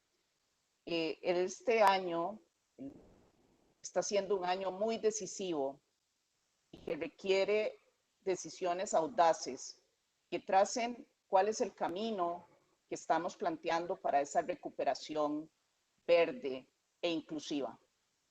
Es un año y una década que comienza que demarcará mucho del modelo de desarrollo de nuestra región y donde por tanto necesitamos que mucho del enfoque de todo el gobierno y de toda la sociedad sea parte de esa construcción y de esa toma de decisiones. Hoy más que nunca estamos hablando que requerimos ver los temas de esta transición energética, los temas de soluciones basadas en naturaleza, como parte central del modelo de desarrollo de nuestros países. Será la única forma como logremos dar esos saltos, dar equidad a muchos de nuestros ciudadanos. Es por ello que Costa Rica, junto con Chile, Colombia, República Dominicana, Ecuador, Guatemala, México, Nicaragua, Panamá, Perú y más de 50 países interregionales están liderando la meta de proteger al menos el 30% de las áreas marítimas y terrestres a nivel global para el 2030, a través de la coalición de la alta ambición para la naturaleza y las personas. La coalición busca adoptar un acuerdo ambicioso y transformador en la COP15 que permita detener y revertir la pérdida de biodiversidad y que incluya la meta del 30 por 30. Este proceso se está lanzando reconociendo que somos un continente megadiverso y todas esas oportunidades que para el bienestar y la salud de manera integral genera esta visión sistémica de abordaje del modelo de desarrollo. Un informe de la Universidad de Cambridge concluyó que la protección del 30% de la tierra y los océanos del mundo proporciona mayores beneficios que el status quo en términos de resultados financieros y de servicios ecosistémicos. Indica que los beneficios superan a los costes en una proporción de al menos 5:1.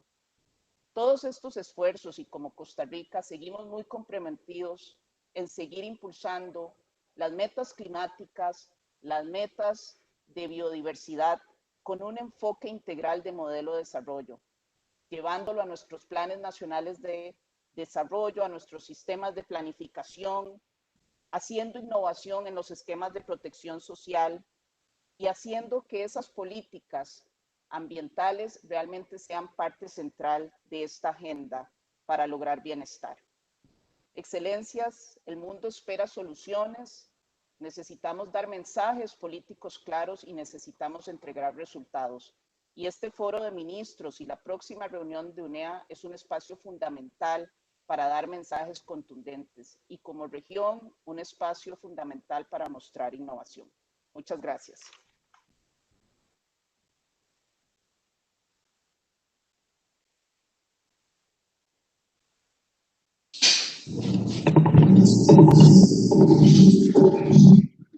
The Minister of Chile has requested the floor.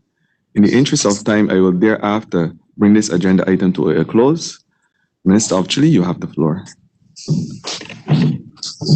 Queridos ministros, me complace saludarlos hoy. Quiero agradecer a la Presidencia de Barbados por todos los esfuerzos desplegados para lograr la exitosa realización de este foro. Pese, por supuesto, a la pandemia y a las dificultades que nos importa el COVID-19, y agradecer también al Programa de Naciones Unidas para el Medio Ambiente que han apoyado este trabajo. Quiero también destacar todas las intervenciones precedentes, en especial de los ministros, donde ha quedado claro en nuestra coincidencia como región en que el COVID-19 nos ha planteado un desafío adicional a los que enfrentamos en materia climática y medioambiental, pero que hoy no podemos impulsar una recuperación si esta no es sostenible. Tenemos la oportunidad de reconstruir mejor y en armonía con la naturaleza. Es tiempo de derribar el mito de que la acción climática y la protección del medio ambiente se oponen al crecimiento económico.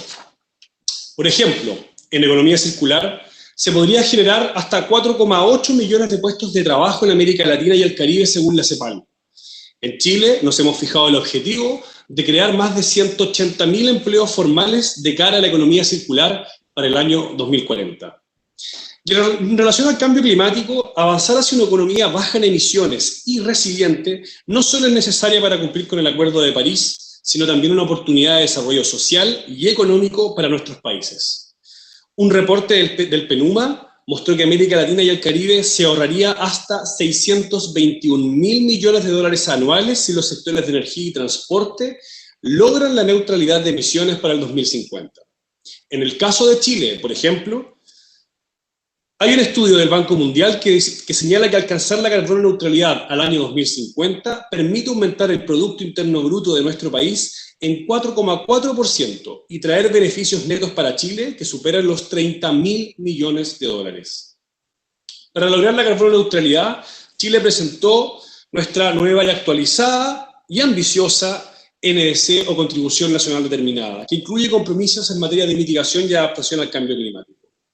Pero además, a propósito de la recuperación sostenible, estamos impulsando una reactivación muy fuerte a través del plan Paso a Paso Chile se recupera, que cuenta con un importante pilar de inversión pública que superará los 34.000 millones de dólares entre el año 2020 y el año 2022.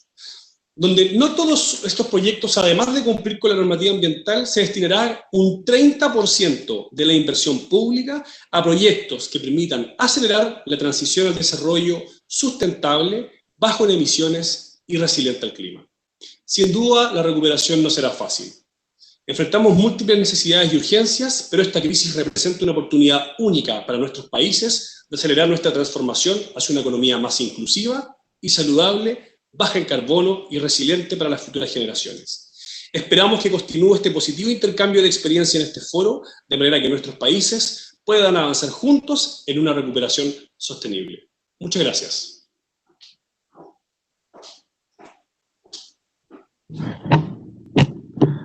I want to thank, firstly, the Honorable Prime Minister of Barbados, the Honorable Mia Motley, for leading this panel discussion. I want to thank all the participants, all the distinguished guests.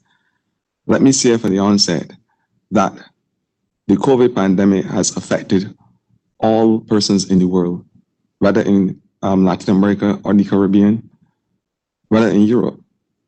It has had a devastating effect on all our economies, and how we are able to respond to those effects will pretty much determine our future, our existence. And there are twin threats as it relates to our very existence. That is the COVID pandemic and the climate change disaster that we were faced with prior to COVID, which is the global warming as we know it. We have heard lucid discussions on the topic of how we will recapture and reimagine and reposition our people post-COVID. And coming out of the discussions, there are certain elements that remain constant within Latin America and the Caribbean. How we treat to our biodiversity was part of the discussion over the last 45 minutes. And every single person that spoke, ministers, panelists, spoke about the importance of having biodiversity at the forefront of any economic recovery post-COVID. How we treat to our nature and to offer nature-based solutions. Ecosystem management, protection of our marine environment. How we treat to our pollution, whether it is air or water. How we treat to desertification, to ensure that our forestry and our ability to have a carbon neutral environment or fossil fuel free environment over the next 20, 30 years. Those are the types of discussions that we have proffered over the last 45 minutes. Indeed, there are important part of the discussion. And it is my view that in order for us to really build back better, or inadvertently build forward better, these types of discussions must be at the core of our, not only our existence, but our development. And to have sustainable development, we must always put people at the core. It is important that we, in this sphere, this hemisphere, that we take the opportunity to collide our efforts in a way that we speak as one voice, not only for our post-COVID sustainable recovery, but a recovery of all people in the Caribbean. And with those few words, I want to say thank you, and let's get ready for the next agenda item.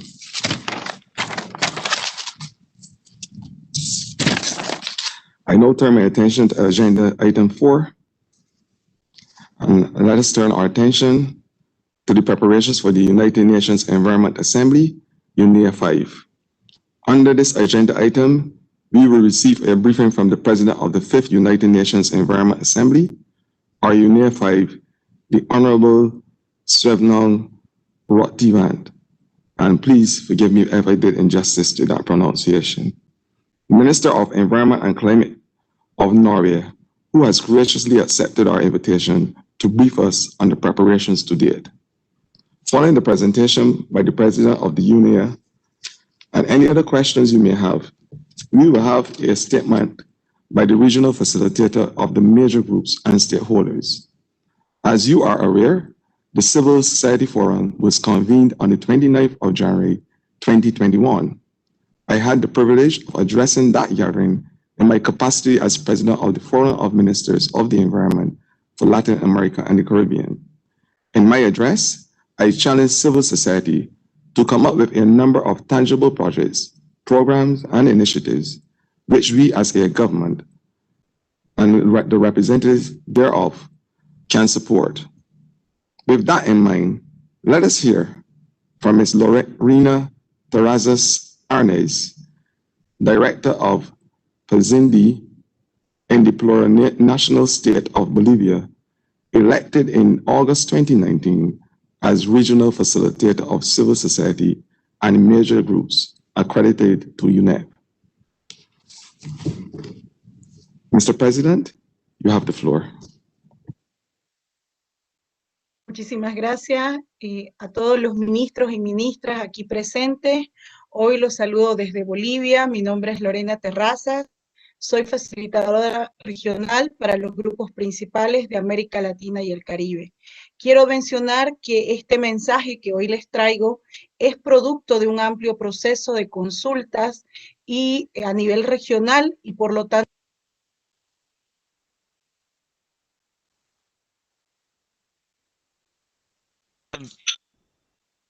Excuse me. Can you hear me? Mr. President, the order of the agenda is for the representative minister of Norway to speak first before the major group civil society presentation. Thank you. Over. Sorry, my apologies. Let me revert. The Minister of Norway, you have the floor. Very much. Your Excellencies, dear colleagues, it is a great pleasure for me to be able to join you here digitally today, because in just over 3 weeks, we will be holding an online segment of the 5th United Nations Environment Assembly. The pandemic has further aggravated the economic, social, and environmental challenges we are addressing as part of the Decade for Action. Never has global solidarity been more needed. We, ministers with the responsibility for the environment, have our role to play in getting back on track. We need to ensure that actions to stem climate change, biodiversity loss, and pollution are further stepped up.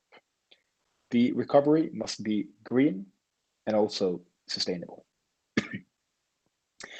The United Nations Environment Assembly is a forum which is particularly well suited to contribute to this. UNEA can play a role in combining climate, biodiversity, and pollution actions, complementing efforts in other fora. This is essential if we are to achieve the 2030 Agenda for Sustainable Development. UNEA is the best forum to allow us to build on our goal for a pollution-free world. For example, addressing the growing problem of marine litter will have very positive effects for the management of our marine resources. It also supports actions for more sustainable consumption and production. My objective for UNEA 5 is strengthening actions for nature to achieve the Sustainable Development Goals. At present, however, trying to stem the pandemic is the priority. So we will be meeting in an online format on February 22nd and 23rd. So we will take those decisions needed to ensure that UNEP can continue its work and then reconvene in 2022. In addition, there will be the opportunity to engage on building a resilient and inclusive post-pandemic world. I hope that many of you will share your views here. Your contributions will inform my intervention at the high-level political forum later this year. Another key issue is whether the online session can agree on a message to the world. The fundamental question is whether we have enough common ground to agree on a short and concise message. A message that collectively states that addressing environmental crises like climate change and biodiversity loss must continue. The Environment Assembly should use its political voice to demonstrate our shared commitment to act. In addition, we need to encourage the climate and biodiversity COPs and other UN forums to continue our work to achieve the Sustainable Development Goals and leave no one behind. Our response to the pandemic can be the starting point for a more sustainable future that will contribute to the eradication of poverty. We have learned the hard way that our relationship with nature makes us vulnerable to infection from animals like COVID-19. I look forward to hearing your views on how we can ensure UNEA is an inclusive and relevant forum, also for all of you. Thank you.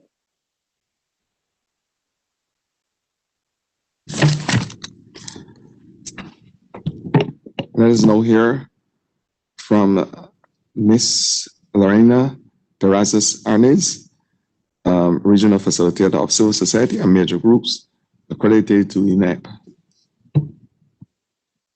Muchísimas gracias, señor presidente, y a todos los ministros y ministras acá presentes. Hoy quisiera traer el mensaje de la sociedad civil de América Latina y el Caribe. Recordar de que estos mensajes son un producto de un amplio proceso de consultas regionales, la cual hemos llevado a cabo desde el mes de noviembre hasta el presente año. En este caso es importante mencionar de que como sociedad civil nos encontramos muy preocupados, pero también queremos dar algunos mensajes alentadores y propuestas en este sentido. Si donde hay una necesidad nace un derecho, permítanos recordar que en nuestra región las necesidades nunca han sido más grandes y sin embargo, ¿dónde están las garantías del derecho a un medio ambiente sano? Estas necesidades estimadas y estimados delegados están severamente desatendidas y no vemos siquiera un ligero cambio de rumbo que nos aparte de estos patrones de consumo y producción con los cuales hemos llegado a esta crisis y nos encontramos actualmente aquí. Los compromisos surgen de una responsabilidad colectiva, de una responsabilidad política, con la cual se asumen políticas públicas que se van sosteniendo con leyes y con hechos. Y por ello queremos llamar la atención respecto a que estas responsabilidades, y bien lo sabemos, son diferenciadas, pero también hay responsabilidades comunes. ¿Dónde están plasmados entonces nuestros derechos y justamente qué ha pasado con estas responsabilidades comunes de los gobiernos con sus pueblos? Siempre son los más débiles los principales perdedores. Y ustedes, ministros y ministras, están hoy en una posición de poder en la cual pueden tomar decisiones y acciones. No venimos a pedir que asuman grandes compromisos, pero sí les recordamos que hay ya compromisos asumidos y los cuales quisiéramos que se cumplan. Hay una brecha entre la implementación y todo lo que se ha venido trabajando. Así que año tras año la sociedad civil y las organizaciones estamos para hacer este seguimiento y para poder impulsar estos compromisos. En muchos países de la región tenemos un marco normativo sólido, pero necesitamos mayores instituciones sólidas. Y con ello, por ejemplo, celebramos el acuerdo de Escazú, que se ha convertido en una herramienta muy importante y lo será al entrar en vigor y al mercado. Por lo cual, impulsamos este acuerdo y también lo reconocemos en la región como un instrumento muy necesario para todas y todas las defensores del medio ambiente. Estamos así entrando en una década de restauración de los ecosistemas, pero nos preguntamos, ¿en qué quedó el diseño de la educación para el desarrollo sostenible? ¿Dónde se perdió y dónde está hoy el liderazgo del PENUMA frente a la participación de las y los jóvenes? ¿Qué pasó con aquella estrategia TUNSA, con el geojuvenil y con otras estrategias y proyectos que se habían lanzado? Necesitamos recuperar ese liderazgo. Necesitamos que nuestros ministros y ministras de la región apoyen mayores programas para el desarrollo y la educación ambiental de las y los jóvenes de esta región latinoamericana y caribeña, que por ende está necesitando de este esfuerzo y de este impulso. El COVID como tal ha mostrado la vulnerabilidad de la especie humana y más aún de nuestra región. La Agenda 21, por ejemplo, advertía el costo de la inacción y que este podría superar el costo financiero de su ejecución.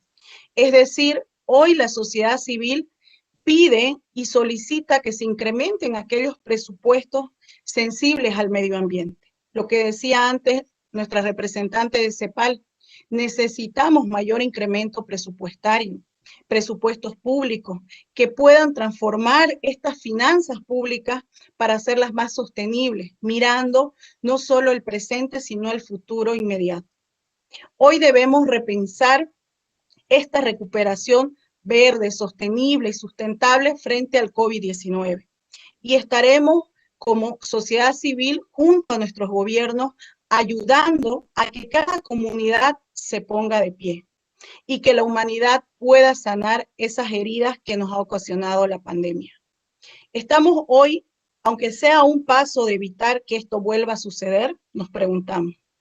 La respuesta tal vez sea no, no lo sabemos, porque esto debería ser ya un llamado ineludible para todos los gobiernos de nuestra región y también para las organizaciones de la sociedad civil para ponernos en marcha y ponernos en acciones conjuntas. El COVID-19 podría haberse evitado, tal vez, y prevenir nuevas pandemias es parte de esta misión que hoy tenemos todas y todas. Necesitamos escuchar el llamado de la Madre Tierra, porque nos está hablando y nos estamos haciendo algunos a los oídos sordos.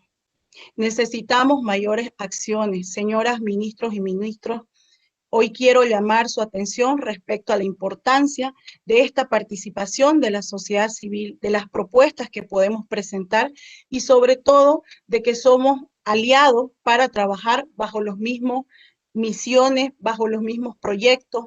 Nosotros necesitamos un espacio de diálogo abierto y constante, mecanismos de participación dentro de nuestros propios gobiernos. Muchísimas gracias y deseo que este foro tenga que cumpla con todas las misiones esperadas y que sobre todo llegue a concretar las acciones que todos y todas esperamos para la región latinoamericana. Muchísimas gracias.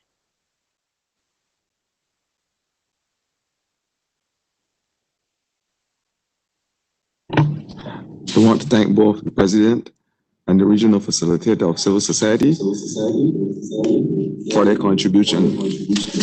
I now invite the floor to be open in case that there are any discussions or reactions to the discourse.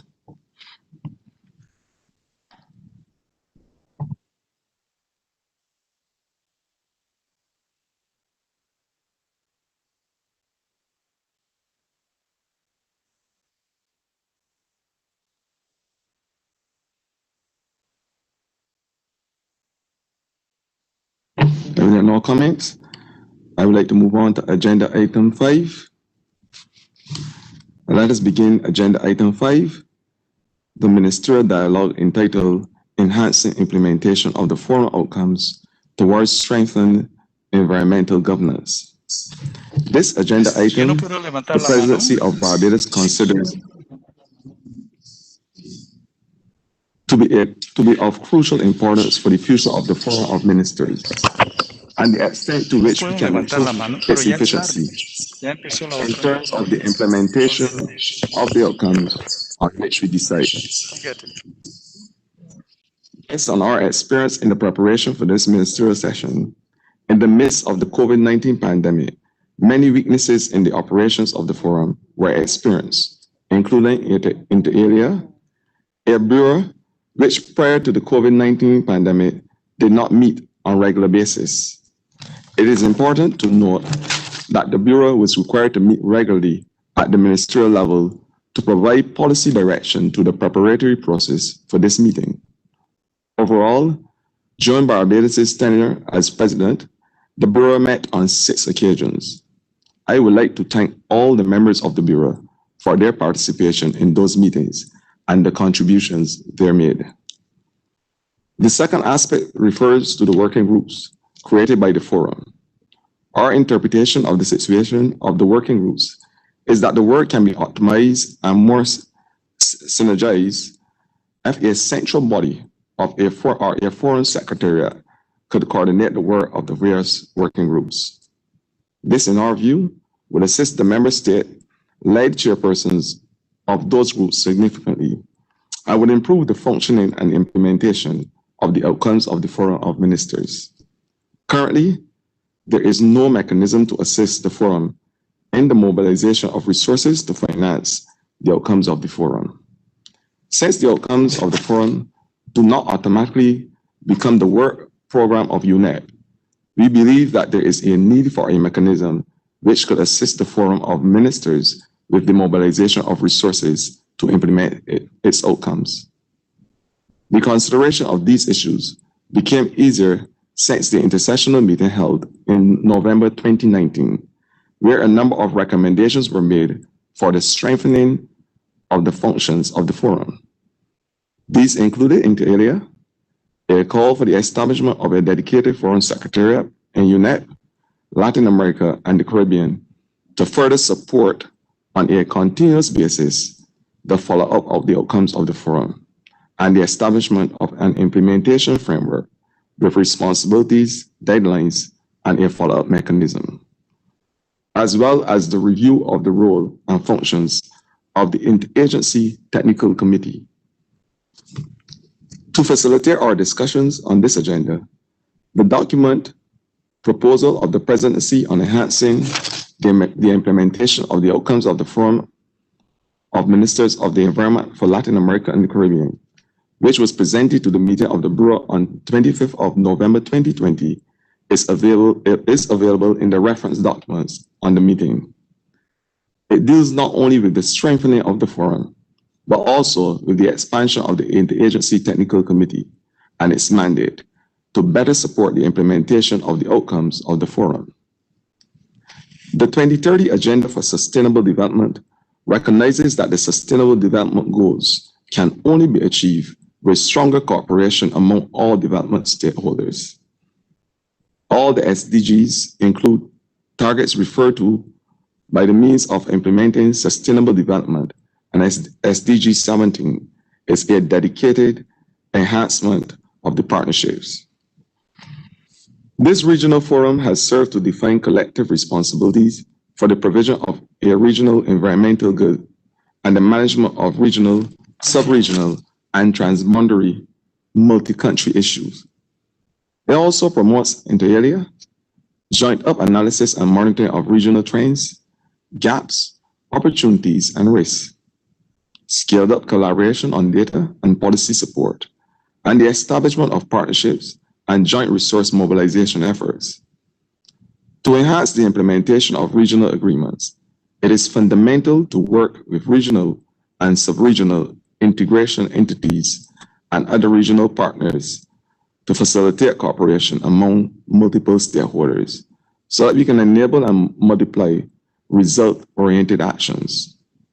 I would like to especially thank the support of the Interagency Technical Committee of the Forum in this regard, particularly UNEP, LAC, UNDP, the World Bank, and the IADB, as well as the recent collaboration of PAHO, who has officially expressed its interest in becoming part of the ITC. Therefore, to contribute to this dialogue, we have the intervention of 4 panelists. Each of them will have 5 minutes to intervene in response to the following questions. How could regional cooperation for the implementation of decisions of the Forum of Ministers of the Environment of Latin America and the Caribbean be enhanced? What mechanisms can make the forum more effective? Following the statements of the panelists, the session will be open for interventions from the floor by ministers. To begin, I would like to invite Linda Magrier, the Director of the Regional Hub for Latin America and the Caribbean of the United Nations Development Program. You have the floor. Thank you. Thank you very much, Mr. President. And thank you to the organizers for inviting UNDP to participate in this very important panel. So if you'll allow me, before addressing those 2 questions in the time available, I just wanted to re-emphasize some of the contextual points that have been made over the course of this morning, and really talk about the nature and the climate crises that we're facing. And you could add the pollution and food security crises as well. You know, these are existential threats to humankind, and it's important to frame today's discussion in that respect. And they're taking place, these crises, in a context of high inequality, and so they're threatening even further development gains. Last year, UNDP published its Global Human Development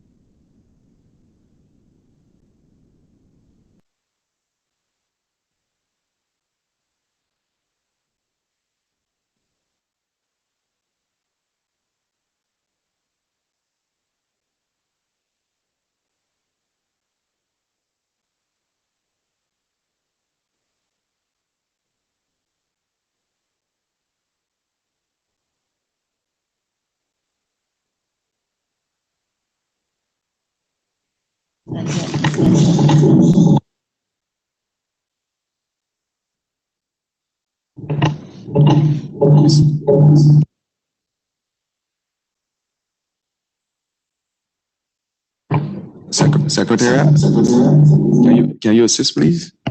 You seem to be having some technical issues.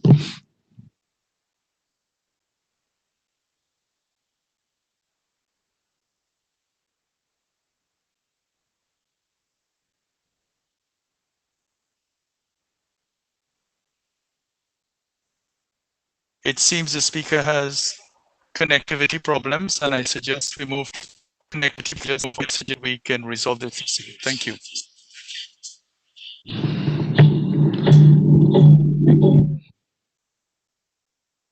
Until they're resolved, we can move on to the intervention of Mr. Juan Pablo Bonillo, Manager of the IDB's Climate Change and Sustainable Development Sector of the Inter-American Development Bank. The floor is open to you, sir.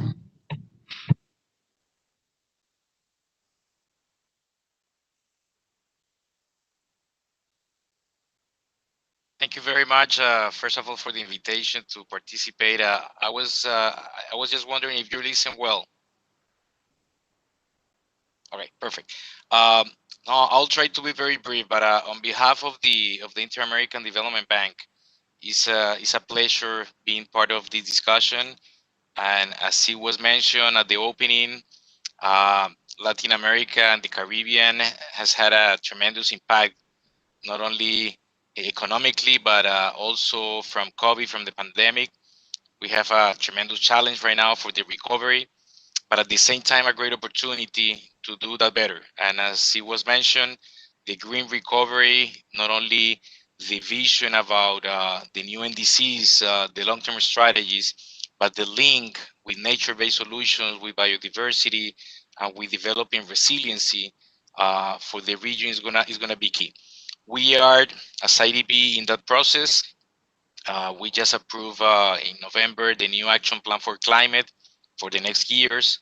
Of course, our climate finance was not as expected last year because the IDB, as the other MDBs, multilateral development banks, developed liquidity instruments and programs to address COVID. But we're going to do a very important effort this year to get back on track to our climate finance target, which was 30% to 2020. And we are starting discussions internally at the bank to be more ambitious as the other MDBs in the next 5 years as part of the discussion for a general capital increase of the IDB group that will be needed to respond to the economic, social, and environmental needs of Latin America and the Caribbean. As it was mentioned, it's going to be key the articulation of sustainability as part of a green recovery, how this is linked with job creation.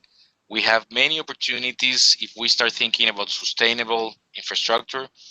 The region as a whole has advanced a lot in renewables in the last years, and in general has a clean energy matrix that, by the way, is starting to suffer the impacts of climate change, particularly in those countries with the hydro-based systems. So I'm saying to my colleagues at the bank that having more renewables, non-conventional renewables, is beyond a mitigation strategy, an adaptation and resiliency strategy to diversify the risk of our energy matrix. And considering the advancement that we have in the energy field, including more renewables, I think we're prepared as a region to move forward and have electromobility and sustainable transportation as a key area for the next, I would say, 5 to 10 years. The IDB is working in about 18 countries right now to see electromobility projects and sustainable transport projects. And I think it's going to be an amazing opportunity for recovery of cities. Something that we've learned with COVID is the importance of air quality, related not only to the quality of life of the most vulnerable, but also with the health sector. So I'm seeing this connection of a cleaner energy matrix, electromobility, and sustainable cities as a key path for developing in the next years. And thinking about cities, we are a very urbanized area. About 85% of the people of Latin America and the Caribbean lives in cities. We need to work a lot with the subnational level, with mayors, with governors, to start planning better and making the connection of the subnationals as part of the NDC and the long-term strategies to include not only better zoning, better land use, but at the same time adaptation measures, including nature-based solutions. I think the importance of biodiversity in cities is going to be key. I think the initiative of President Duque about biodiversity is something that is getting every day more track. And we're going to have our annual meeting very soon in Barranquilla, Colombia. And the mayor of Barranquilla wants also to pioneer Barranquilla as a biodiverse city with the recovery of mangroves, that I think is going to be something in which many coastal cities South America and Central America has to learn from the Caribbean. I think the management of mangroves is a very good example of nature-based solutions. If you see the impacts on Bahamas of the Dorian, the part of Bahamas less affected was where the mangroves were really in place. With the support of the UK, we are starting a blue carbon program in Jamaica that I think is going to be very important to learn from it to other areas of the Caribbean. And speaking about the Caribbean, I always talk about roof to reef. I think roof to reef is becoming a great example of how a country has a national plan, like Costa Rica did with the decarbonization plan that we supported. The roof to reef is a totally transversal plan to include different sectors in a national resiliency approach that the IDB is honored to support. I really thank the government of Barbados for the opportunity to work together in this. But something that we're learning everywhere is that the connection of the Ministries of Finance and Planning with the Ministries of Environment and the sectoral ministries is going to be key to really advance in the NDCs and the long-term strategies. And I want to finish with that. We need to also talk about sustainable land use and rural development in many regions of the country. We need to invest in the recovery of agroforestry and sustainable land use.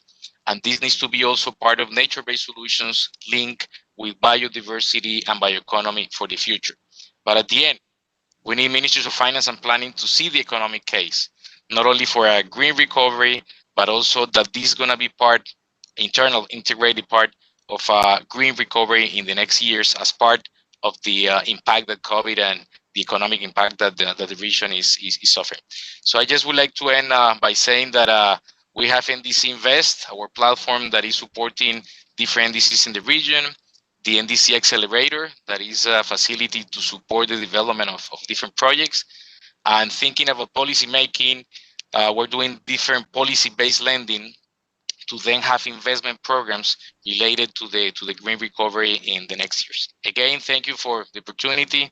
It's a pleasure being with all of you and continue supporting the region in this moment. Thanks a lot.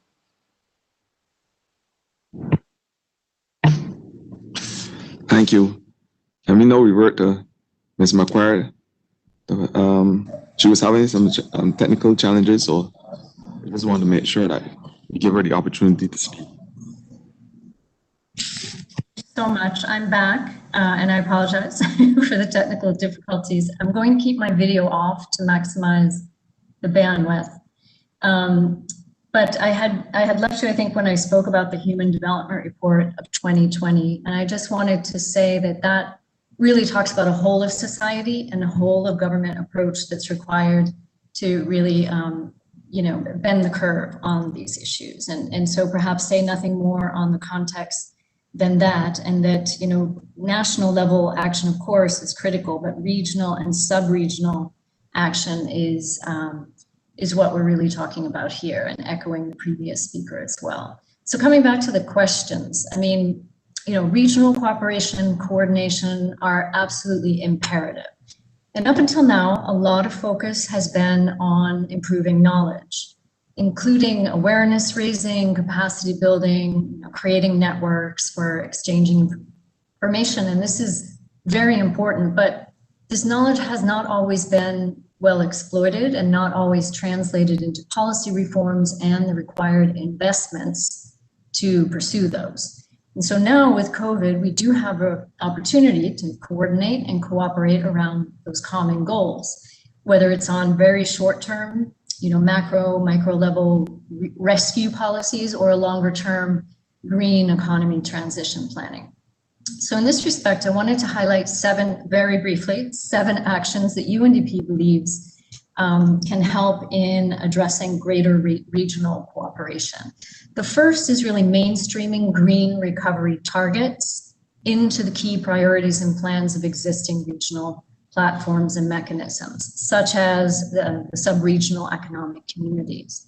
Secondly, we can promote programmatic approaches at the sub-regional level. For example, the Amazon Basin or Caribbean SIDS or Central America, to address key drivers of some of these issues like deforestation or commodities production systems. Third would be establishing direct channels of coordination with existing regional decision-making platforms that involve ministries of finance. So that's getting back at the whole of government approach. Fourth, establish regional observatories to assess the state of climate and environment and link the data to socioeconomic indicators to support regional and national decision-making processes. Fifth, we could establish a dedicated regional coordination mechanism specifically mandated to address the climate and nature crises in the region. Sixth, ensuring that the nationally determined contribution efforts feed the dialogue of this forum and align NDC planning processes and targets with regional policy decisions. And then finally, on the regional cooperation side, making better use of the comparative advantages of UN agencies, but also national and regional banks, multilateral funds, NGOs, private sector, civil society in general, to promote these new types of regional coalitions we heard about in the previous session. That can help us get at some blended finance schemes that help crowd in public and private sector financing, but also promote multi-sectoral approaches for high impact solutions. So then very briefly, just to close on what mechanisms can make the role and support of the forum more effective. I mean, I think we can strengthen the role of this committee, this interagency technical committee, and do a better job of aligning our existing and future programming with the priorities of the forum. Secondly, and related to this, we can promote and adopt a more regional programmatic approach to projects that are funded by those vertical funds, the environmental vertical funds such as the JEF or the GCF, to support decisions of the forum. And as a complementary action, perhaps align the decisions of the forum with messages conveyed by LAC representatives in the boards of these vertical funds. We can also foster, and my final 2 points are complementary, we can foster greater involvement to the private sector and civil society at regional and national levels in implementing the decisions and outcomes of the forum. And that's that whole of society approach. And it can involve new financial mechanisms, leveraging funding, redirecting domestic financing. And then finally, engaging other relevant ministries in the different processes, decisions, and the implementation of those decisions from the forum to really get at that whole of government approach I mentioned earlier. So thank you again for the chance to share some reflections, and I apologize again for the IT issues. Over. Thank you, Ms. McGuire, for your contributions. I want now to introduce Mr. Paul Martin, the Practice Manager of the Environment and Natural Resources Global Practice of the World Bank, to make a presentation. Thank you very much for this opportunity, Chair.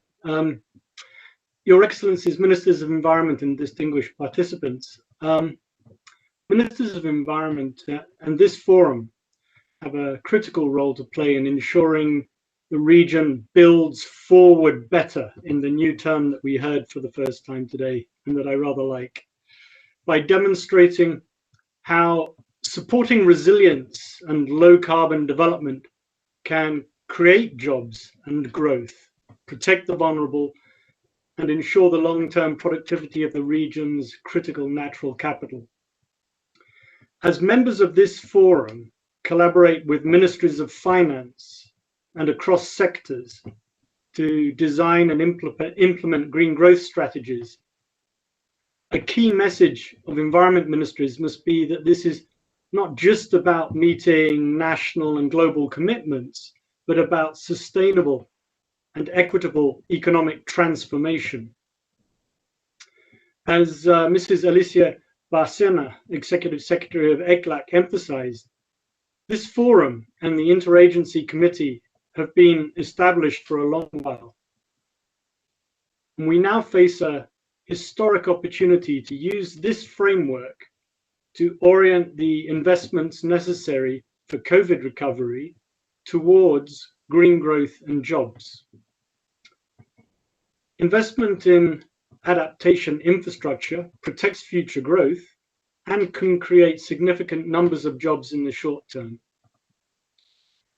Investment in forestry and sustainable land management provides a particularly powerful example of how benefits can be stacked by generating jobs in the short term to build resilience, diversify livelihoods, and contribute to national targets for mitigation, all at the same time. Even the difficult fiscal situation arising from the pandemic provides opportunities to rethink and redirect subsidies to invest in low carbon pathways. By sharing experience, this forum can position the region to benefit from the coming transitions, particularly the transitions that are coming in energy, food systems, and transport. Mr. Chair, the response to COVID has shown how much can be done to collaborate remotely, as we're experiencing today, demonstrating ways in which the forum and the interagency committee can work together, perhaps in a more agile fashion in the future. At the same time, milestones are important to set targets and measure progress. And in this regard, I note that the first session of the UNEA number 5 will be conducted with a streamlined agenda that will focus on procedural decisions, with substantive matters that require in-depth negotiations deferred to an in-person session in February 2022. This provides us a year in which the forum and the interagency committee can use our new skills for remote collaboration to prepare the policy and financing mechanisms for green growth that we would all like to see on the table in the 2022 session of UNEA 5. Thank you very much, Mr. Chair.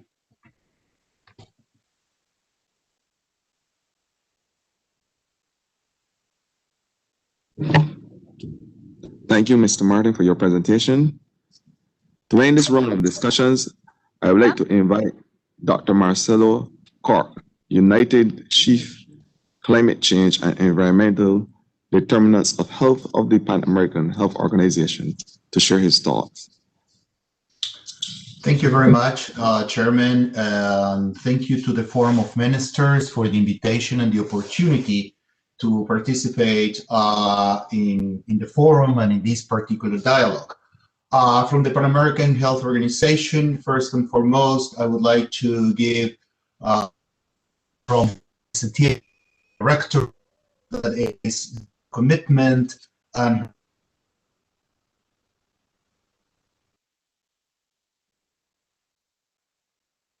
help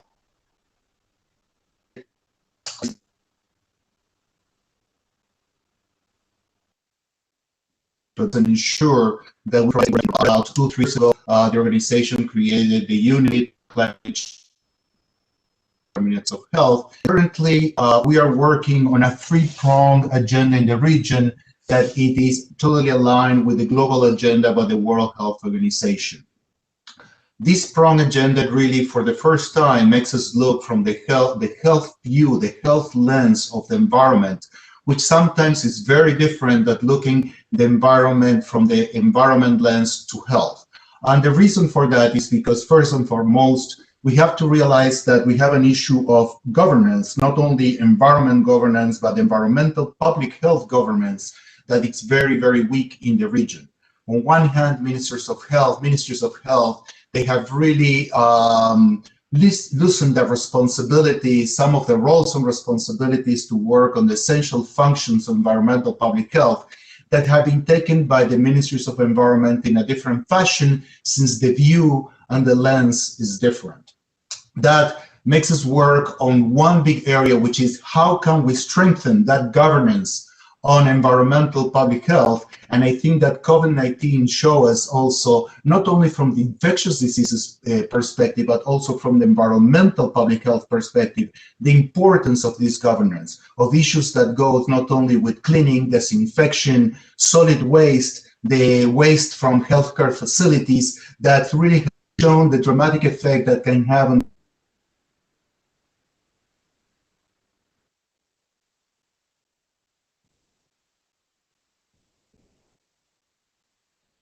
responsibilities are on monitoring, on knowledge, on research, on health promotion, on those issues that from the environmental health perspective and for public health perspective is very different sometimes that when we look but complementary to the environment protection perspective.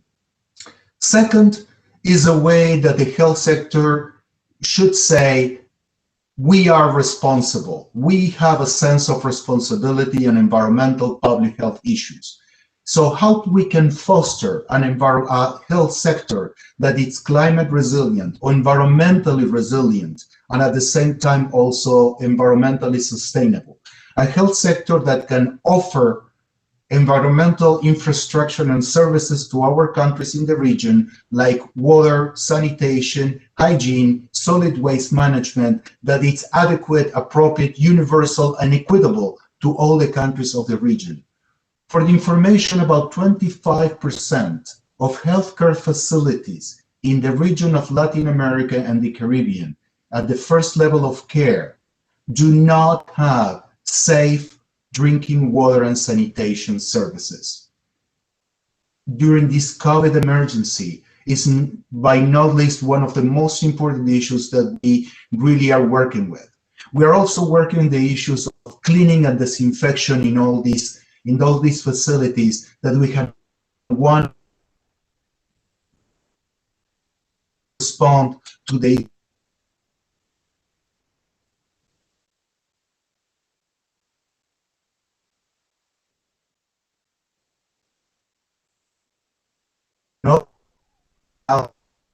not only helps the environmental sustainability, the carbon footprint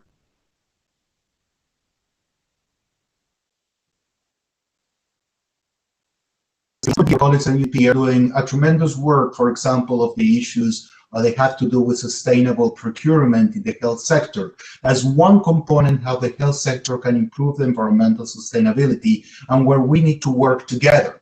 Other components have to do, for example, with the transport issues, with all the energy that the health sector uses, not only in the health care facilities, but also all the aligned industries that they are with the health sector, such as the food industry, the pharmaceutical industry, the medical device industry, that the health sector needs to regulate and that can make it a much more environmental sustainable system. According to estimates from the National Health Service of Great Britain, one of the best estimates, and I would say the gold standard for sustainable development in the world,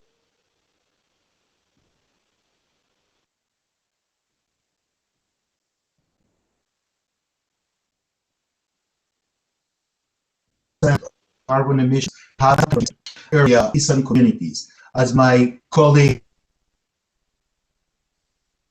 mentioned, we are one of the most, if not the most, urban area in the world, and the issues, environmental public health issues in our cities, with the waste management issues, with water and sanitation in the cities, as well in our informal settlements that they have grown dramatically throughout COVID as well, with different migrations that we had throughout the region, also due to the climate issues as well. They have seen that we really need to work in cities and communities in a intersectoral manner, but also in an interprogrammatic manner. One of the main issues that we have within the health sector is that we tend to work also in vertical silos. For example, if we have a dengue outbreak, if we have any other kind of arboviral disease outbreak, we work in a silo, try to control and prevent a disease. Environmental public health needs to have a place there as well as working with other sectors, such as environmental protection, and working with the water and sanitation regulators, working with the city planners to really understand how we can improve diseases and how we can make better that green recovery that was mentioned.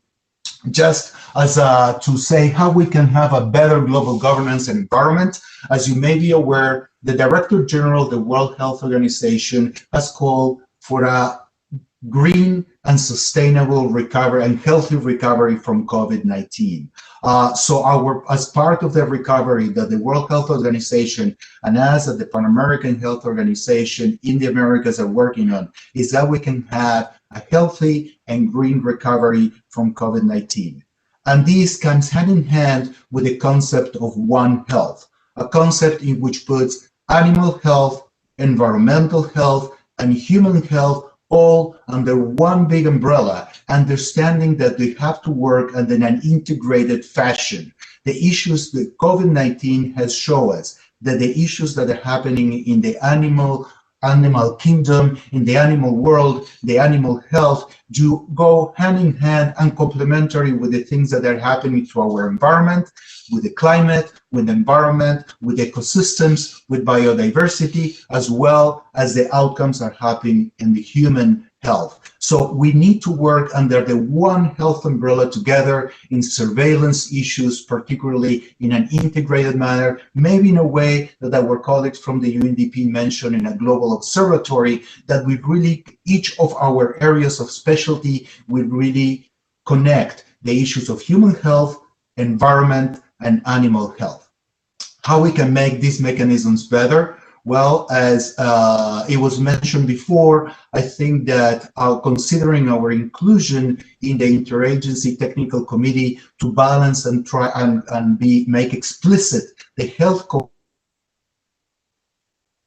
protection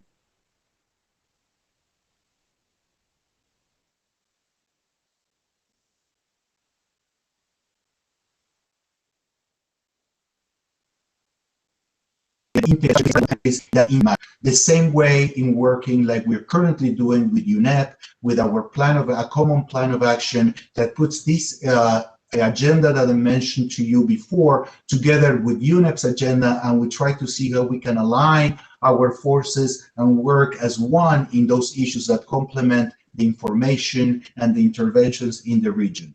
We always have to understand that the vision that we have from health is different, it's complementary than the vision that comes from environment. We put the person at the center, environment has our environment at the center, but together we really create the full picture together with development to try to understand how environmental public health can work. Overall, having a secretariat for UNEP coming from an organization that it's built on a secretariat of member states, we offer our experience, if that's the direction that UNEP Latin America and the Caribbean and the ministers and the countries decide to take, our experience as a secretariat in health for the countries to give you our lessons learned throughout the over 120 years that we have been working as a secretariat of ministers of health in the region. And with that, I will thank you very much again and have the opportunity to increase our collaboration and cooperation with our sister agencies and with the countries in the future. Thank you very much.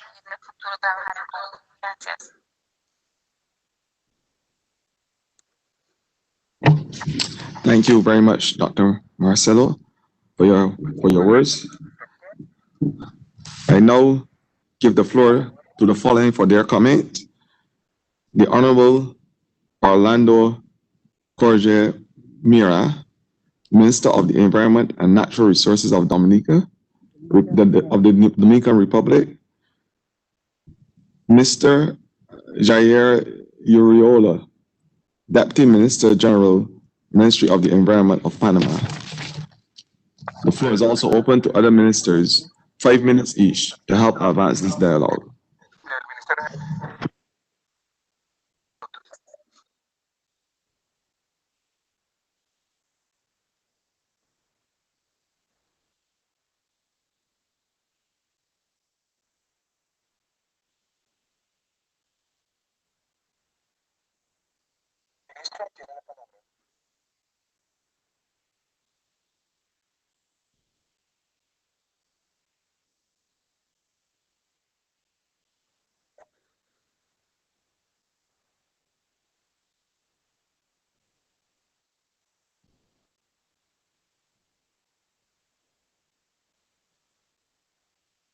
Panama, you can go ahead. Muchas gracias, señor presidente. Muy buenas tardes, señor presidente de la mesa directiva, señores ministros de Latinoamérica, señores representantes de los ministerios de Ambiente de América Latina y el Caribe, e invitados especiales. Me complace estar presente en nombre del señor presidente de la República, la Alfonso Cohen y de su excelencia nuestro ministro de Ambiente, Licea de Concepción, un saludo fraternal desde Panamá para todos ustedes. Este encuentro ministerial es muy importante para abordar en conjunto con los distinguidos representantes de entidades ministeriales el tema incluido en la agenda sobre la gobernanza ambiental fortalecida. Este referente fundamental brinda un camino en la difícil coyuntura que enfrentamos como países y como región con la expansión de la crisis sanitaria ocasionada por el virus COVID-19. Y se hace imperativo y urgente por las condiciones que caracterizan este continente, tan semejante culturalmente, pero tan distante en cuanto a la adopción de políticas que estimulen el desarrollo de sus sociedades y se creen opciones en la dirección de alcanzar la prosperidad de sus poblaciones y de los núcleos más vulnerables. Desde la perspectiva ambiental, se hace necesario el desarrollo de políticas públicas que tomen en consideración las variables ambientales y pongan a la población, además de su participación en tareas y actividades productivas, bajo estas dinámicas, la participación de entes deliberantes en toma de decisiones. Nuestro país propicia formular planes estratégicos de gobierno que impulsen acciones alineadas con los objetivos del desarrollo sostenible, así como avances dentro de los tratados ambientales internacionales adquiridos por los países que se enfocan en los principales temas ambientales para encaminarse hacia el desarrollo sostenible mediante lo que se ha denominado como tareas principales en distintos componentes del sector. Estas estrategias permitirán, entre otros aspectos, proteger la biodiversidad y la herencia nacional como prioridad, consolidar una política internacional en torno a la conservación del ambiente y fomentar acciones para combatir el cambio climático a través de la planificación de políticas, estrategias, proyectos y planes dentro del sector público y privado del país y la región. Panamá ha dado muestra de adopción de lineamientos normativos para alcanzar en principio la gobernanza en nuestro país. Uno de los ejemplos más claros ha sido la ratificación del Acuerdo de Escazú, un importante instrumento regional que posibilita la participación de diferentes sectores de la sociedad en la toma de decisiones y que, como se ha dicho hoy aquí por los que me antecedieron, prontamente en abril entrará en vigencia. Uno de los problemas de mayor impacto en el país ha sido la deforestación de amplias zonas que incluyen un territorio estratégico. Allí hemos impulsado procedimientos para el aprovechamiento sostenible de la madera y se ha establecido la trazabilidad y el uso de controles basados en técnicas virtuales. Hemos tomado medidas para integrar a representantes de la sociedad civil como veedores del proceso para que garanticen un desempeño transparente no solo de los funcionarios, las agencias e instituciones que tenemos competencia en esta actividad. En otro campo, relacionado con dar mayor autonomía a la sociedad civil, hemos establecido el proceso de personería jurídica a organizaciones de bases comunitarias, OBCs, que se desenvuelven en acciones que buscan la productividad en el contexto del desarrollo sostenible. En la política de seguridad hídrica también se ha avanzado en la creación de comités de cuenca que junto a autoridades locales coordinan la gestión en territorios en que se ubican las mismas. Existe un total de 52 cuencas en las provincias de nuestro país, casi todas con sus colectivos constituidos.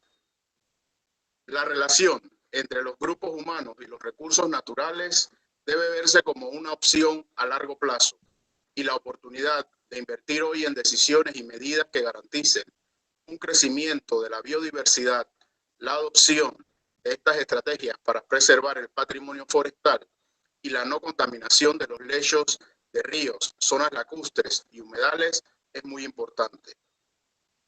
Estos elementos de una nueva cultura que se inserta en diferentes momentos de la vida cotidiana y que cambia la tradición sobre la que se ha asentado la sociedad, ahora es necesario construir esquemas que sean más participativos, de mayor conciencia y una verdadera armonía de los diferentes sectores de la sociedad con el entorno y nuestra casa común. En nombre del gobierno panameño le damos las gracias al gobierno de Barbados por el gran esfuerzo que se ha hecho al organizar de manera virtual esta 22ª cumbre de jefes de Latinoamérica del Ministerio de Ambiente. Muchas gracias, señor presidente.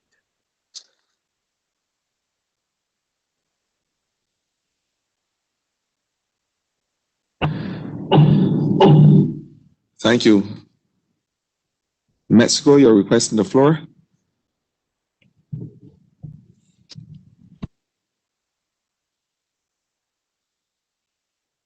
Muchas gracias, señor presidente, estimadas ministras, ministros de América Latina y colegas.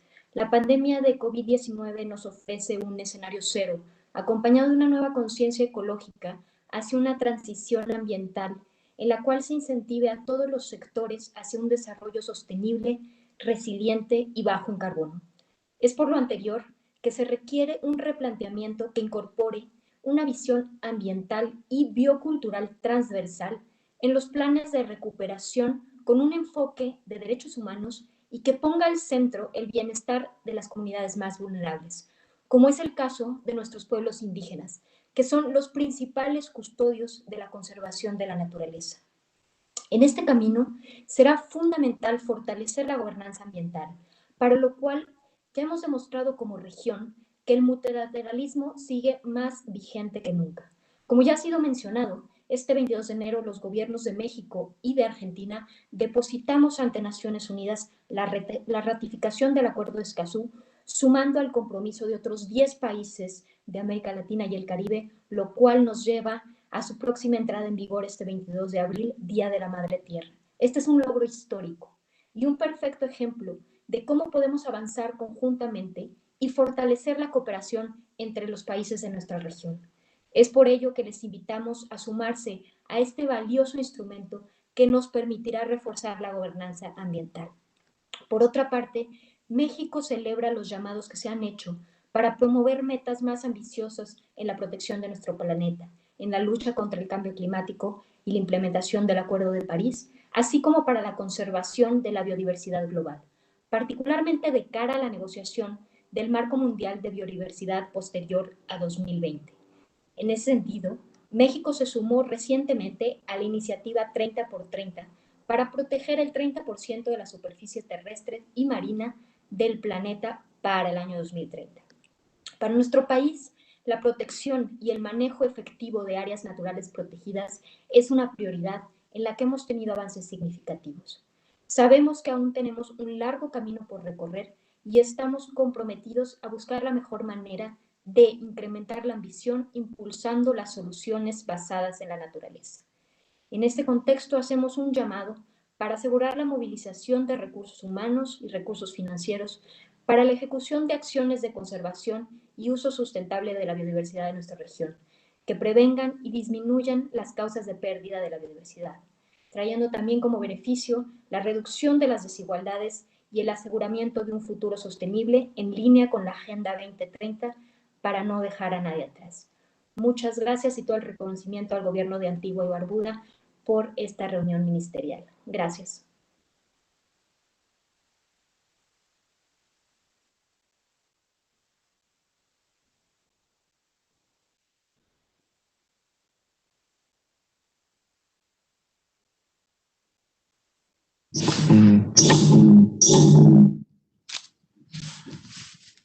Thank you.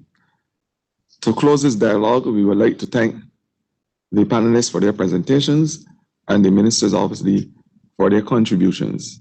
As agreed during the negotiation phase preceding this forum, a working group comprised of several countries was established to further refine the proposals to strengthen the implementation of the outcomes. The outcomes of the forum, and to include the expansion of the composition of the Interagency Technical Committee and the enhancement of its role. We will now go to a break.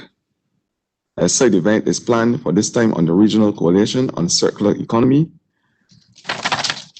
The screen will show the details for joining this event since it switches the platform to Zoom. I encourage you to participate. The meeting will resume in half an hour. Please enjoy your break. Thanks.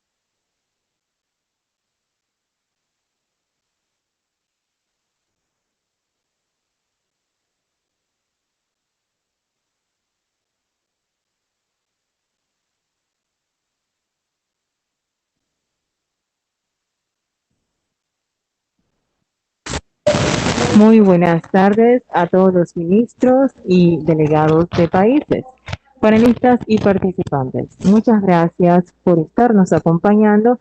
Una vez estemos listos para iniciar la sesión, será anunciada. Good day to all ministers and delegates. Thank you for joining us. Once the meeting is initiated, it will be announced briefly. Thank you.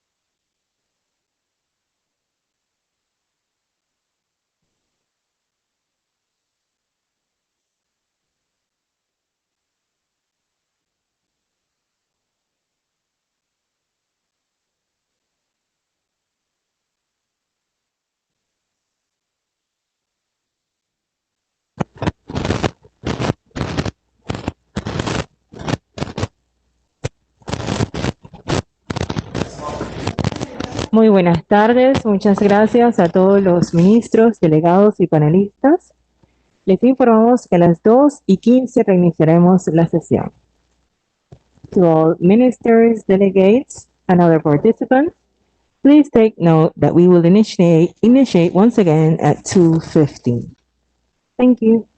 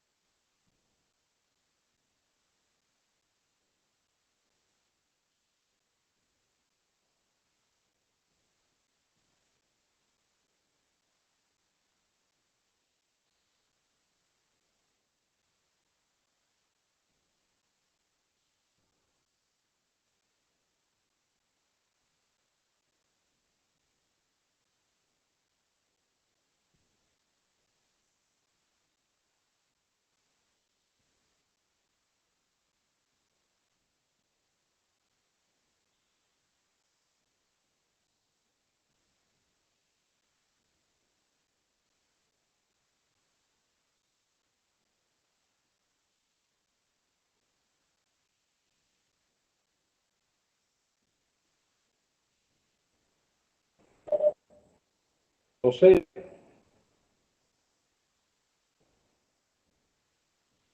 José.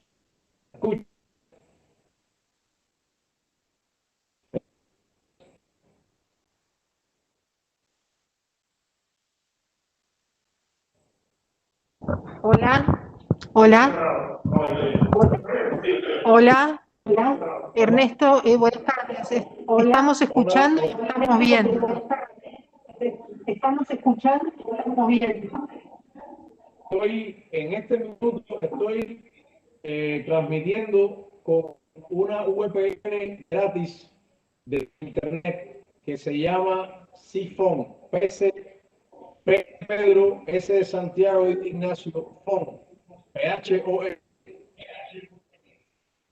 lo más aconsejable, pero a mí me funcionó durante 6 meses.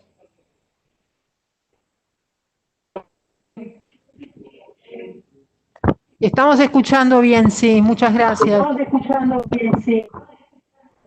Entonces, no sé qué habrá pasado, la VPN, la ministra pudo hacer su discurso usando esta VPN, digamos, libre.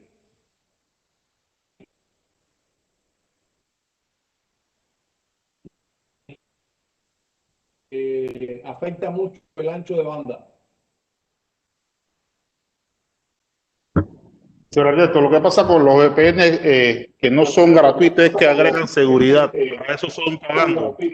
Para agregar seguridad consume mucho más ancho de banda. Ahí ya no podemos hacer nada. Bueno, entonces, mañana el otro reto que tenemos es mañana a las 14 en el panel donde nuestra ministra va a presentar el plan de acción sobre biodiversidad. ¿Me escucha?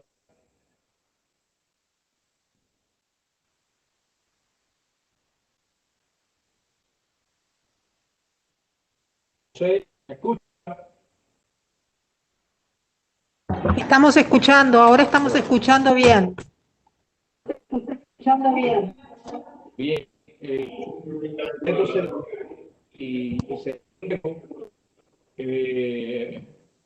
me parece a mí que sería esta VPN con la que estoy trabajando ahora.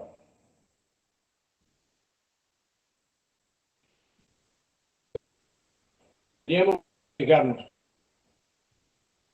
Creo que hay muchas ahora.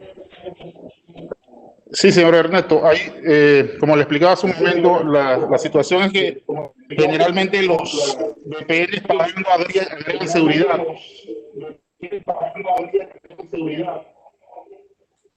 Y esa seguridad adicional, obviamente ese algoritmo adicional puede entonces impactar el ancho de banda diferente.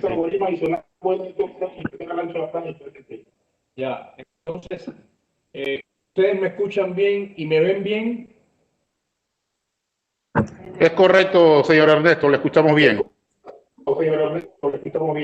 Bueno, entonces, aquí el único problema que se añadiría a esta ecuación, mañana habrá más gente conectada. Esperamos poder participar de manera normal con esta VPN que tenemos ahora, que estoy usando yo. Ustedes copian bien, es lo importante, saber eso. Sí, señor Ernesto, lo copiamos bien y para el día de mañana, durante la intervención de la ministra, vamos a pedirle a los participantes que cierren su video para que el impacto en el ancho de banda sea menor. Correcto, gracias. Muy amable, José. Como siempre, tu ayuda es muy importante. Muchas gracias.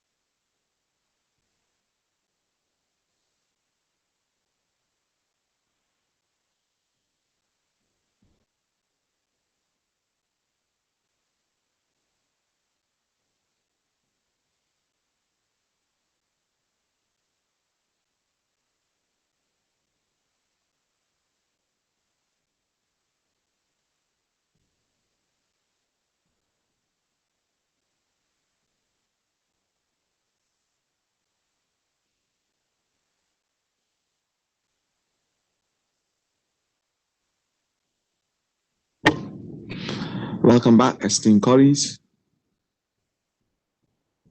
Agenda item number 6.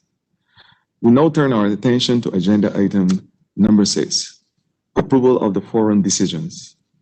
Under this agenda item, the decisions of the forum will be presented for formal adoption. To arrive at this point, the negotiating committee held 7 meetings spanning almost 55 hours to organize, discuss, and negotiate the outcome documents of the 22nd meeting of the Forum of Ministers of the Environment. The outcome documents included the following: the Bridgetown Declaration, which articulates priorities of the region in the midst of the current global situation of the COVID-19 pandemic and the road to recovery in its environmental dimension.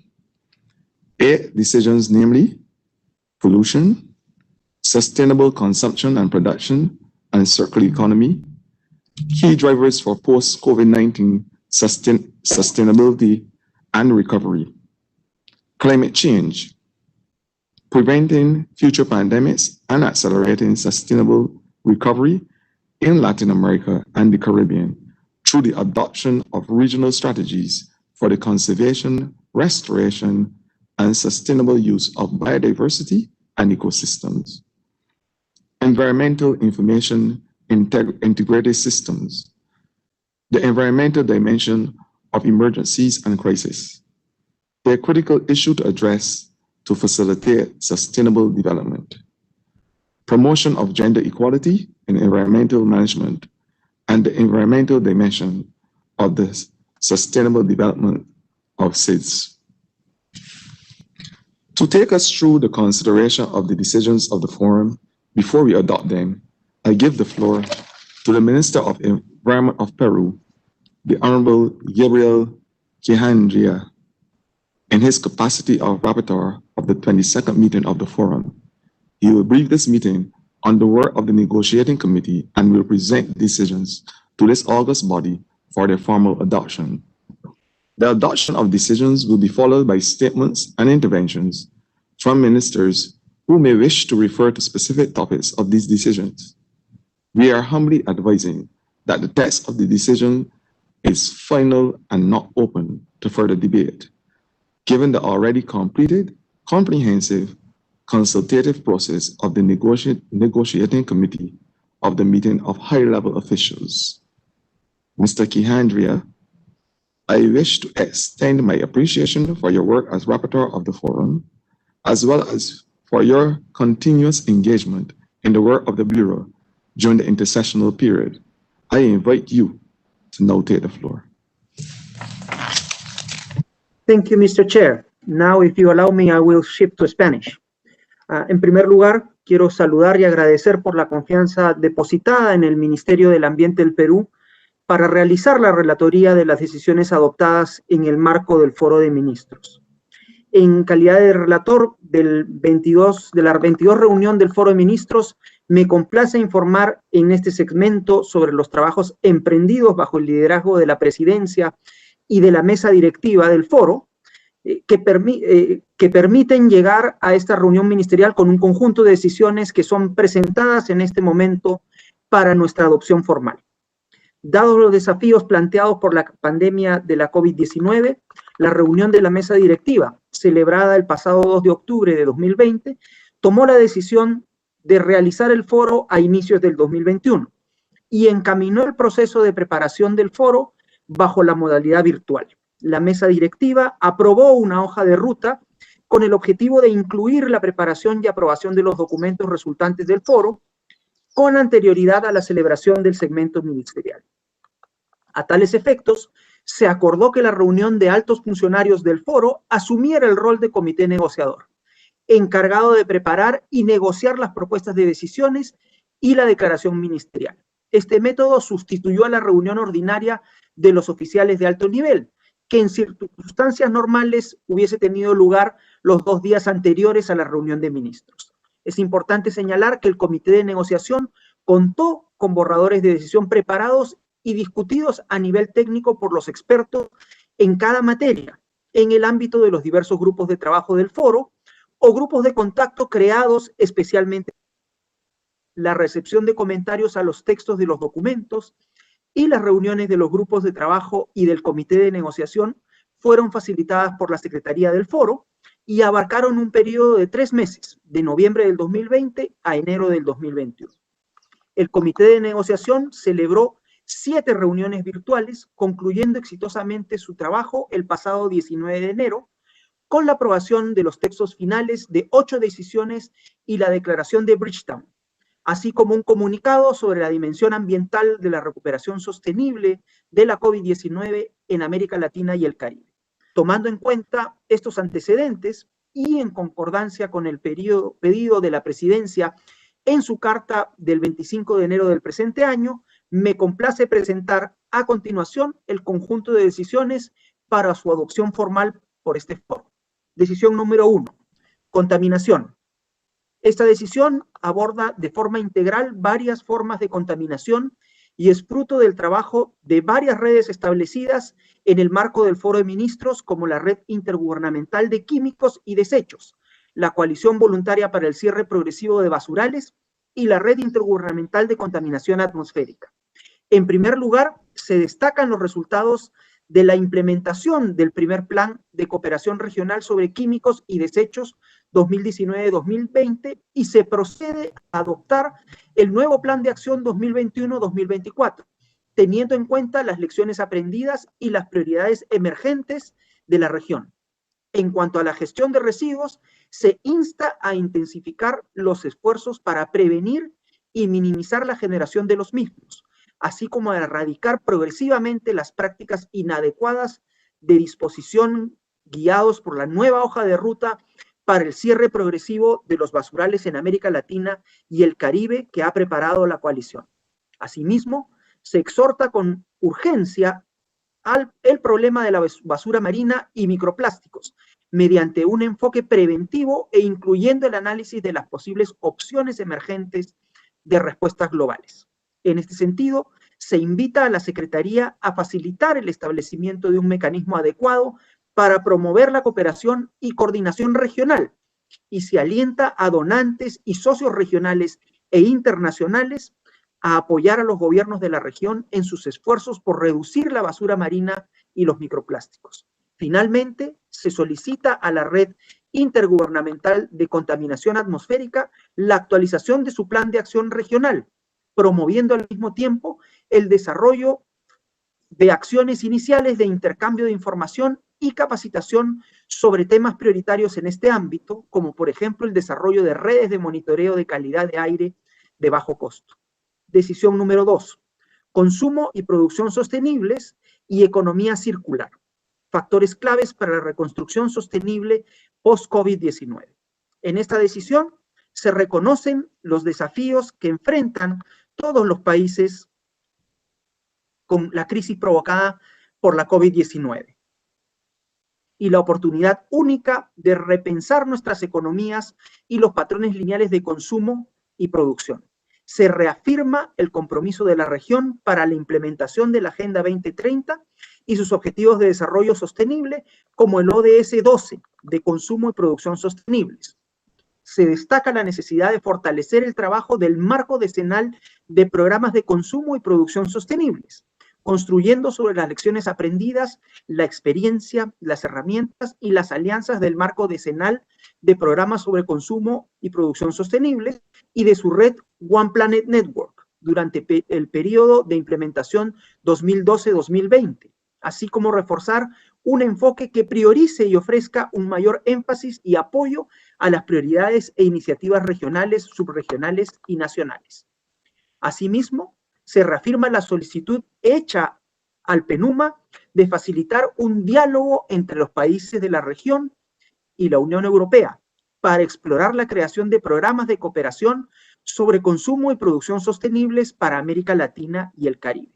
También se remarca la solicitud hecha al Panel Internacional de Recursos para promover información basada en la evidencia científica sobre los cobeneficios de la eficiencia en el uso de los recursos y consumo y producción sostenibles. Asimismo, el foro da la bienvenida a nuevas iniciativas de carácter voluntario como la Coalición Regional de Economía Circular para América Latina y el Caribe, la nueva iniciativa del PNUMA, oportunidades globales para los Objetivos de Desarrollo Sostenible, como una plataforma para acelerar la acción, ampliar y replicar soluciones regionales y para promover una mayor coherencia de las políticas públicas, innovación y financiación para las pequeñas y medianas empresas y empoderamiento de los jóvenes. Decisión número 3, sobre cambio climático. En esta decisión se alienta a los países a desarrollar y presentar contribuciones nacionalmente determinadas, actualizadas y ambiciosas, de acuerdo a sus circunstancias nacionales antes de la COP26, teniendo en cuenta la urgencia climática. Se apoya el fortalecimiento de la resiliencia al cambio climático y la capacidad de adaptación de las comunidades más vulnerables, incluyendo los pueblos indígenas y las comunidades locales en las que existe una gran dependencia de los servicios ecosistémicos, integrando el enfoque de adaptación basada en los ecosistemas. Se promueven también estrategias sostenibles de gestión de la tierra, teniendo en cuenta las diferencias regionales de género, sociales y ecológicas, reconociendo que el cambio climático puede tener efectos perjudiciales para los medios de vida, los hábitats y la infraestructura debido al aumento de las tasas de degradación de la tierra. Asimismo, se promueve la cooperación internacional, regional y sur-sur para compartir lecciones aprendidas, intercambiar mejores prácticas y promover la investigación científica con datos reales y actualizados sobre la forma de alinear las medidas de recuperación económica con la Convención Marco de Naciones Unidas sobre Cambio Climático y el Acuerdo de París. Decisión número 4. Prevención de futuras pandemias y aceleración de la recuperación sostenible en América Latina y el Caribe mediante la adopción de estrategias regionales para la conservación, restauración y uso sostenible de la diversidad biológica y los ecosistemas. Esta decisión reconoce el papel de la biodiversidad y los ecosistemas saludables en el logro de los Objetivos de Desarrollo Sostenible. Destaca los esfuerzos de los países de la región que han llevado a cabo para promover la conservación y el uso sostenible de los ecosistemas y la biodiversidad, incluyendo el papel de las mujeres, los pueblos indígenas y las comunidades locales. La decisión cuenta con 15 puntos de acción, comenzando con la adopción del Plan de Acción Regional para la década sobre la restauración de los ecosistemas en América Latina y el Caribe, el cual contiene temas como la cooperación regional, los objetivos de conservación, los enfoques basados en ecosistemas, la integración de la biodiversidad, la gobernanza, las finanzas y la vida silvestre. Asimismo, este plan tiene como visión que al 2030 los ecosistemas y hábitats naturales de la región estén en proceso de ser restaurados, protegidos y manejados sosteniblemente. A su vez, contiene 3 grandes áreas y 10 acciones transformativas para ser implementadas regionalmente durante los próximos 10 años. Es importante resaltar que este plan es el primero en ser adoptado a nivel ministerial en el marco de la década de las Naciones Unidas para la restauración de los ecosistemas. Esta decisión proporciona un marco para promover una agenda regional sobre biodiversidad, particularmente en el contexto del marco global de biodiversidad post-2020. Finalmente, alienta los diferentes mecanismos de financiamiento, programas de cooperación, socios y países donantes a sumarse a este foro de ministros para apoyar e incrementar su financiamiento para facilitar la implementación efectiva y oportuna de esta decisión. Decisión número 5. Sistema integrado de información ambiental. Mediante esta decisión se promueven el desarrollo y establecimiento de un sistema integrado de información ambiental que fortalezca la interfaz científico-política en América Latina y el Caribe y respalde el monitoreo de la implementación de la dimensión ambiental de la Agenda 2030 para el Desarrollo Sostenible. El sistema integrado de información ambiental deberá alimentarse mediante los datos, estadísticas, evaluaciones e informes producidos por los países de la región, complementados con información y data generados a nivel global. Asimismo, se solicita a la Secretaría del Foro articular con los países, las agencias, fondos y programas de Naciones Unidas y otros organismos científicos relevantes el desarrollo impulsado por las partes de un informe bienal sobre el estado del medio ambiente para América Latina y el Caribe. Decisión número 6. la dimensión ambiental de las emergencias y las crisis, una cuestión crítica a abordar para facilitar el desarrollo sostenible. La decisión sobre las dimensiones ambientales de las emergencias y las crisis marca un hito en la historia del Foro de Ministros de Medio Ambiente, pues es la primera decisión relacionada con temas de medio ambiente, emergencias y crisis en ser adoptada en este importante espacio. En esta decisión se solicita al PNUMA, como Secretaría de la Red de Preparación en Emergencias y Ambiente para América Latina y el Caribe, que coordine, junto con sus puntos focales, el desarrollo del plan de trabajo de la red para el periodo 2021-2022.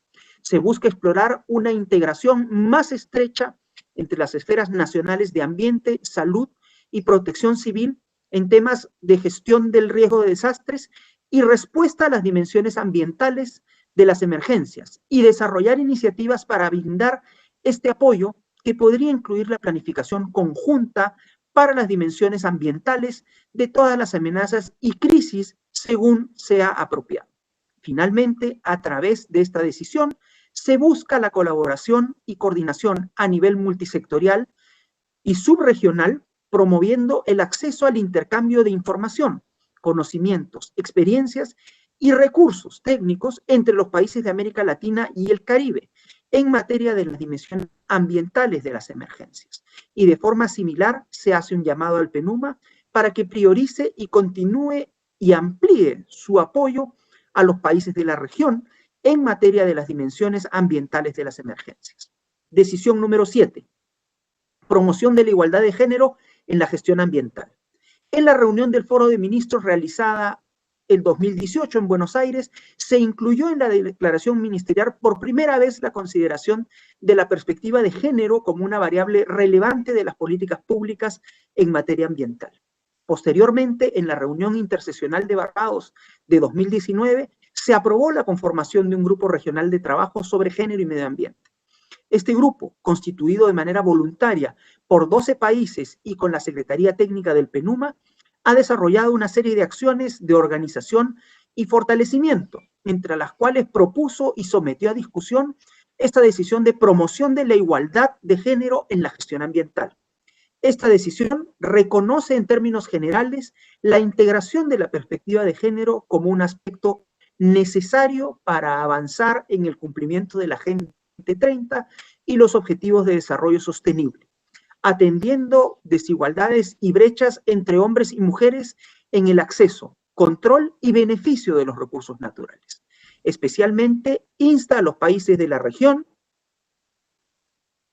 a reconocer y valorar a las mujeres y las niñas como agentes con necesidades, conocimientos y contribuciones diferenciadas en el uso, manejo y conservación de los recursos naturales. Igualmente, presenta el Plan 2020-2022 del Grupo Regional de Trabajo sobre Género y Medio Ambiente.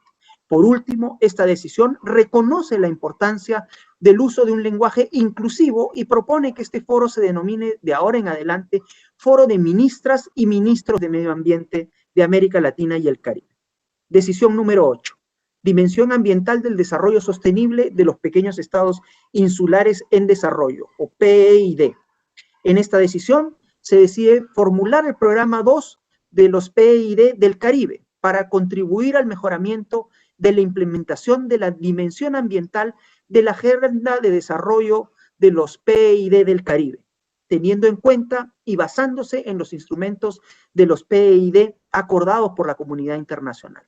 Asimismo, se alienta a los PEID del Caribe a promover nuevos escenarios y modelos de desarrollo que inculquen más plenamente la dimensión ambiental del desarrollo sostenible de los PEID. Y se solicita al PNUMA que continúe trabajando con otros socios para brindar apoyo técnico y financiero a los PEID a fin de acceder a finanzas y recursos para la implementación de las decisiones.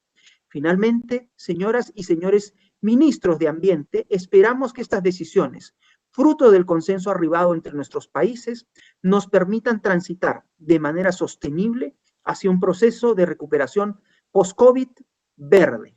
Nos encontramos en un momento relevante y crucial de la historia, donde América Latina y el Caribe deben estar a la altura de las circunstancias para dar respuestas claras a esta crisis económica, sanitaria y ambiental a través de la construcción de una nueva relación y vínculo con la naturaleza y nuestro entorno. Desde el Perú queremos agradecer la confianza depositada y nuevamente extendemos nuestras felicitaciones a Barbados por el liderazgo y los importantes resultados alcanzados, así como al Comité de Negociación por el excelente trabajo realizado. Damos formalmente por adoptadas las decisiones descritas. We formally adopt the decisions described, and now I give the floor back to our chair for him to conduct our discussions in this session. Thank you very much.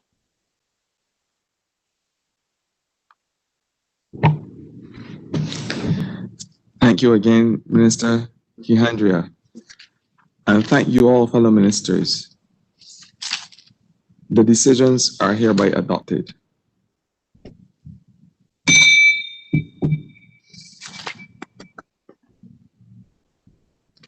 The decisions we just adopted will guide the work of the forum for the upcoming period, as we are providing clear direction to orient our region to a more sustainable and inclusive development, one in which environment is placed at the center. With this background, I open the floor for ministers who wish to comment on the decisions that we have just adopted.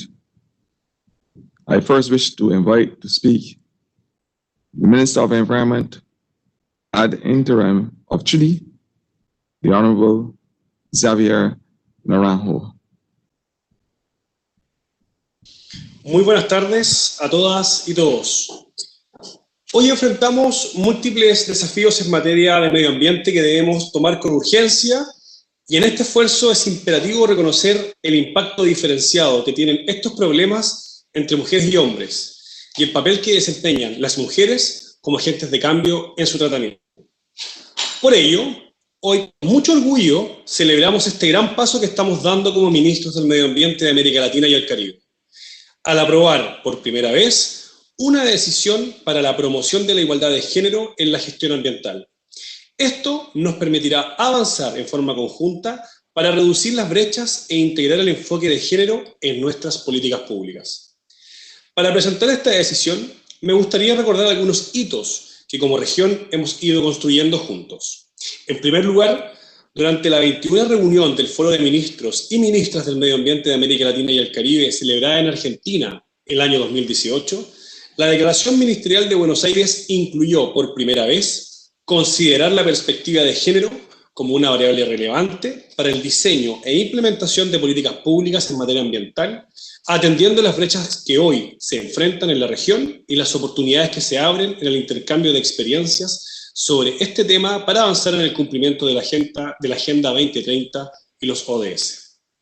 Posteriormente, en la Cuarta Asamblea Ambiental de la Organización de Naciones Unidas, se adoptó en el año 2019 una decisión para promover la equidad de género, los derechos humanos y el empoderamiento de las mujeres y las niñas en la gobernanza ambiental. Y la reunión interseccional del Foro de Ministros y Ministras de Medio Ambiente de Barbados en noviembre de 2019 continuó cimentando estos avances, al aprobarse ahí la conformación de un grupo regional de trabajo sobre género y medio ambiente de carácter voluntario, con la misión de redactar un plan de trabajo sobre el tema, delegando la Secretaría Técnica del grupo al Programa de las Naciones Unidas para el Medio Ambiente. Así, en el segundo trimestre del año 2020, pese a la pandemia, el PNUMA convocó a integrar voluntariamente a este grupo, integrado hoy por 12 países, y en que Chile, acorde con su restricto compromiso con la igualdad de género, ha tenido el orgullo de presidir. Quisiera dar mis más sinceros agradecimientos a quienes han trabajado arduamente en este esfuerzo conjunto por reducir brechas. Al Programa de las Naciones Unidas para el Medio Ambiente, porque han sido fundamentales en apoyar el funcionamiento del grupo. A quienes impulsaron esta decisión cuando solo era una idea dentro del grupo recién formado. A Argentina, Ecuador, Guatemala, México, Perú y Uruguay. Y también agradecer a los países que contribuyeron con sus visiones para lograr un adecuado consenso en torno a esta decisión. Barbados, Brasil, El Salvador, Honduras, Nicaragua, San Vicente y las Granadinas y Trinidad y Tobago. Aprobar la decisión en materia de género es el primer paso, pero ahora debemos enfocarnos entonces en trabajar e implementar el Plan de Trabajo 2020-2022 que consta de 4 áreas de enfoque: La primera, la sistematización de buenas prácticas de género. Luego, la incidencia. Tercero, las estadísticas de género. Y cuarto, fortalecer los indicadores de género en cualquier acción planificada, incluida la legislación, las políticas o los programas, y en todas las áreas y en todos los niveles. Además de 6 productos principales, 19 indicadores y 16 actividades, se han definido de manera preliminar 6 temas para ser tratados durante los próximos 2 años. La mujer en la toma de decisiones ambientales, el acceso al agua y saneamiento, y acceso y uso de los recursos forestales de manera sostenible. En tercer lugar, la integración del enfoque de derechos humanos y la perspectiva de género en las contribuciones determinadas a nivel nacional. Las políticas de gestión sostenible de la biodiversidad, economía verde y bioemprendimientos. Y por último, el desarrollo de capacidades productivas y cadenas de valor de las mujeres rurales. Hay muchas tareas que abordar por delante. Por ello, quisiera invitar a todos los países que no han podido unirse al grupo de género a que se sumen y enriquezcan con su trabajo la diversidad de miradas que tenemos en nuestro continente mediante el intercambio de experiencias de nuestra hermosa región. Recientemente se elaboró un formulario de buenas prácticas para realizar un mapeo de nuevas experiencias implementadas en nuestra región. Para Chile, avanzar en superación de las brechas de género es prioritario. Por ello, como presidencia de la COP25 de la Convención Marco de las Naciones Unidas de Cambio Climático, impulsamos fuertemente la aprobación del renovado Plan de Acción de Género y su programa de trabajo. Además, a nivel nacional, estamos trabajando en incorporar el enfoque de género de manera transversal en los planes, políticas y programas ambientales impulsados por nuestro Ministerio del Medio Ambiente. Por ello, este año, cuando actualizamos nuestra NDC, incluimos un criterio específico de equidad e igualdad de género en su pilar social. Además, conformamos la Mesa Nacional de Género y Cambio Climático, que suma numerosos organismos públicos y agencias internacionales como el PNUD, ONU Mujeres, CEPAL y FAO. Esta mesa generó la lista de chequeo para integrar el enfoque de género, generando recomendaciones en la actualización del Plan Nacional de Adaptación al Cambio Climático del sector silvícola-pecuario, de restauración de paisajes y la Estrategia Nacional de Residuos Orgánicos. Pero el trabajo no se limita solo al cambio climático. Por esta razón, durante el 2020, rearticulamos la Comisión de Igualdad y Género de nuestro ministerio. Allí, el Programa de las Naciones Unidas para el Desarrollo en Chile dictó una capacitación sobre género y medio ambiente, y revisamos la Estrategia Nacional de Aves del año 2020-2030, la base del Fondo de Protección Ambiental y programas de recambio de calefactores con el fin de entregar un enfoque de género. Juntos tenemos una gran oportunidad, porque al trabajar para cumplir los objetivos de desarrollo sostenible vinculados al medio ambiente, podemos también lograr el cumplimiento de otros objetivos de desarrollo sostenible, como son los de género y empoderar a todas las mujeres y todas las niñas. Por eso, hoy quiero invitarlos a participar del primer encuentro regional de género y cambio climático de América Latina y el Caribe, con el apoyo del Gran Ducado de Luxemburgo, la Unión Europea, ONU Mujeres, PNUD y CEPAL. Como la ha señalado el World Resource Forum, la equidad de género es fundamental para evaluar adecuadamente si las economías y las sociedades prosperan. No abordar estas brechas dentro del nexo género, medio ambiente, nos haría retroceder en uno de los compromisos centrales de los ODS, no dejar a nadie atrás. Esto es particularmente cierto para las mujeres que ya se encuentran en una posición vulnerable, como las mujeres indígenas y campesinas de menores ingresos. Las mujeres son un tremendo agente de cambio. Por ello resulta clave asegurar la integración de mirada de género en los procesos de transformación hacia un desarrollo más sustentable, inclusivo y resiliente. Muchas gracias.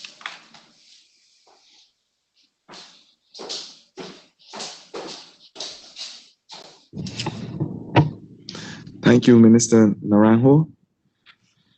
I now invite to speak the Honorable Abner Septembre, Minister of Environment of Haiti, who wishes to comment.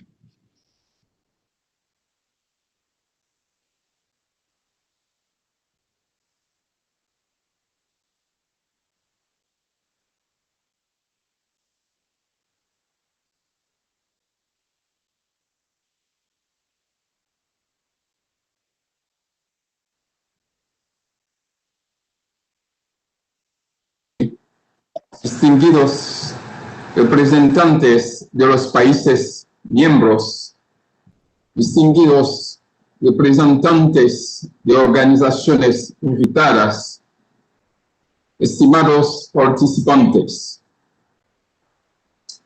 quisiera empezar mi intervención agradeciéndoles la celebración de este foro de ministros de países de América, Latina y el Caribe, en este momento tan especial del COVID-19.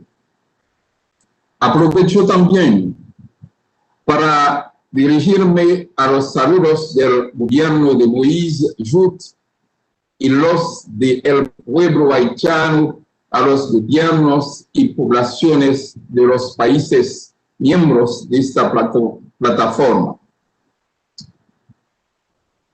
Los desastres naturales exacerbados por el cambio climático, la disminución sustancial de la cobertura vegetal que afecta a la biodiversidad y la degradación de la tierra, son, entre otros, enormes desafíos ambientales y climáticos que enfrenta la nación haitiana. Esto tiene implicaciones directas para la seguridad alimentaria, el acceso al agua y la vida en general. Además de esto, el país también se enfrenta a un rápido crecimiento de la población y altas tasas de desempleo. La población rural y la masa urbana, la mayoría de cuyos integrantes proceden de zonas rurales, son las más afectadas por esta situación social y ambiental.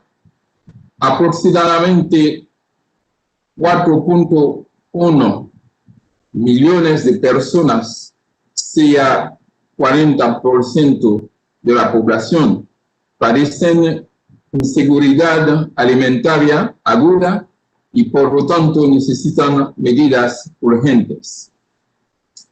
Las estadísticas disponibles sobre la cobertura vegetal y boscosa de Haití varían según los estudios, las definiciones utilizadas y la metodología utilizadas, e incluso se ensamblan desde cero para satisfacer intereses mezquinos.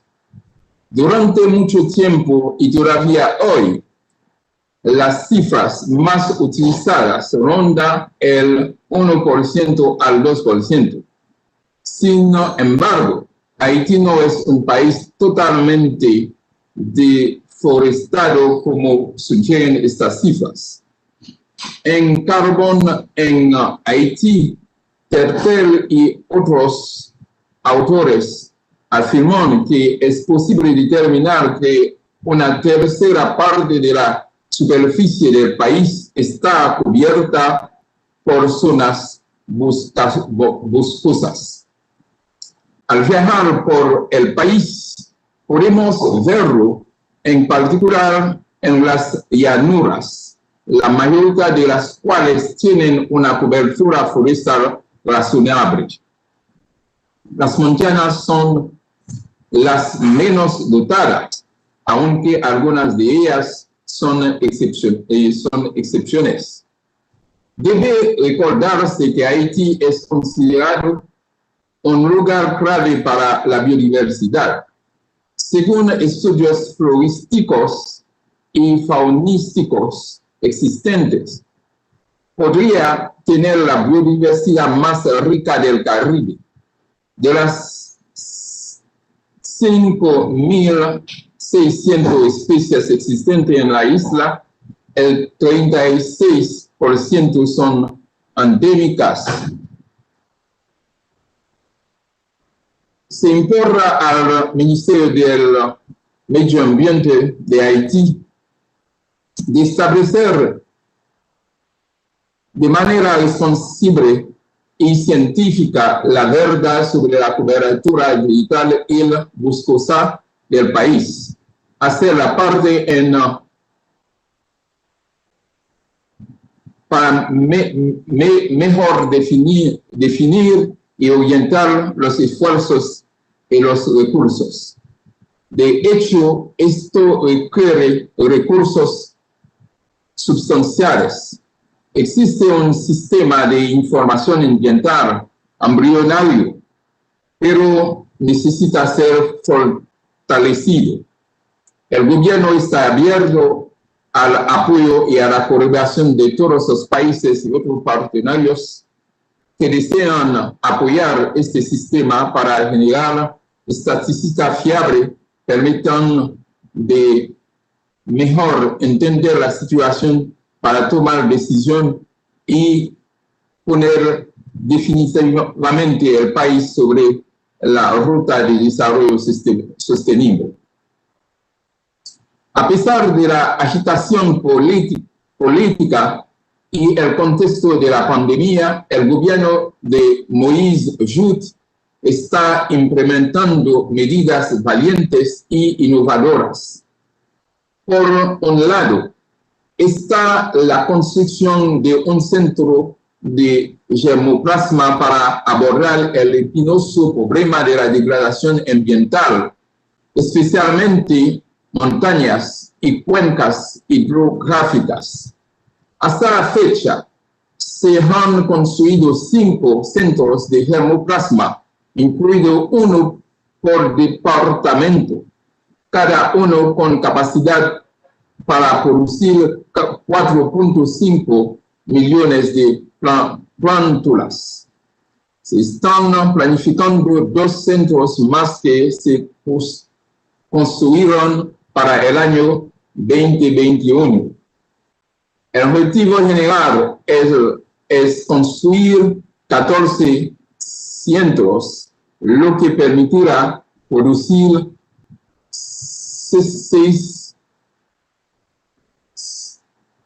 63 millones de plántulas al año. Por otro lado, está la instalación de bombas solares para mejorar la producción nacional, la seguridad alimentaria y el acceso al agua para uso doméstico. Ya están en funcionamiento unas 50 bombas solares. Estas son bombas de gran capacidad, con tasas de producción que van desde 1.250 a 2.000 galones por minuto. Se están instalando otros 8 y ya se ha firmado un contrato con una empresa para la instalación de 25 bombas. El objetivo a alcanzar son 308 bombas solares. Plantearlo para recortarlo es la estrategia decenal 2021-2030, en la que el Ministerio de Medio Ambiente busca no solo conciliar objetivos ecológicos y imperativo de vida en términos de mejorar las condiciones y de entorno de vida, sino también abordar el problema de la falta de estadísticas ambientales. A través de sus 3 componentes y 12 acciones, esta estrategia llamada Plantearlo encaja bien en un enfoque de desarrollo sostenible mientras apunta a hacer más y mejor con menos. Se trata de lograr un Haití verde, resiliente y nutritivo, sinónimo de seguridad alimentaria y nutricional, seguridad económica y ambiental, que al mismo tiempo la convertiría en una vez más en una tierra de acogida o refugio.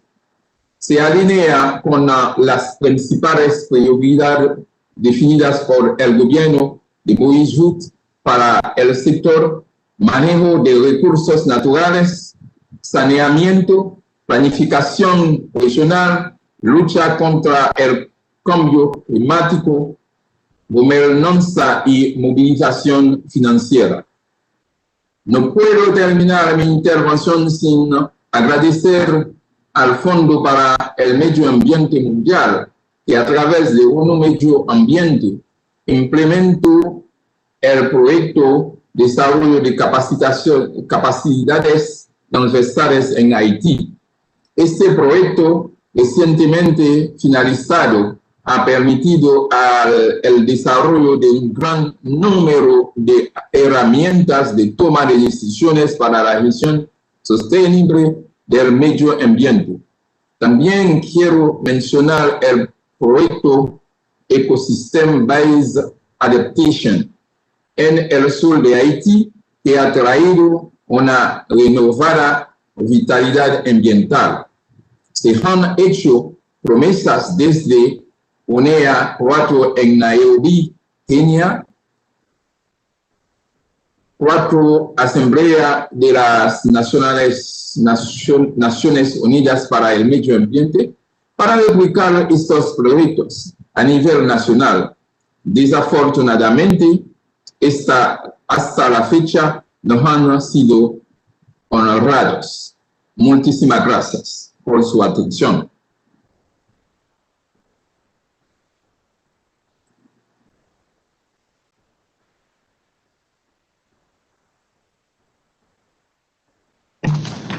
And now invite the Minister from Bolivia, Juan Santos Cruz.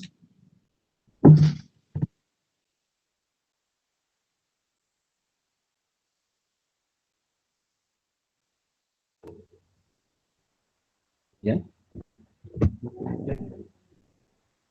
Hola. Muy buenas tardes a todos los presentes, colegas ministros de Medio Ambiente de los diferentes países de la región, delegados y representantes de la sociedad civil. Recibo un cordial saludo del Estado Plurinacional de Bolivia y de nuestro hermano presidente Luis Arce, en especial a la primera ministra de Barbados, a honorable Mía Amor Motley, y al director ejecutivo de la Organización de Naciones Unidas para el Medio Ambiente, PNUMA, a Inger Andersen, a los cuales felicitamos de manera categórica por la organización de este gran evento. Es uno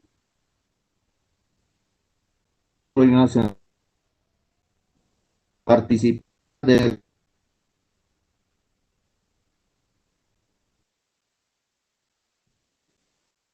ambiente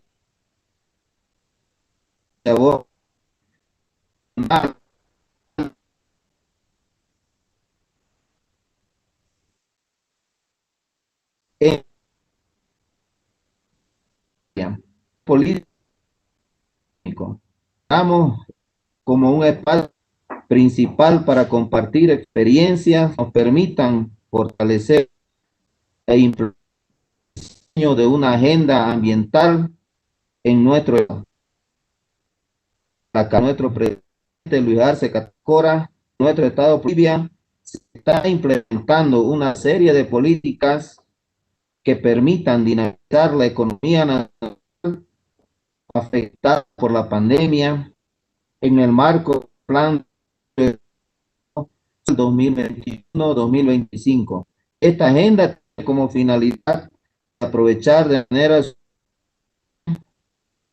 especie de la a mejorar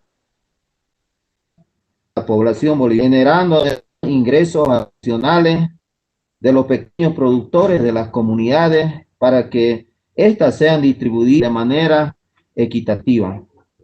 Estas acciones también nos permitirá mantener actualizar nuestra base de datos de manera que tengamos mayor información, mejorar, capacitar sobre el manejo de las especies, mejorar los instrumentos legales de aprovechamiento y conservación en el marco de la política de la madre tierra y el vivir bien.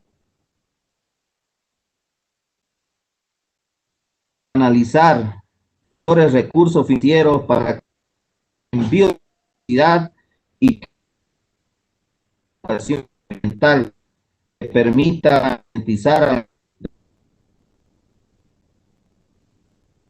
al público en general. Los bosques son un recurso estratégico para el Estado Nacional de Bolivia, que se cuenta con una superficie más de 51 y con 9 tipos de bosque. No, un país mega diverso.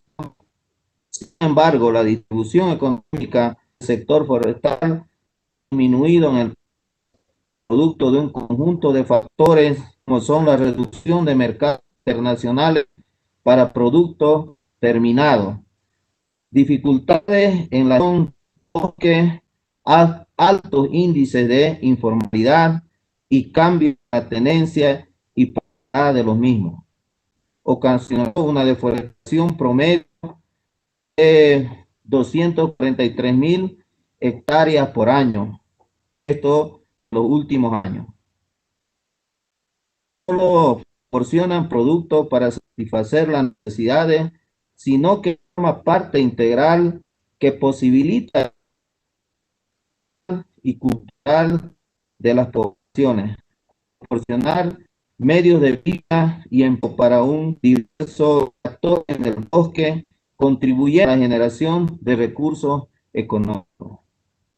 En este sentido, ha desarrollado un modelo que es la gestión integral de los bosques y la promoción de las medidas normativas y acciones en favor del forestal. Los mismos han sido construidos desde un enfoque de la economía social comunitaria con el objetivo de dar a conocer al mundo que este modelo tiene dos principales finalidades. Los bosques son productores de alimentos de las funciones ambientales en el marco del desarrollo integral para el vivir bien. Por consiguiente, viene promoviendo la gestión de los bosques a través de la implementación de programas, proyectos de los madereros y no madereros, la gobernanza y gobernabilidad de los actores locales y los sistemas productivos sustentables, amigables con la madre tierra. Sin embargo,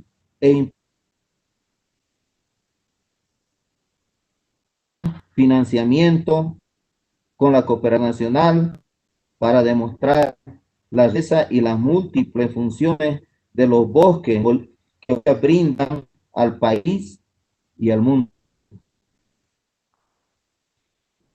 En materia de gestión ambiental, sustancias químicas y desechos peligrosos, asume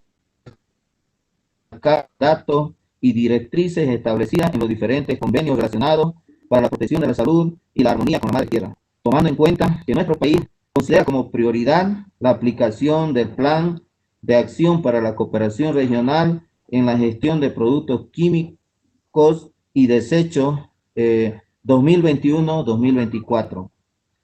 En el marco del fortalecimiento de la red intergubernamental de químicos y desechos para América Latina y el Caribe. Finalmente, quiero agradecer profundamente y nuevamente a todos los representantes de todos los países hermanos, reiterándoles los mejores de los deseos y éxitos en el desempeño de las diferentes funciones que nos toca afrontar en estos tiempos de crisis sanitaria por la pandemia del COVID. Y un saludo nuevamente desde el Ministerio de Medio Ambiente, nuestro gobierno nacional, de nuestro hermano Luis Arce Catacora, un saludo revolucionario y Jayaya. Gracias. Thank you. I now invite to speak Mr. Madrin Herrera Lopez, Vice Minister of Environment, Climate Change and Forest Management and Development of Bolivia.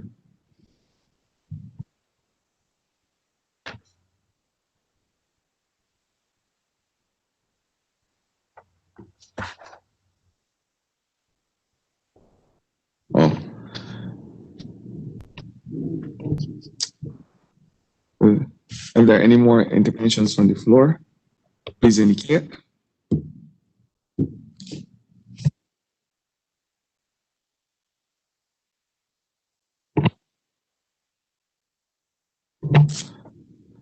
Thanks to all who worked on the preparation of these decisions, which will inform policies, programs, and activities, and will help shape the future course of the work of UNEP in this region, as well as the work of this forum.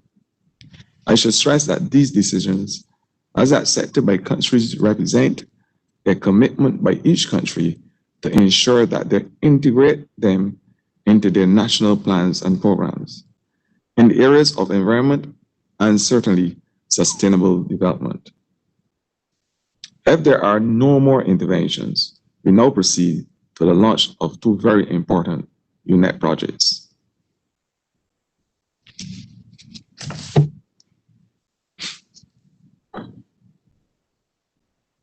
I now invite Dr. Lorna Innes, coordinator of the UNEP Cartagena Convention Secretariat, the UNEP administered Regional Seas Program for the wider Caribbean region, to introduce a short presentation on two recent landmark reports: the State of Convention Area Report on Marine Pollution and the State of Marine Habitat Report for the wider Caribbean region, to be formally launched at this meeting.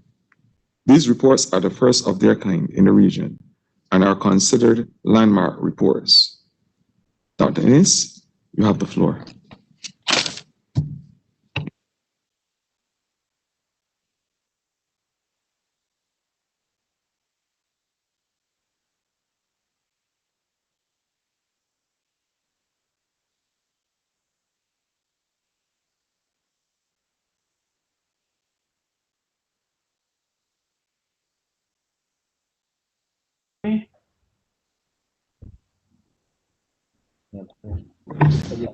Dr. Innes, you have the floor.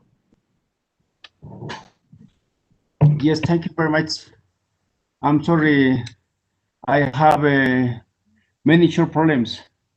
Greetings for you from Bolivia. Muchas gracias por escucharme en este evento. Pues soy el ingeniero Magín Azera López.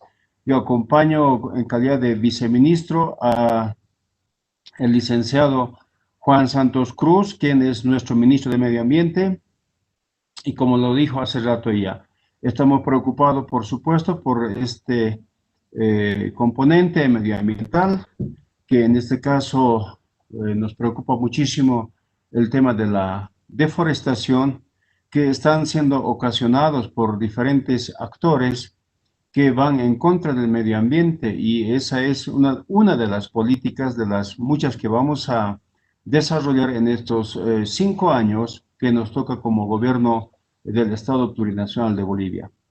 Los bosques estropeados, los bosques están siendo totalmente depredados por personas inescrupulosas que ni la ley tiene alcance ante ellos, pero también hay una deforestación por causa de los incendios, que también son algunos provocados y otros probablemente accidentales. Nuestras estadísticas en Bolivia en el tema de la deforestación prácticamente es elevadísimo, y esa es una de nuestras preocupaciones. Los incendios que se ha registrado en Bolivia, el 2019 registra alrededor de 5.300.000 hectáreas de superficie quemada. Esas hectáreas se deben reponer y, por supuesto, esto para todos. El 2020 este número ha reducido un poco menos, tenemos alrededor de 3.700.000 hectáreas también quemadas. Entonces, datos que nos llaman la atención muchísimo, y la tarea ahora nos toca reforestar los arbolitos que estamos generando desde los viveros, tanto municipales, de gobiernos locales, y nosotros, por supuesto, estamos preocupados para implementar. Adicionalmente a esto, nosotros en Bolivia nos hemos dado cuenta de que el componente de la educación ambiental el componente de la educación medioambiental todavía está.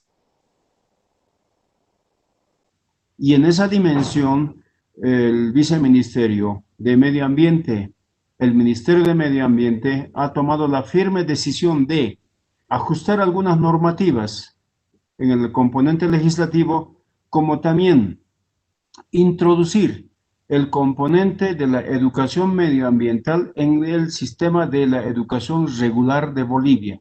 Esa es una de nuestras otras políticas que hemos adoptado para un poco reducir, para un poco controlar estos desastres naturales que se nos están viniendo. Por supuesto que el componente medioambiental es amplio, todos conocemos y estamos preocupados por eso, y este foro nos va a ir seguramente alimentando muchos otros conceptos.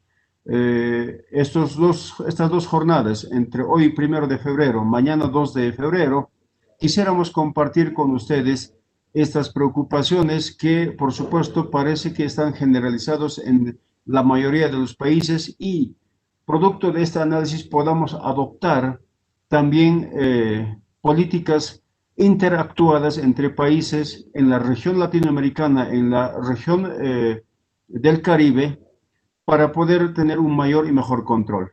Muchas gracias a todos los que nos están escuchando en este evento tan importantísimo.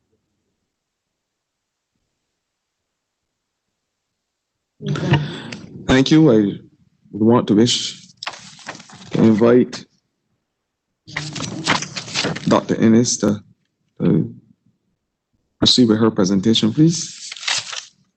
Dr. Ennis.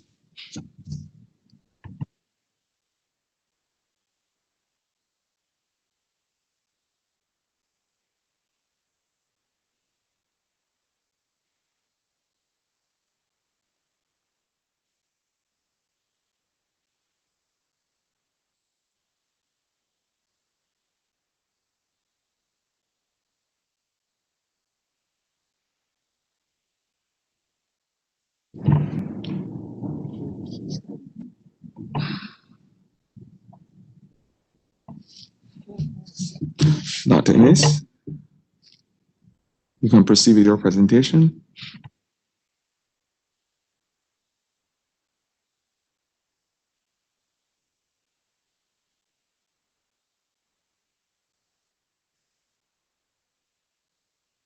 If there are no more questions, comments, I will wish to close this presentation by complimenting. Can I call on the Secretariat to instruct? Mr. President, from the Secretariat, we are just waiting a few minutes for the presentation of the Caribbean office, please. Okay.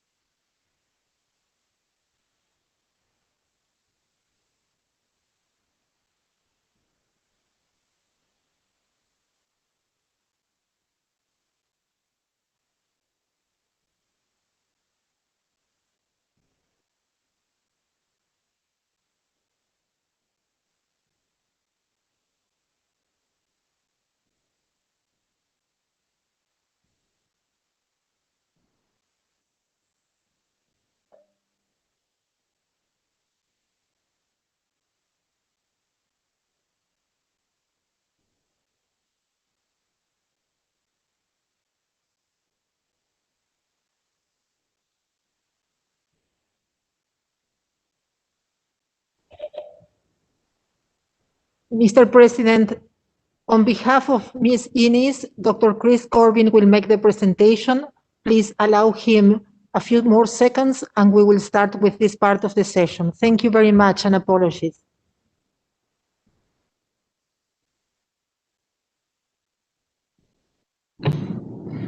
Noted with thanks.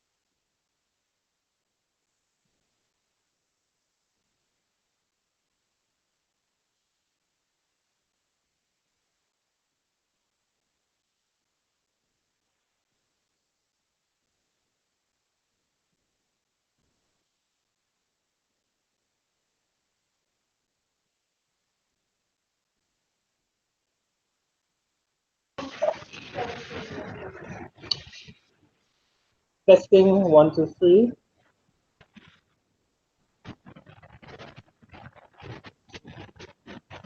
We hear you. Muchísimas gracias y buenos días a todos y todas. First of all, humblest apologies. We seem to be having some connection problems here in Kingston, but it is a pleasure on behalf of Dr. Lorna Innes, coordinator of the Cartagena Convention Secretariat, to introduce the launch of two very important reports to this 22nd meeting of the Forum of Ministers of Environment of Latin America and the Caribbean. Good afternoon, honorable ministers. I would like to begin with my sincerest appreciation to my colleagues at the UNEP Regional Office for Latin America and the Caribbean, in particular to our good friend Leo, as well as the chair of this meeting, the government of Barbados, for affording us the space in this agenda to do a short launch of two landmark reports for us as the Cartagena Convention Secretariat. Based on mandates provided by the contracting parties of the Cartagena Convention and its protocols on marine biodiversity, SPOR, and marine pollution, LBS, and with financial support from the UNDP GEF Caribbean Large Marine Ecosystem Plus project and the UNEP UNDP GEF Integrated Water Ecosystems and Lands Management, we have completed the development of the region's first comprehensive reports on marine pollution and on marine habitats for the wider Caribbean region. Both reports are important contributions not only to the implementation of the Cartagena Convention and its protocols by the 28 countries of the wider Caribbean region and its territories, but also to the call made under the 10-year regional of the Caribbean Large Marine Ecosystem Project. This program seeks to promote and undertake region-wide integrated reporting, referred with the acronym SOMI, standing for the State of the Marine Environment and its contributions to socio-economic development in the region. The reports also provide the basis and the context for development of a regional strategy and action plan for the conservation of our coral reef, mangrove, and seagrass habitats in the wider Caribbean region, and the development of a regional nutrients pollution reduction strategy. These are in their final stages of development and provide a baseline for the monitoring and support to regional biodiversity conservation efforts in the region. We are committed as a Secretariat to continue our efforts to develop future reports on pollution and marine habitat, which along with other reports, for example, on fisheries, coordinated by the Food and Agricultural Organization, will help to bring together these different intergovernmental organizations in the region, all with a marine-related mandate. We need to increase our levels of collaboration, and the interim Caribbean Large Marine Ecosystem Coordination Mechanism, for which the UNEP Cartagena Convention Secretariat is a member and is currently a co-chair, will form the basis for such collaboration. We are delighted to inform that negotiations are well underway with government focal points to formalize this coordinating mechanism into a more permanent arrangement. This will facilitate our efforts to continue to support monitoring and reporting in the region, including our reports on pollution and marine habitat. For us as a Secretariat, This is coming at an extremely timely occasion as we are in the process of developing a new medium-term strategy for the Secretariat, which will be presented to our national focal points during the next Conference of Parties scheduled for June this year. We consider these reports will be important baseline information to continue to work with all of our contracting parties in Latin America and the Caribbean to mobilize financial and technical resources for new projects and to assist countries in their efforts as we strive for more blue or ocean-based economy approaches. We are already actively engaged, for example, in the preparation of a new UNDP JEF project entitled Pro-Caribe, which is meant, among other things, to support the operations of the coordinating mechanism, but more importantly, to build the capacity of all of our governments for monitoring and assessment reports. In conclusion, and as I introduce this video, which I invite honorable ministers to view, we are confident that together we stand stronger to support our region. We will continue to work with our contracting parties to improve their capacity for national monitoring and assessment programs, as well as to enhance our expertise through our regional activity centers and the regional laboratories of excellence that we have throughout Latin America and the region. We stand well placed to coordinate different partnerships between regional and sub-regional organizations, and we look forward to the continued support of our donors, both from the Global Environmental Facility and the non-JEF projects. I would like to invite the honorable ministers now to view a short video representing the main findings of the two reports, and we look forward to take any questions or comments afterwards. Muchísimas gracias.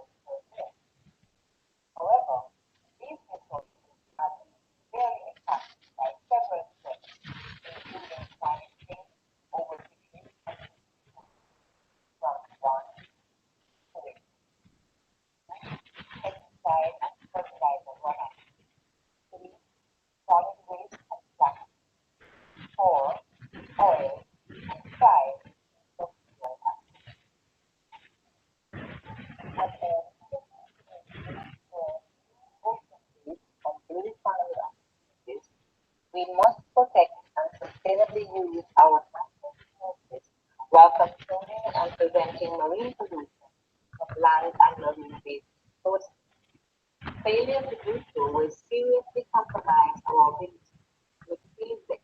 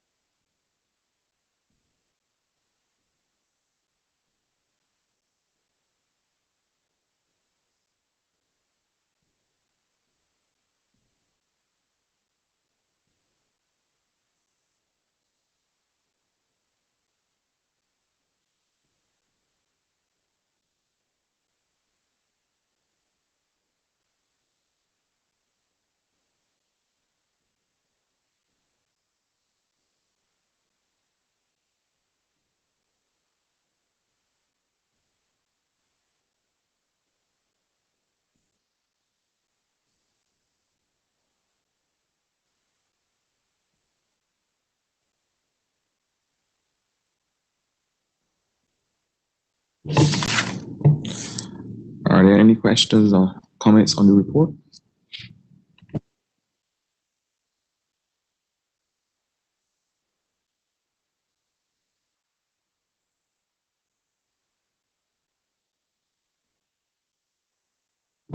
I see no indications. I wish to close this presentation by complimenting UNEP, the coordinators of the work, and the countries of the wider Caribbean region that contributed to these two landmark reports. We have details on the screen, should you wish any additional information. Thank you again, Mr. Christopher Corbin. Honorable ministers, participants, I wish to conclude today's program by thanking you for your participation. I extend a special thanks to our agency, our partners who have taken time off their busy schedules to share their perspectives and expertise today. I now bid you a pleasant evening. Thank you and God bless. The program tomorrow starts at 9 a.m. Eastern Standard Time. I look forward to your presence again tomorrow. Thank you once again.